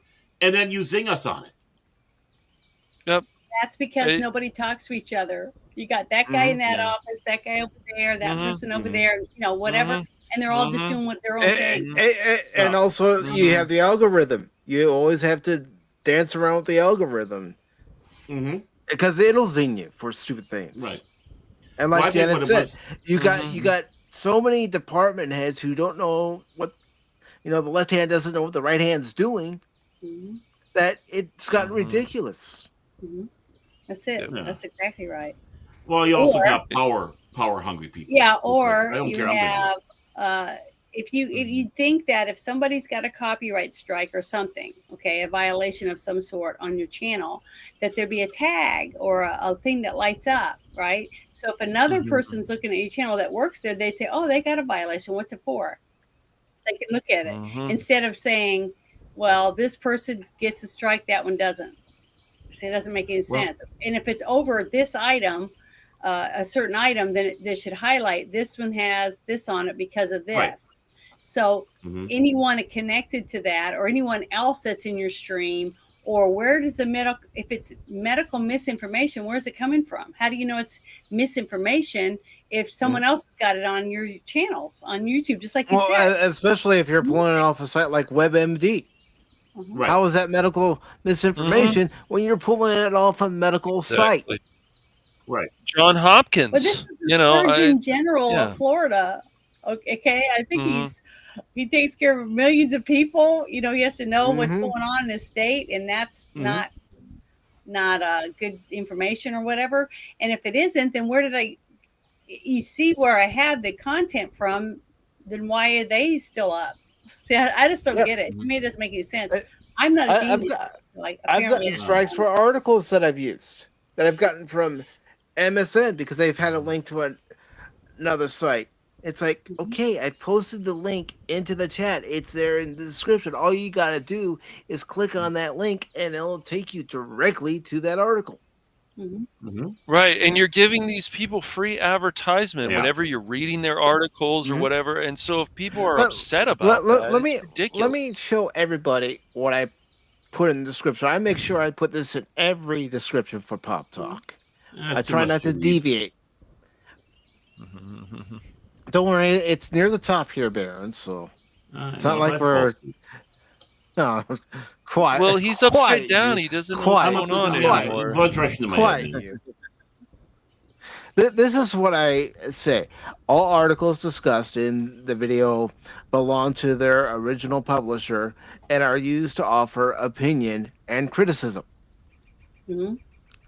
I put that in every live stream for Pop Talk. Does it help? Yeah. I gotta say no because of those claims that I've gotten. It's like, okay, see, they didn't read it. I am still giving credit to the original publisher of the article. I am saying why it's being used to offer opinion and criticism. We show a video of something. You show maybe you turn off the sound and so on, and then you get a copyright claim or whatever. See what I have in here? I have this in every edition of Pop Talk just in case we end up showing a trailer or some video clip. Mm-hmm. I make But it sure doesn't this is in help. there. Of course Doesn't help not. because they're not going to read what's in the description. Well, even then, when you've had companies taken to court by consumers because they did something where the warning label specifically says right there on the package, "Don't do this." They did it, and they win because the company didn't do enough to keep someone from blowing off the stump. Obviously, Yeah, that yeah, warning yeah. wasn't big enough. Yeah. Think about the very first case against McDonald's about the hot coffee. What do you not get about hot coffee? Right, right. Yeah, it's just absolutely friggin' ridiculous out there where they'll go out there and throw uh, all this legally. We have too many lawyers. That's the problem. And I'm not Yes. joking when I say this. We No, have no, too I many know you're lawyers. not. If your kid walks up to you and goes, "Daddy, I want to be a lawyer," you slap him upside the head until that notion's out of it. I'm not condoning violence, by the way. It's just a fragment, a figure of speech. YouTube, get off your freaking high horse. But no, I mean, figuratively, you slap that out of their head. It's like, no, you want to be respectable. It's the old joke. John. They have what does your parents do for a career day at school? And all the kids go up there and say what their kids is. Like one goes up and says, "My dad's a firefighter." Another one goes, "He's a police officer." My doctor's kid. My father's a doctor. I'm stumbling, right? I'm nervous because Janet's here. Janet, you're doing this to me. Well, the Hello. thing Um, is if but Uh, fair, then it would be fine if they were yeah, fair to everyone. If it was right, one strict rule right, right, and it but applied to right. all, yeah, most people wouldn't Mhm. complain about it. I mean, you're still going to be No, they mad wouldn't. because you yeah, you don't want to see anything happen. But the fact mm-hmm, is, when you see it on that channel, but you're not allowed to have it, that's right, where the problem lies. And I don't understand why that's so Yes. right. hard to fix. That makes sense. Doesn't make Well, any the sense. punchline to the Mhm. joke goes, little Johnny goes up and says, "Yeah, my father plays piano in a whorehouse," which of course throws off the teacher. So later on, the teacher calls Johnny's father and goes, "Is it true that you're a piano player in the whorehouse?" "No, I'm not. I'm going to talk to Johnny right away." And he says, "Johnny, why did you say that?" "Well, because I was too embarrassed to tell him you were a lawyer." Uh, I haven't heard that one. Yeah. But to So, me, that's the reason why I'm not on, and I don't know how long it'll be because they haven't sent me anything. I know yeah. nothing, so So Well, when you when they go to get, YouTube Studio, it doesn't tell you the duration of the strike. I haven't seen anything on mhm. there. I mean, mhm. it's been over a Well, week already, so well, I don't yeah, it's know. just ridiculous. I So I'm mean, just doing my normal stuff, and mhm, but now that Bruce and I won't be doing our show on Monday night, so the girl and the guy in the movie won't be on Monday nights anymore. He started uh, his new job. He starts tonight at like 2 mm, in the morning. So Mhm. now we did a show this afternoon for Star Trek Continues, talking about the series. mhm, Uh, but we don't know. It's up in the air when we're gonna do and how we're gonna Hmm. if we're gonna barely even work around it now. So I don't know. So now I don't mm, have anything to do on Monday night till I figure something out. If I decide to mhm. do something, I don't know, but we'll see. Hey, Mike, we should do Monday Well, Night Pop Talk. hey, hold on. I know we don't do Monday night pop talk, but I am going to offer you the invitation to join us on Wednesdays or Sundays when you're able to.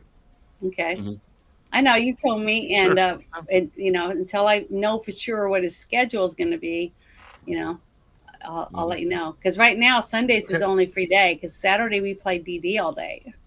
mhm, I'm on Hmm. two different mhm. teams for Yeah. Bruce. One's his beta game that he's writing, and then the Mhm. other one is our other Woo! Sounds like fun. our game that we're Mhm. playing. It's a different one Yeah, with different people. yeah. You can have Cash's chair anytime. Anytime. No, you can have Baron's No, chair no, then. that's for He's Animas. been he's been a goober That's today. for That's for Animas. Mine is for Animas. Yours that's is for. for. Yeah. Oh, is it? But as long as I know what we're going to be talking about, so if I feel like I know something, then I'll be happy to sit in on it. Then there'd be one person that Yeah. knows what's going on. Uh, Yeah, you guys. Well, I mean, you got I'll Baron. give you He's a brief upside down, and I'll give you a brief description when you find out what your availability is going to be, what we're talking about for either that Wednesday or for that Sunday, Hmm. and sometimes it may include a special guest too. So I'll let you know who the special guest is. And Right. Okay, We'll that let you sounds into our great. super. As long We'll as let you into our super secret club. We'll even just show let you me the secret know super if secret it's handshake. Central Time or not. Because see, someone will say it's 4, and then I show up and it's already 5. Their show's already over. You see, well, mm, so I hate it I'll when that make sure to let you know what time the Yeah. show is going to start on Wednesday. It's usually 5 p.m. Central on Wednesday, and Are then you Central 12. Time yourself?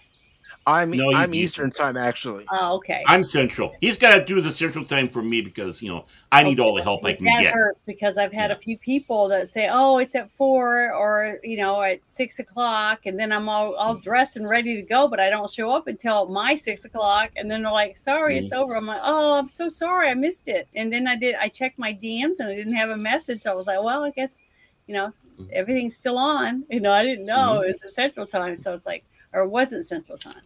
So I hate it Well, when they do that. I'll admit when it comes to communicating, I'm anal about that, giving people, the time, Oh the yeah. date.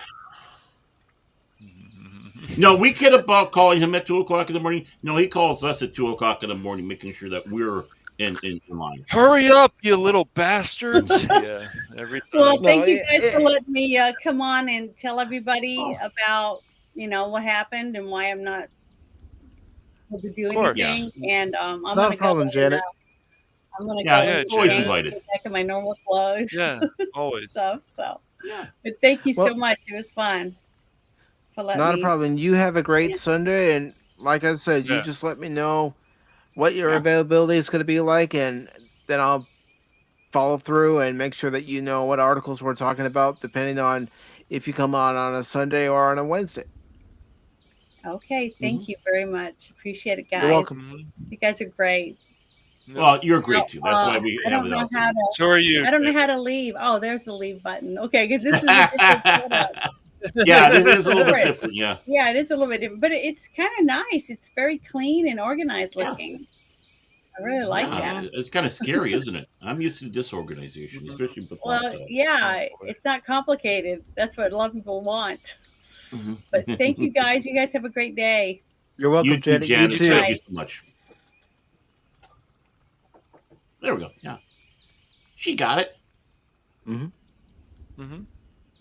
All right. So we do have one more article that we can talk about. We don't necessarily have to talk about it. We can go ahead and start wrapping up if you want. And Mhm. That's What's fine. the article? Is that the Star Trek one? Yeah. yes, yeah. Oh, Oh, you go for let's it, go Baron. for let's go It's all for you. for a laugh. We can always have a Let's laugh. do Okay. it. All right, man. Yeah. Give me Duchess. I gotta move here. I'm holding my Doxy, the poor thing. She's got a hurt back. I don't know. Mm, Okay, poor so little let me thing. find it here. Correct movie. Okay, so Okay, there we go. And okay, so yeah. uh okay, I'm highly suspicious right off the bat seeing Trek movie Mhm. trekmovie.com. I'm sorry. I'm so sorry. So So sorry. so sorry. So I'm very sorry. sorry. So sorry. So It's this is an article from March 8th. I don't see a byline. Oh, Anthony Pascali, who did this one. I don't know this website I don't. actually. I've Do you guys know this I I've one? heard of it, visited a but couple of times. yeah, I've seen it Okay. pop up here and there, but I've never really gone to it because when I see something like that, I get afraid there's too much shilling, and I get enough shilling in other places.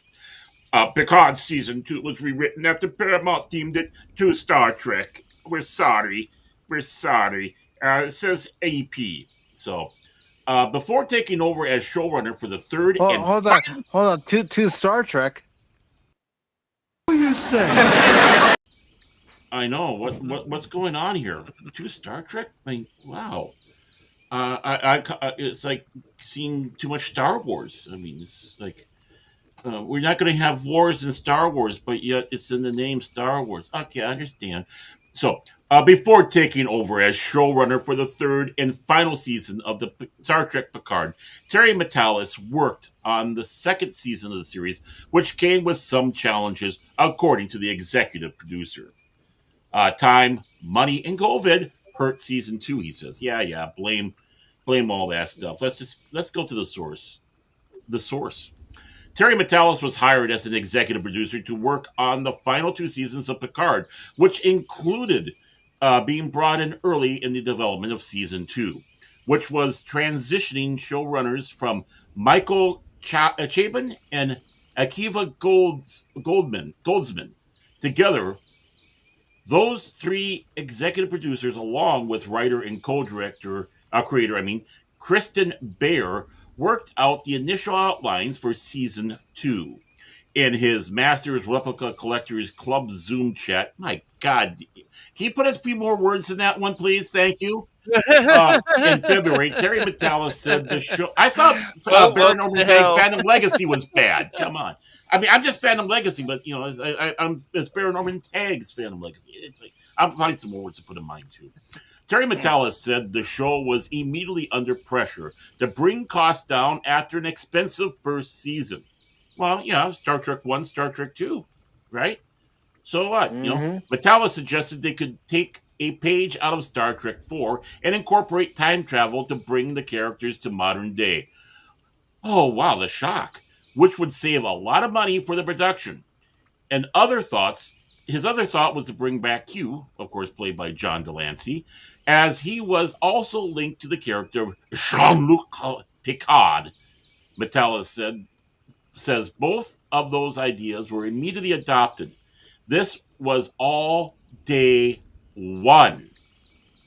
Another big challenge for season two was shooting under the initial COVID era production guidelines, just when the industry was starting back up in early 2021. That almost sounds like the Hayes production guidelines of way back when. On top of that, it was decided to film seasons 2 and 3 back to back. During this extended shoot, production was shut down for a week due to 50 members of the production testing positive. I'm assuming COVID. Matalas explained how this impacted the team. COVID beat us up. We had to rewrite season 2.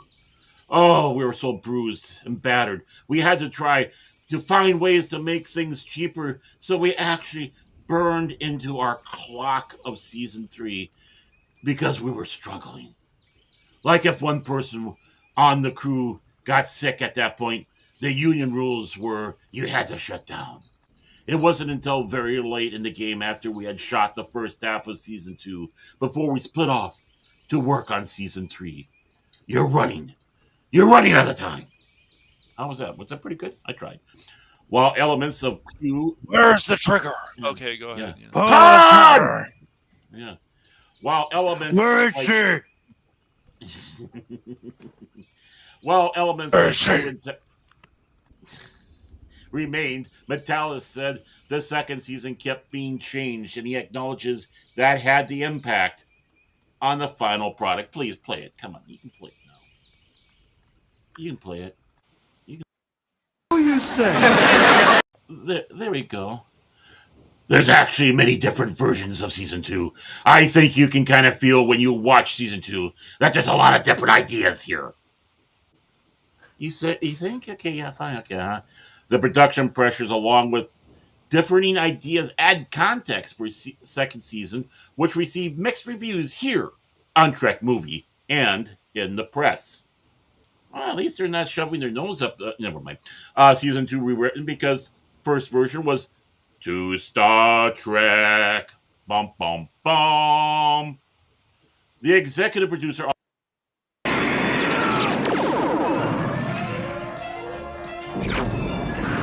Extinction to all traitors! Dun, dun, dun. The executive producer offered some details on how the second season had to be rewritten based on feedback from Paramount We wrote 9 episodes. At one point, the network was like, no, No, we don't really understand this. It's a bit too sci-fi. It's a bit too Star Trek.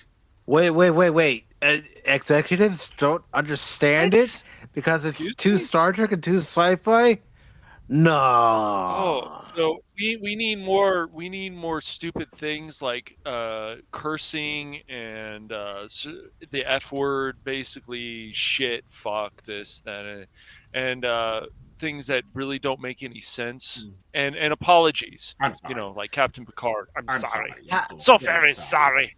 Hey, I got an idea. Why don't we all read parts of this article? So, Okay. Oh boy. All Okay. right. Who reads what? Pull it up. I don't know. I'll read this next part. Mattel has shared All some right. ideas about the first season of the season. The first version of the of the season. Yeah. Are you sure Well, you this don't is want me to Picard. continue on, Mike? You sure you don't want? Hey. we're dead. I We're done. gotta set the bar for cash. Yeah, that's true. That's true. Um, Oh, look at the I don't look at the know. viewership. We're It's all- dropping. we're all It's drunk. dropping. No, it's- We're all drunk. I We're all- wish I was. No, I wish I was reading this. Mattel has shared some details about the first version of the season and described why Paramount Plus asked for the change. Minus. There were rivals. There was a whole thing. The idea was that Guinan's Bar was presented as a normal bar in Los Angeles. Oh my goodness. But if you knew the right thing to do, you could go into the back through the telephone booth, and that was Rick's Cafe. And it was a stopping point for all these different species that were actually there on Earth with a do not interfere thing happening. Yeah, do not interfere thing. Yeah, do not interfere. That's right. Read the sign, everybody. Read the sign when you're in the bar. Do not interfere with Earth. You don't want to interfere with it. Hey, you, spiky guy over there. You're Who? interfering. Oh. You're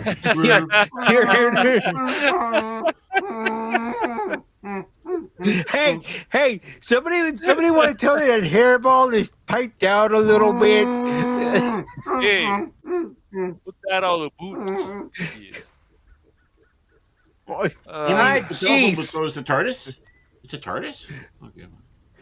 No, that the hairy thing that that guy came in with. Yeah. Lieutenant That- Lucas, That fucking carpet.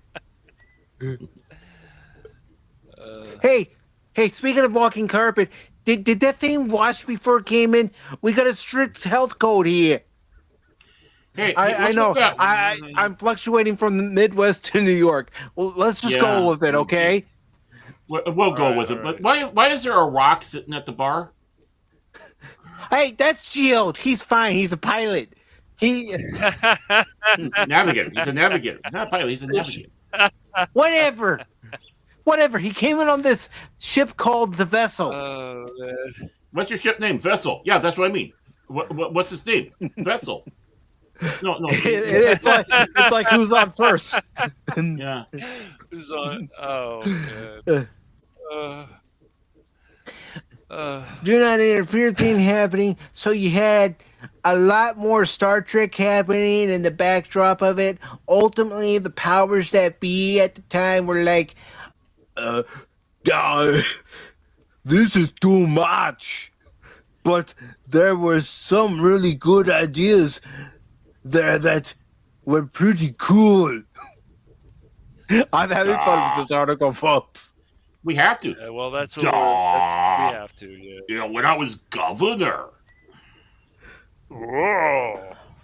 Wow, this sort of Men in Black idea of undercover aliens in contemporary Los Angeles would have upended some of the lore of Star Trek when it comes to First Contact.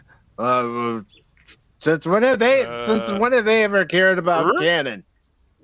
The hell you see? I figured I got to see it. Give Al a break. Yeah. It does sound like an intriguing idea that might have been more successful with fans than the final version of season 2. Yeah. No, it sounds like bad fan fiction. Yeah. all Of is. course, of course, The hell you Season 3 of Picard was full of connections to Trek lore, and it survived studio scrutiny. It's likely the nostalgia factor and buzz expected with the return of the TNG cast mitigated any concerns. Member, Get off you my member, ship! I member, you member, ah, I member, you member, I member, we member. Yeah. get your I remember. floaties Do you remember? Oh warm. yeah, I remember. Why the That's me in a Gerardi nutshell. Or Borg? as Crit would always say, "Thank you, Terry," which always cracks me up. I remember. You remember? I remember that. Ah, Oh, we all remember. I remember. I remember real good. Yeah. Star Why, Ger- Picard season 5, member Barry Trek. Yeah, that's all it was. Hey, look, see this? See this? Remember when we did this back in Star Trek? Hey, look, if you take a look at the sign, Woohoo! Captain Kirk's body is in here. Ain't that cool? Ain't that cool? Yeah. Woohoo! he's dead, Jim. Or Wait is a he? minute, Jim's dead. Why the Gerardi Borg didn't return. Also impacted by the changes and shooting schedule was the Borg storyline where Dr. Agnes Gerardi merged with the Borg Queen to become Deceptiborg.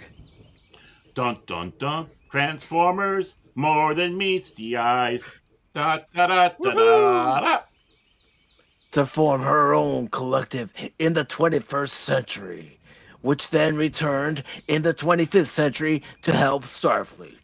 Metalis acknowledged how the story created confusion that Gerardi Borg would have replaced the Borg collective in canon. He said there were scenes written for the season 2 finale that would have made the difference between the two collectives clear. Actually, there's only one Borg collective. Whatever that crap was in season 2 of Picard, I don't know, but that wasn't the Borg. I mean, It's the Borg. when she's eating batteries like they're going out of style. Nom nom nom nom nom nom. Oh, look, Nom batteries. nom. Batteries are Batteries delicious. are like cookies. They're good enough for me. So we got the two collectives. We have the Borg collective. We have AT&T. Okay, I get it. I understand now. uh, You have the Borg oh, Collective and the Borg Collective from Wish. Oh, I'm sorry. wow. Artimu. It all depends. Yeah. Mhm. Yes, and then this whole, and then the changelings, and okay. Yeah. Girardi's, Oh, boy. Girardi's Borg. There's a misconception that they are the Borg in general. That the Borg were good after season 2, which would have undone Wolf 359, which would have undone Picard, and none of the future they came back to would have looked the same. I was off working on season 3 as those final season 2 episodes were written. And so we were reading scenes that didn't end up getting shot. There was a brief scene with Girardi in which she explained that she stayed out of history's way and they were a small collective of Borg, but they're not the Borg of tens of billions of drones or anything like that. And I bet Oy, that's exactly how the dialogue would have been written. what the Hmm. dude? It's all gobbledygook. What the fuck is this? It's all gobbledygook. My brain hurts. Here My comes brain the hurts. Gerardi Borg. Here we go! Yay! We're Da, coming da, During- through. da, da, da. During production on season 2, Metalis and a group of writers split off to focus on season 3. He says that there Ow. was some work done to Ow. better integrate the Gerardi Borg storyline into third season, including shooting additional dialogue. So while Gerardi Borg was always going to be the payoff to season 2, it was never really intended to be a longer running thing, you know? at the last Oh minute, yeah. we added the thing where there was the hole that was going to open up and destroy. Yeah, well, that's usually what happens when you have Taco Bell. They added Oh that to give my. a burst of action to the season 2 finale. To give a reason to do all this, you know? You know, it's like Adrian. Adrian! I So, ain't got time to trick. so that started to become retrofit into, hey, could this be something for season 3? But we were already way down the line on what we were doing with it. So you could say that she was guarding this thing, you know? we, Hey, stay away from my thing. You know what you're talking about? Yeah. we did have a line on the Enterprise D from Riker when he talks about the Borg transwarp conduit at Jupiter, and yeah. that the one that Girardi was guarding was a distraction. The Queen's way of saying, go over here. Over here. We, Come on, over here. You going, we had Buzz? a whole thing about it, but when we got to the cut, it was just like this big explosion dump. Yeah, again, stop eating the Taco Bell. Explosion, yeah, exposition. No, yep. Whatever. Mhm. Exposition dump, explosion dump, same thing. Stop eating the Taco Bell. Make Man. a run for the border. That was like nobody cares. Yeah, nobody cares. Oh my god. His son is on board. Starfleet is assimilated. There's this giant thing, and now we are retrofitting and explaining the Girardi Borg. Okay, Cash, this is where you can take over. This is me. I got. Well, Metalis let's see also how it does it. revealed. Metalis also revealed there was some discussion about having the Girardis Borg show up to save the day in season 3 finale. Let's say you want to do in a oh my god, are they seriously? Let's say you want to do in a finale sequence, and we talk about it having Girardi and her Borg show up. Well, you have to get Allison Pill. Do you guys know about Allison Pill, by the way? Did you guys ever watch Newsroom, that show? No. No. By any chance? Okay, just wondering. I was just Um, going to say, though, his cash is going Christopher Walken on us. I like yeah, that. Oh yeah, my. right. Oh my. Allison is not free, but you've got to go now build those Borg assets. And it sort of took away, I can't stop laughing at this, all right, took away from what we were doing with 7 of 9 and what we were doing with the Enterprise D and how they're the last resort. And to then have the Borg cavalry show up and fight other Borg just seemed bad to us. So What that's a they, lot of word salad, man. what they needed was more cowbell. They did, man. They did. Metalis summed up the issues with season 2 by saying it's all sort of complicated parts of different people working on different things at the same time. Making 2 seasons back to back like that is difficult. No, it's not if you have it planned. Yeah, if you have it planned out, you know, you got a roadmap, an outline, Yeah. like they did for Back to the Future Part 2 and 3, you can Yeah. get it done. Right, exactly. I don't Lord want to of the see your Rings. earlier roadmap, guys, of cameos considered You know, for Card Season 3 from his Master Replicas Collector Club chat. No, I don't. I refuse. well, I mean, for crying out loud, it's just. Gobbledygook. I'm sure that you know that those conspiracy theorists cork boards where they have all the post-it notes and the Polaroids and the string. Yeah, That's probably and what the their art, and the board art. look like. Yeah, that's what their board And look like, like. and like, don't forget, man. Like, yeah, you know what would be cool, man? Yeah, you have good Borg, and you have bad Borg, man. That'd be cool. Well, it's just well, this sentence right here, like, let's say you want to do in a final sequence. Well, It's just yeah, like, man. But God. Cash, you're saying it wrong, man. You gotta go. Let's okay. let's say let's say you're like in this room, man, and like Oh, in this room, man. Okay. Or do it like Christopher Walken. I mean, that works too. In this room. let's say let's say you're in this room, and the book, the hat. Oh my! Or even better, Gary Busey. Hey, Gary Busey, how you doing, Gary Busey? You good, Gary Busey? I'm good, Gary Busey. Yeah, I'm gonna do like Matt Damon. Matt Damon. Matt Damon. Matt Damon. Matt Damon. Matt Damon. Matt Damon. Matt Damon. Matt Damon. You know who we didn't read it like. You know what really grinds my gears? Yeah. I know that's a piss poor Peter Griffin. I know. Yeah, I think doesn't Cash do a good Peter Griffin? I don't know. You know what really grinds my I'd have gears? to work Hey, You got to laugh. You have to go. You have to laugh. Stop it! You're killing me, SpongeBob. we're just having fun. You know, this is the last article that we read, so we might as well go out laughing.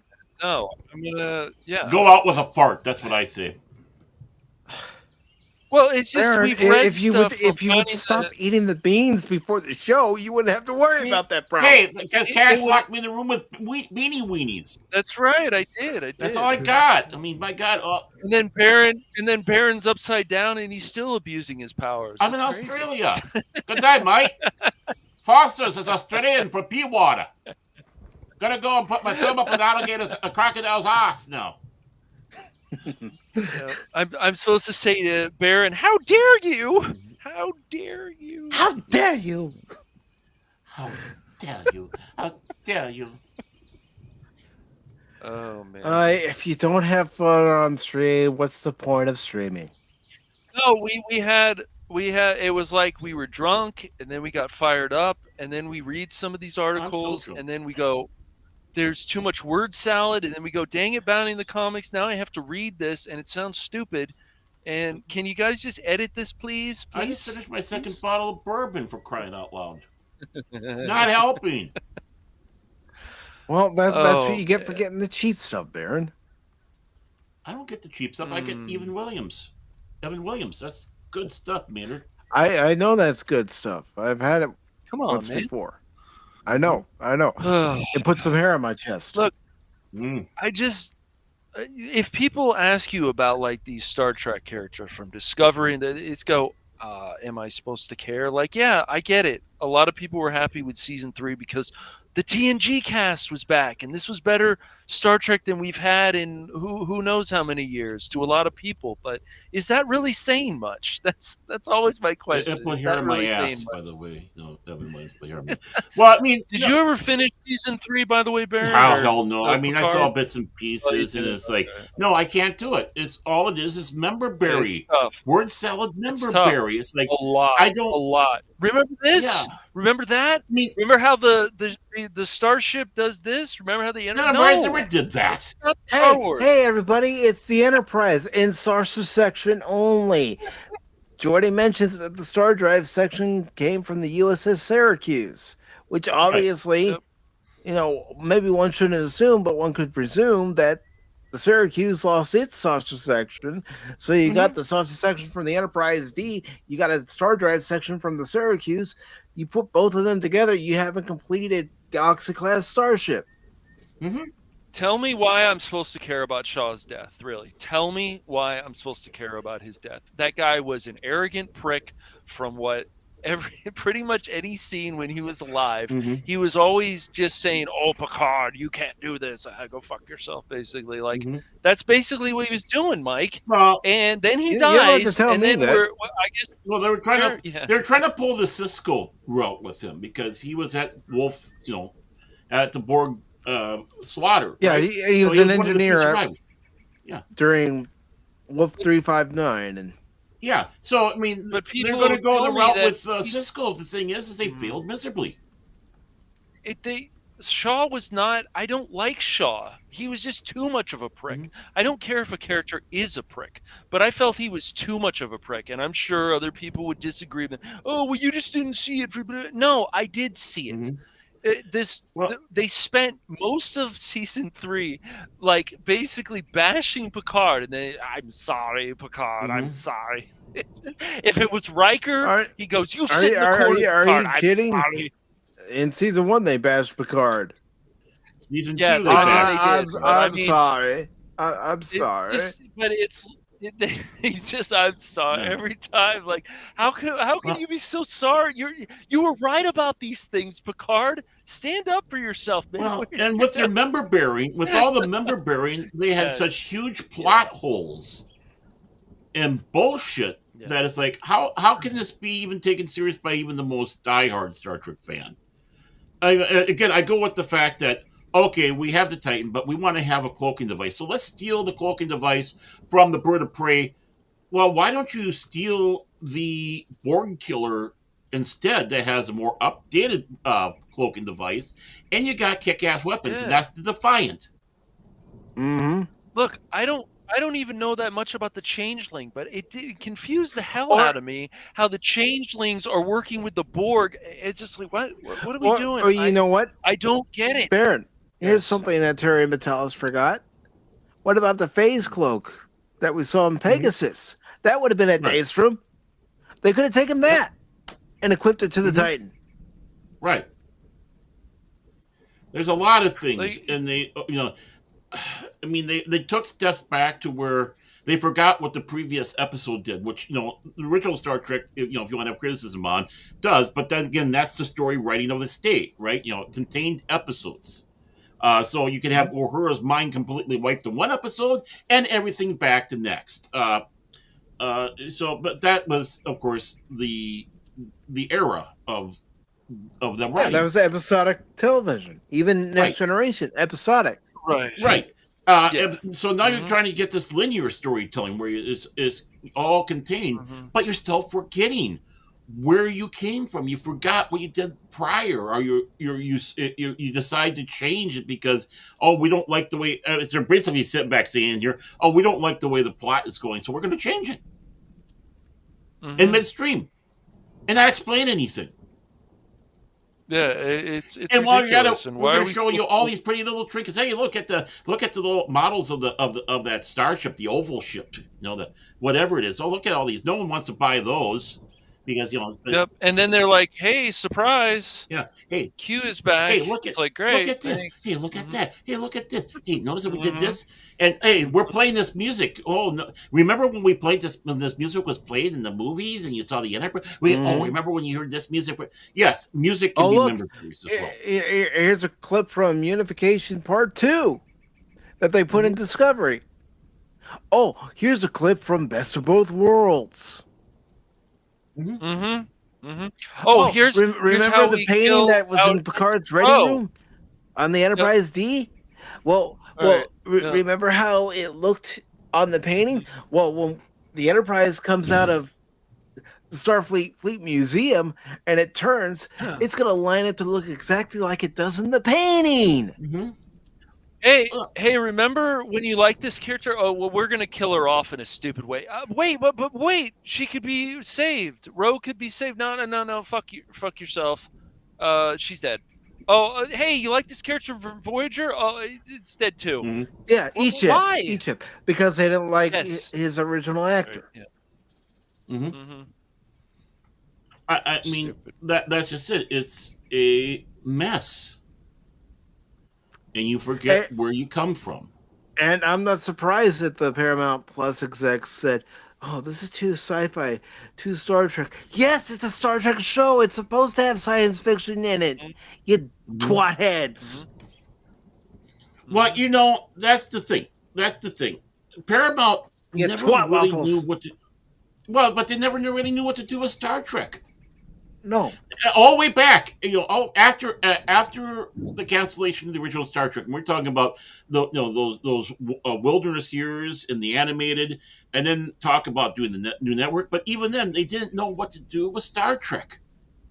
Oh, let's throw a bunch of money to this problem production. Yeah, it was a problem production of Star Trek Motion Picture. Oh, well, we need to close out Star Trek, so we're going to do less money and all that, and we're going to do Star Trek 2, which, boom, it becomes a hit. Oh, now what do we do with Star Trek? Well, let's continue on. But even then, it's like they treat it like the redheaded, bastard stepchild. It's like, Yeah, it's like, oh, it's there, it's making us money, but we don't know what to do with it. They've always had they that would problem. hate me to be on set because I even look at John Luke and I says, no, we're not going to do a series about you being disrespected like this. No way in hell. Mm-hmm. Are we going to do a series like this where Jean-Luc Picard gets disrespected by his former crewmates Mm-hmm. or his former people that was on the ship with him? No way in hell. And That's and ridiculous. I know I say I don't want to be any part of Hollywood now, but there was a time when I was a teenager in high school, I wanted to be a writer. And you know what show I wanted to write for? Star Trek. Okay. Mm-hmm. Me too. Yep. Me too. I mean, I'd love to have us three, and then of course pick a bunch of people that we know and take over Star Trek, take it over completely, and yeah, there'll be some whitewashing done. Yeah. Picard, the And, stuff with Picard, is an alternate yeah, it's an nightmare alternate universe. it's in an alternate timeline. Yeah, this is a nightmare universe. We don't want to go there again. You don't want to live there. And it's just like Keith was sitting back saying how, the deviations that cause this and this and this. And it's a good fan theory that he had. And the thing is it's very solid. Of course, something coming from Keith would be. He analyzes it. How do we get from point A to point B, and why does things get screwed up? And he was right on First cue. I couldn't contact. argue with First yeah. contact. First contact, yeah. It's a problem. It's a problem. People love that movie, but still, it brings problems into the continuity of Star Trek. Why? Well, they didn't, again, think it through all the way. Because They wanna there have was a an action season film. 2 episode of Enterprise that had the Borg in it because of the repercussions of First Contact. Mm-hmm. Right. And they shouldn't have been there. But again, in some ways, it's fan service. Hey, see, we got Borg. We got Borg here. Isn't that wonderful? Well, you'd So, think yes. something like that would be enough to raise alerts that there's this species out there, and they wouldn't have been so surprised when the Borg did show up. Mm-hmm. And also, let's look at it this way. Yes, we criticize the current people in charge of Star Trek, but we were never beyond criticizing Rick Berman or anyone else associated with Star Trek prior. Oh, hell yeah. I mean, you have, again, I said the other night, but Jonathan Frakes comes, now, right? And goes to the Discovery cast. Don't fret. They didn't like Next Generation either. Well, there's a big difference. When Next Generation first came out, yeah, people had problems, but you can take a look at what the quality of the show was when it first came out. It didn't have that quality. It was being rightfully criticized. It wasn't until you started getting into season 2, and especially into 3, that it started getting its own legs, and it was becoming something. Discovery has the distinction of being the technically the 4th Star Trek series, because technically, if you want to take a look at it, the animated series was canceled as well. So you had the original series, the animated series, Enterprise, and now Discovery, because yes, they are calling it a cancellation. They're the 3rd or 4th, depends how you want to look at it, show being canceled. After 5 years, if you do not grab people within 5 years, you have an issue. Mm-hmm. Next Generation didn't need 5 years. No, it didn't. Next Generation And yes, found its ground, like you said, in season 3. I say season 3 and 4, and then it's in the middle of season 5, going into season 6. You start seeing it taper off. Right. And, but the thing is, part of that being is because of the development of DS9, in my opinion. Right. And yeah, you had people that didn't like the original Star Trek and didn't like TNG, and you got the other way around, right? You have people like TNG but don't like the original Star Trek.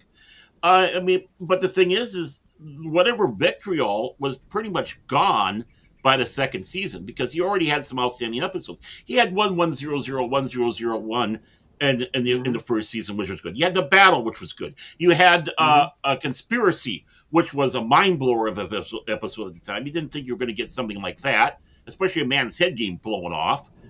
Then you also had the neutral zone, which was kind of fillerish, but again, realizing that we had to bring somebody back. Let's bring back the Romulans. Yep. Even in that episode, they say how long it's been since they've had direct contact with the Romulans. Mm-hmm. And yes, when they say we find out that the Enterprise C encountered Romulan ships at Narendra 3. Mm-hmm. But they didn't have actual communication with the Romulans. They came under attack by the Romulans. Yeah, they had an encounter. And, so you had that. Then we go into season 2. You had, again, some episodes that stood out as it went along there. Especially Shades of Grey, the greatest Star Trek episode, Next Generation episode ever. Mm-hmm. No, it wasn't. Well, Emissary, that's one of my favorite episodes of season 2. Yeah, and of course, then you had, was it Q Hugh? Basically, introduction of the Borg. Q Hugh introduced us to the Borg. Right. So, I mean, those were those that kept people going. It was improving the Star Trek. It was improving Next Generation. It was keeping those fans around at least to stay until you hit season 3, where things really took off, and you can tell the difference in the change. And unfortunately, that came about because of Roddenberry's declining health and inability to be functioning in telling how the show was going. It was formally getting into Berman's hands and all that. And that's where we started getting these great stories like, Yesterday's Enterprise and the like. And of course, ending with Best of Both Worlds. But no, I mean, by season 3, I would say even season 2, you already had kind of the love from the fans of Next Generation. They were seeing the improvements. Discovery, 5 seasons, and you can't keep it alive. You don't have the following that you were wanting. It's time to sit back and start reevaluating. I don't think even Strange New Worlds is really causing that much of a hubbub, other than the fact that, are you kidding me factor. And now you have this Section 31, which fans are sitting back saying, no, do not do this. No, Section 31 has been overused to the point they don't have any mystique to them anymore. Right. There's nothing about Section 31 that makes it special anymore. Like it was when it was introduced in DS9 and then used, very little in Enterprise. To make a comparison, the Daleks were great because they weren't, well, in the beginning, they were pulled away because they thought, not only did Terry Nation wanted to take it to the United States, but they thought they were getting overused, right? For the first 2 Doctors. Because they were such a pop culture. They did eventually do, basically, during Troughton's reign, the Evil of the Daleks, that was going to be the last Dalek story. Of course, as time went along, Hollywood didn't pick up on it, and then you had 3 stories with John Pertwee. Over 7 years of Tom Baker, you only had 2. Only one with a cameo appearance for Peter Davison. Again, 1 for Colin Baker, and 1 for Sylvester McCoy. What made it special? You didn't overuse them. And lo and behold, now you have the new Doctor Who show, and it's like Dalek of the Week. Well, what about Voyager when they started using the Borg over and over and over again? I don't care that they were in Borg territory. They started to overuse them to where even the Borg novelty wore off. Yeah, they were in Borg space, but the thing is there's still a lot of space in space. You don't necessarily run into each other. Right. So it's like, yeah, you can have them, but again, use sparingly. When you use a villain sparingly, or an adversary, or whatever sparingly, it means more. I mean, Moriarty, well, technically 2 appearances, but one was kind of a hindsight mention. But Moriarty for Sherlock Holmes only made 1 appearance. Yeah, you had some of his fingerprints, leading up to it. But one appearance, he died, and that was it. But yet everybody thinks that the battle between Sherlock Holmes and Moriarty was throughout his entire career. No, it wasn't. That's how impactful he was. The Master, Mm-hmm. yeah, you had an entire season with Master. You would think that was kind of overdoing it, but we're thankful now with the tragic death of Roger Delgado back then that we had those gems. But again, it was used kind of sparingly. It did kind of come back with periods, but what works is when you don't overuse it. Their appearances must be memorable. And if you decide to kill them off, it must be memorable and important. Just like what made Q special is he didn't make that many appearances in Next Generation. No. I mean, it was odd when you had 2 appearances in one season. Like, whoa, aren't we going a little Q crazy here? 2 episodes in one season?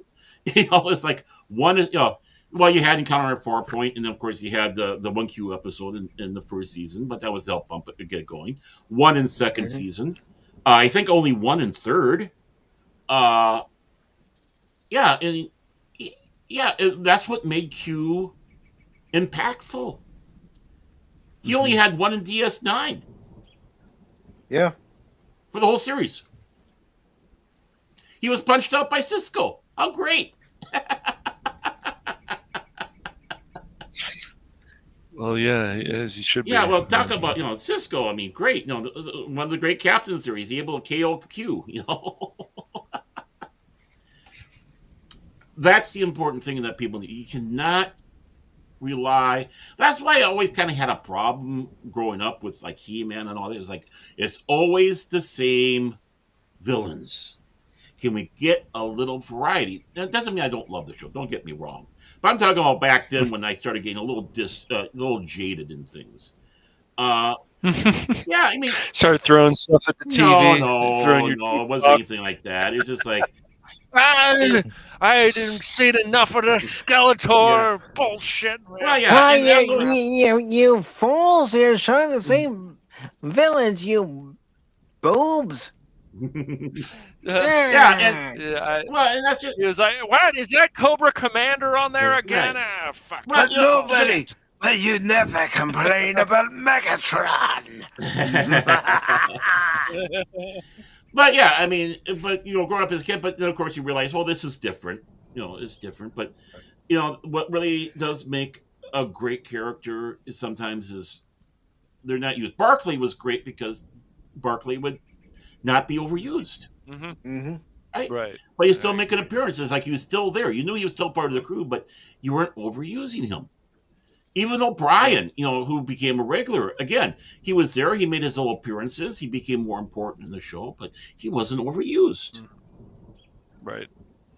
And you could make the same argument probably for the original Star Trek with Chekhov, even Uhura, and she didn't make that many appearances. No, not at all. Not very many at all. You'd think that she was a major part of the cast, and sooner than she was. She didn't come until well late in the series. So I mean, going back to the original series, I think what made Sulu, Uhura, Chekhov really special for us is they didn't get overused either. They didn't. You saw rotating the shifts and such, which you would normally see, but their personality and such caught on to the fans more than the others. And that's why they grew, is because they weren't there all the time. They weren't overused. And when you saw them, you appreciated seeing them.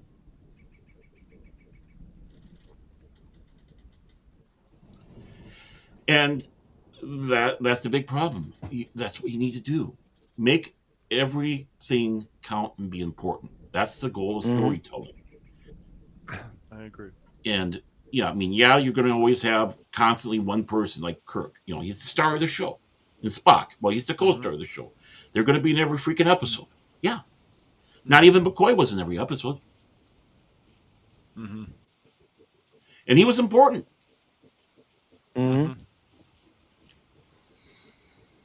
make them memorable. If you're going to have a villain, don't overuse them. Make it memorable. If you decide to take care of the villain, make sure it's impactful. And the same thing with a hero. If they're going to go, make it impactful, even if it's one that's not in every episode. That people know that their loss, if there is a loss, it's going to be impactful, even though they're not a main character. Mm-hmm. Mm-hmm. Terry Metalis didn't get it. All these others didn't get it. They wanted to make Star Trek soup. Let's throw a little bit of this, throw a little bit of that, and let's not forget the member berries. Mm-hmm. Make sure you add extra member berries. Because fans love it. And there was actually some good conversations with Picard and Riker and Oh yeah, that one with Lore and Data, but there wasn't. Other than that, it's just there's such a mess, and I'm like, oh, good, we have another Crusher. I'm like, ugh, and Crusher ends up being basically the chosen one, and it's just like, oh, for fuck's sake. Yeah. It's kind of hard to have the chosen one when there was nothing leading up to a chosen one. You didn't have Chekhov's gun. No. Mm-hmm. You had a lead up with Picard. You could understand why Picard was taken to be Locuta as a Borg. They wanted his tactical mind. They wanted to know what was going on with the Federation, how best to have their defense. As he sat back and said, he knows everything. Mm-hmm. Right. He knows their strategies. He knows what tactics they would use in an invasion. And the Federation tried at Wolf 359, and guess what happened? A lot of those ships were lost. Right. And the thing is he had that impending doom leading up, as he's talking about, as Phil McCracken so wonderfully has a tirade on, talking about how Lord Nelson walked the ship before battle, especially before the battle he lost his life. Mm-hmm. You had that foretelling. You had that ominous over it. What did you have with Crusher Part 2? It's like, yeah, Jack Crusher. Picard's bastard son.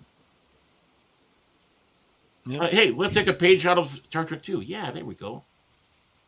Then we had that other even the jacket that Beverly was wearing looked like the jacket that Carol Marcus was wearing in Star Trek 2 at regular 1. So, well, it was that black woman who was in all the seasons, who had a drug problem and knew Worf, and I can't remember the name. And now she's hooked up with 7 of 9. Raffi. Right. Raffi. Yeah. God, I forgot that name. Totally unlikable character. The character. I'm talking about the character. I'm not talking about the actors. I'm talking about the character. Totally unlikable. Yeah. I don't like the character. I'm like, why am I supposed to care? It was the same with Shaw. Mm-hmm. So it's same with this. Yeah, so it's not bashing on women here, folks. We're saying the same thing about Shaw too. He's a guy, or at least we think he is. No, he's a guy. It's just I know. I'm it's kidding. just It's a joke. Towards Picard. I know, but it's just his attitude towards Picard. Yeah. This was fun going over that article and just opening up old wounds. Thank you, Mike. I just it was just healed over. Now I got to put another Band-Aid on it. Yeah, great. Thank you, Terry. Thank you, Terry. Thank you, Mike. Thank you, all of you. I'm going to leave now. Bye.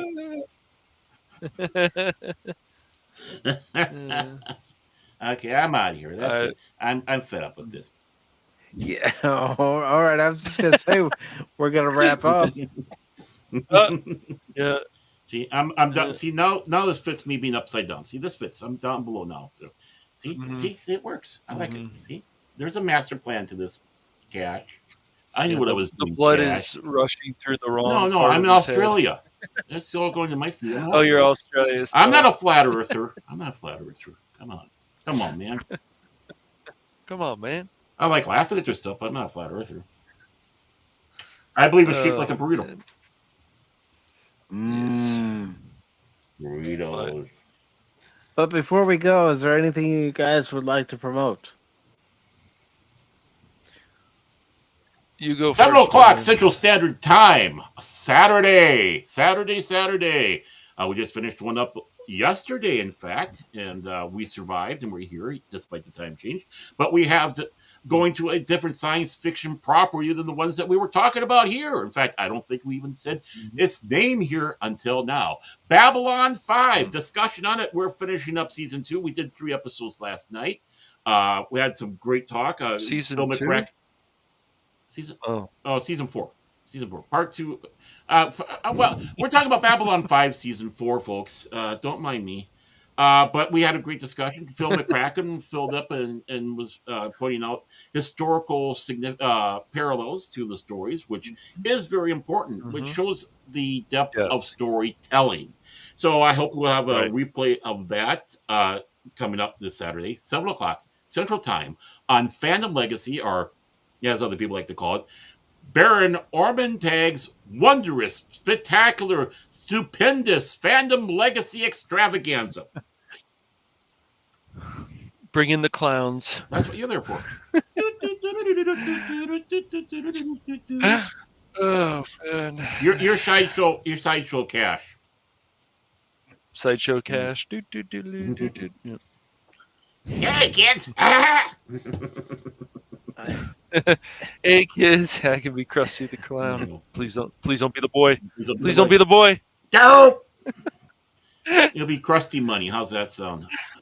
That is such a classic episode. Yeah, when Simpsons was good.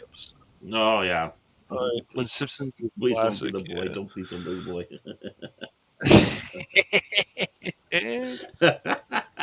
As a parent, you understand.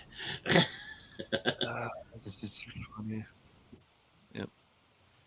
And Cash, what's coming up on the Phantom Hooligans? Yes, the hooligans. Yes. So next week we're gonna actually defeat these rats and beat these missions. Some of them, gosh, I don't know what they did with that update, but they just say, "Oh, you guys want to have some fun? Yeah, we're gonna fuck you up." Yeah, they did. I don't know. But we'll still have to go on a lower level if Anomas joins us because he's just really not. Right. He'll be there. Agreed. That's if he is, then yes. And he'll be a dwarf. And he'll run ahead, and it's like, God damn. Yes, so that's coming up next week at 6:30 p.m. Pacific Standard Time on Friday, and then before that, as long as Phil's still good for it, he seems like he is. This morning, early Monday, after Crit. Usually when we're in Discord and talking and stuff, and see, Crit doesn't have, of course, Myth Force, and we can't convince him to get Myth Force. So we just, when he's, can't be around or whatever, then we'll start the stream and then we'll see how it goes. But hopefully Phil will still be good early tomorrow morning. So we just want to let you know the reason why we're saying that is because Phil's tired of our shit. So we'll have to see. He's we're gonna see if exactly, he's tired of our shit.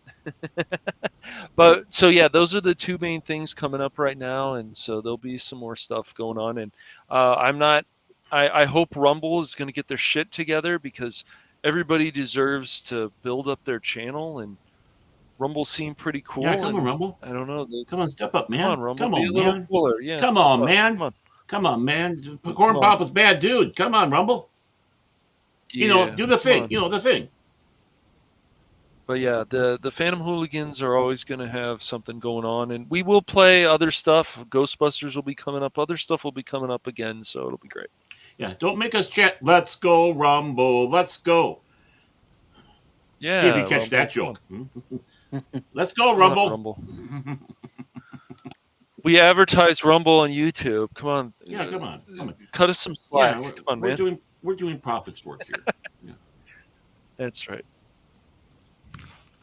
And as far as what's coming up on Pacific414 this week, the gaming streams will be on YouTube, Twitch, and Rumble. And the first one will be on Tuesday. It'll be more Final Fantasy VII Rebirth. That'll be part 5 of the gameplay, starting at 6 p.m. Eastern. And then, of course, Wednesday will be the Wednesday edition of Pacific414 Pop Talk. What are we talking about? Well, we'll find out. Don't know quite yet. but we'll find out. That'll Turtles. also start at 6 p.m. Eastern. Turtles. And then on Thursday at 6 p.m. Eastern, I'm going back to the Wasteland as the Wasteland Warrior in Mad Max. Woo! Woohoo! And, Woohoo! That's right. Mad and Max. out of those three, the gaming streams again will be on YouTube, Twitch, and Rumble. Meanwhile, Wednesday's Pop Talk will be only on YouTube and Rumble. Woohoo! And with that being said, I want to take the time to thank everybody who stopped by during the stream. I didn't see anybody pop up on the Rumble side. Come on, Rumble. What the heck, man? Come on. All the people. Yep. Come on, step up, man. All these other people are suffering. Join in the misery. But I want to thank T-Gap Steve for being here with the latest episode of Beverly Hills 414. Where's it going? I don't know. You know, We don't he know. really's got to quit taking weed before the show. Right. And of course, we had Tim, also known as FKHC 2005, who said, "Get on with it." What does that mean, FKHC? Is that a Uh, game? Yeah, I was always. I don't know. qualified. I don't know. I'll have to ask him next time he Well, comes we might have forgotten. Yeah. into the chat. Maybe he's just trying to pass obscenity. I don't know. Then we had Low Spec Linux Laptop, 2 Penguins Enter, 1 Penguin Leave. Penguins leaves. 2 Penguins enter. Mhm. 1 Penguin leaves. Mm-hmm. Of course, Phil McCracken was here. Good to see you, Phil. Yes. Worst troll ever. Yes. Pop of Pop Culture Mechanic was here. Good to Hey, see good you day, as good always. day. Good day, eh? Good to see you, pop culture. What's all the boot up there, eh? And Jason Fox from 540 Studio was here. Good to see you, Jace. Oh, dude, dude. Yep. Mm-hmm. Tim's Talk was here. Yep. Dog. You're a dog? Anonymous. Do, do, do, do, do. Anonymous. Do, do, do, do. Hey, Dude. girls. Watch me wave my wand. Woo! Mhm. We also had Tommy Fox, who was here. Thank you, Tommy. Yeah. We blame you for Jace. Well, You know, yep. there was a thing, Tommy. There was a thing called a condom. You should have used it. Just saying, and make sure there was no holes poked in it. Okay. Just advice. I know you can't go back in time. But really. And we had the lovely Janet from Another Planet join us. And she also Mhm. joined us on the panel and told us what happened to her YouTube channel. And showed And I off really her lovely stuff. And I really do hope that YouTube, you help her resolve the issue. Yes. This is ridiculous, YouTube. Come on. YouTube, you're pulling your shenanigans again. Well, I come here to chew bubblegum and cause shenanigans. I'm all about bubblegum. We also had the Padawannabe here. Good to see you, Padawannabe. Yeah, it sounds like he was in a state of depression. And we also had Ahsoka Fly Now. Good to see you, Ahsoka Fly Now. Sounds like a new airlines. Welcome to Ahsoka Fly. Yep. The best airline in the world. We can get you to destinations that the other guys can't. And if you look out the port side window, you'll be able to see the lovely spires of Naboo and the waterfalls. And you can also see where Qui-Gon Jinn was killed.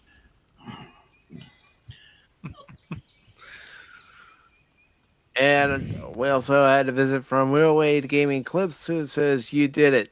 I'm glad you hit 2K subs. Thank you for the congratulations, Wade. Thank you to all of you who have helped this channel reach 2,000 subs." 2,000 subs. Oh. Question: can we get that many subs before they spoil? Well, remember the episode where Homer rescued the one sub? Yeah, was noshing on it, keeping it behind the radiator and all that. And for some reason, he got sick. I don't know why. I don't know. Turning But different colors. I want to thank everybody for watching on YouTube and Rumble. And if you lurked, thank you to the lurkers. If you're a regular, thank you. If you're new, thank you very much. I hope you all enjoyed this almost 4.5 hour edition of the Sunday edition of Pop Talk. I know we Yeah, I'm not tend to going to go get that longer. back. I know we tend to go longer on the weekends, but we're having fun, and that's what you should do when you're streaming. And of course, when you're watching a game stream here on Pacific414, whether it's YouTube, Rumble, Kick, or Twitch, remember one thing: don't ever give up on me in a game, because just when you do, you might miss something. He's not a Take care, baseball guy. everybody. Autobots, transform and roll out!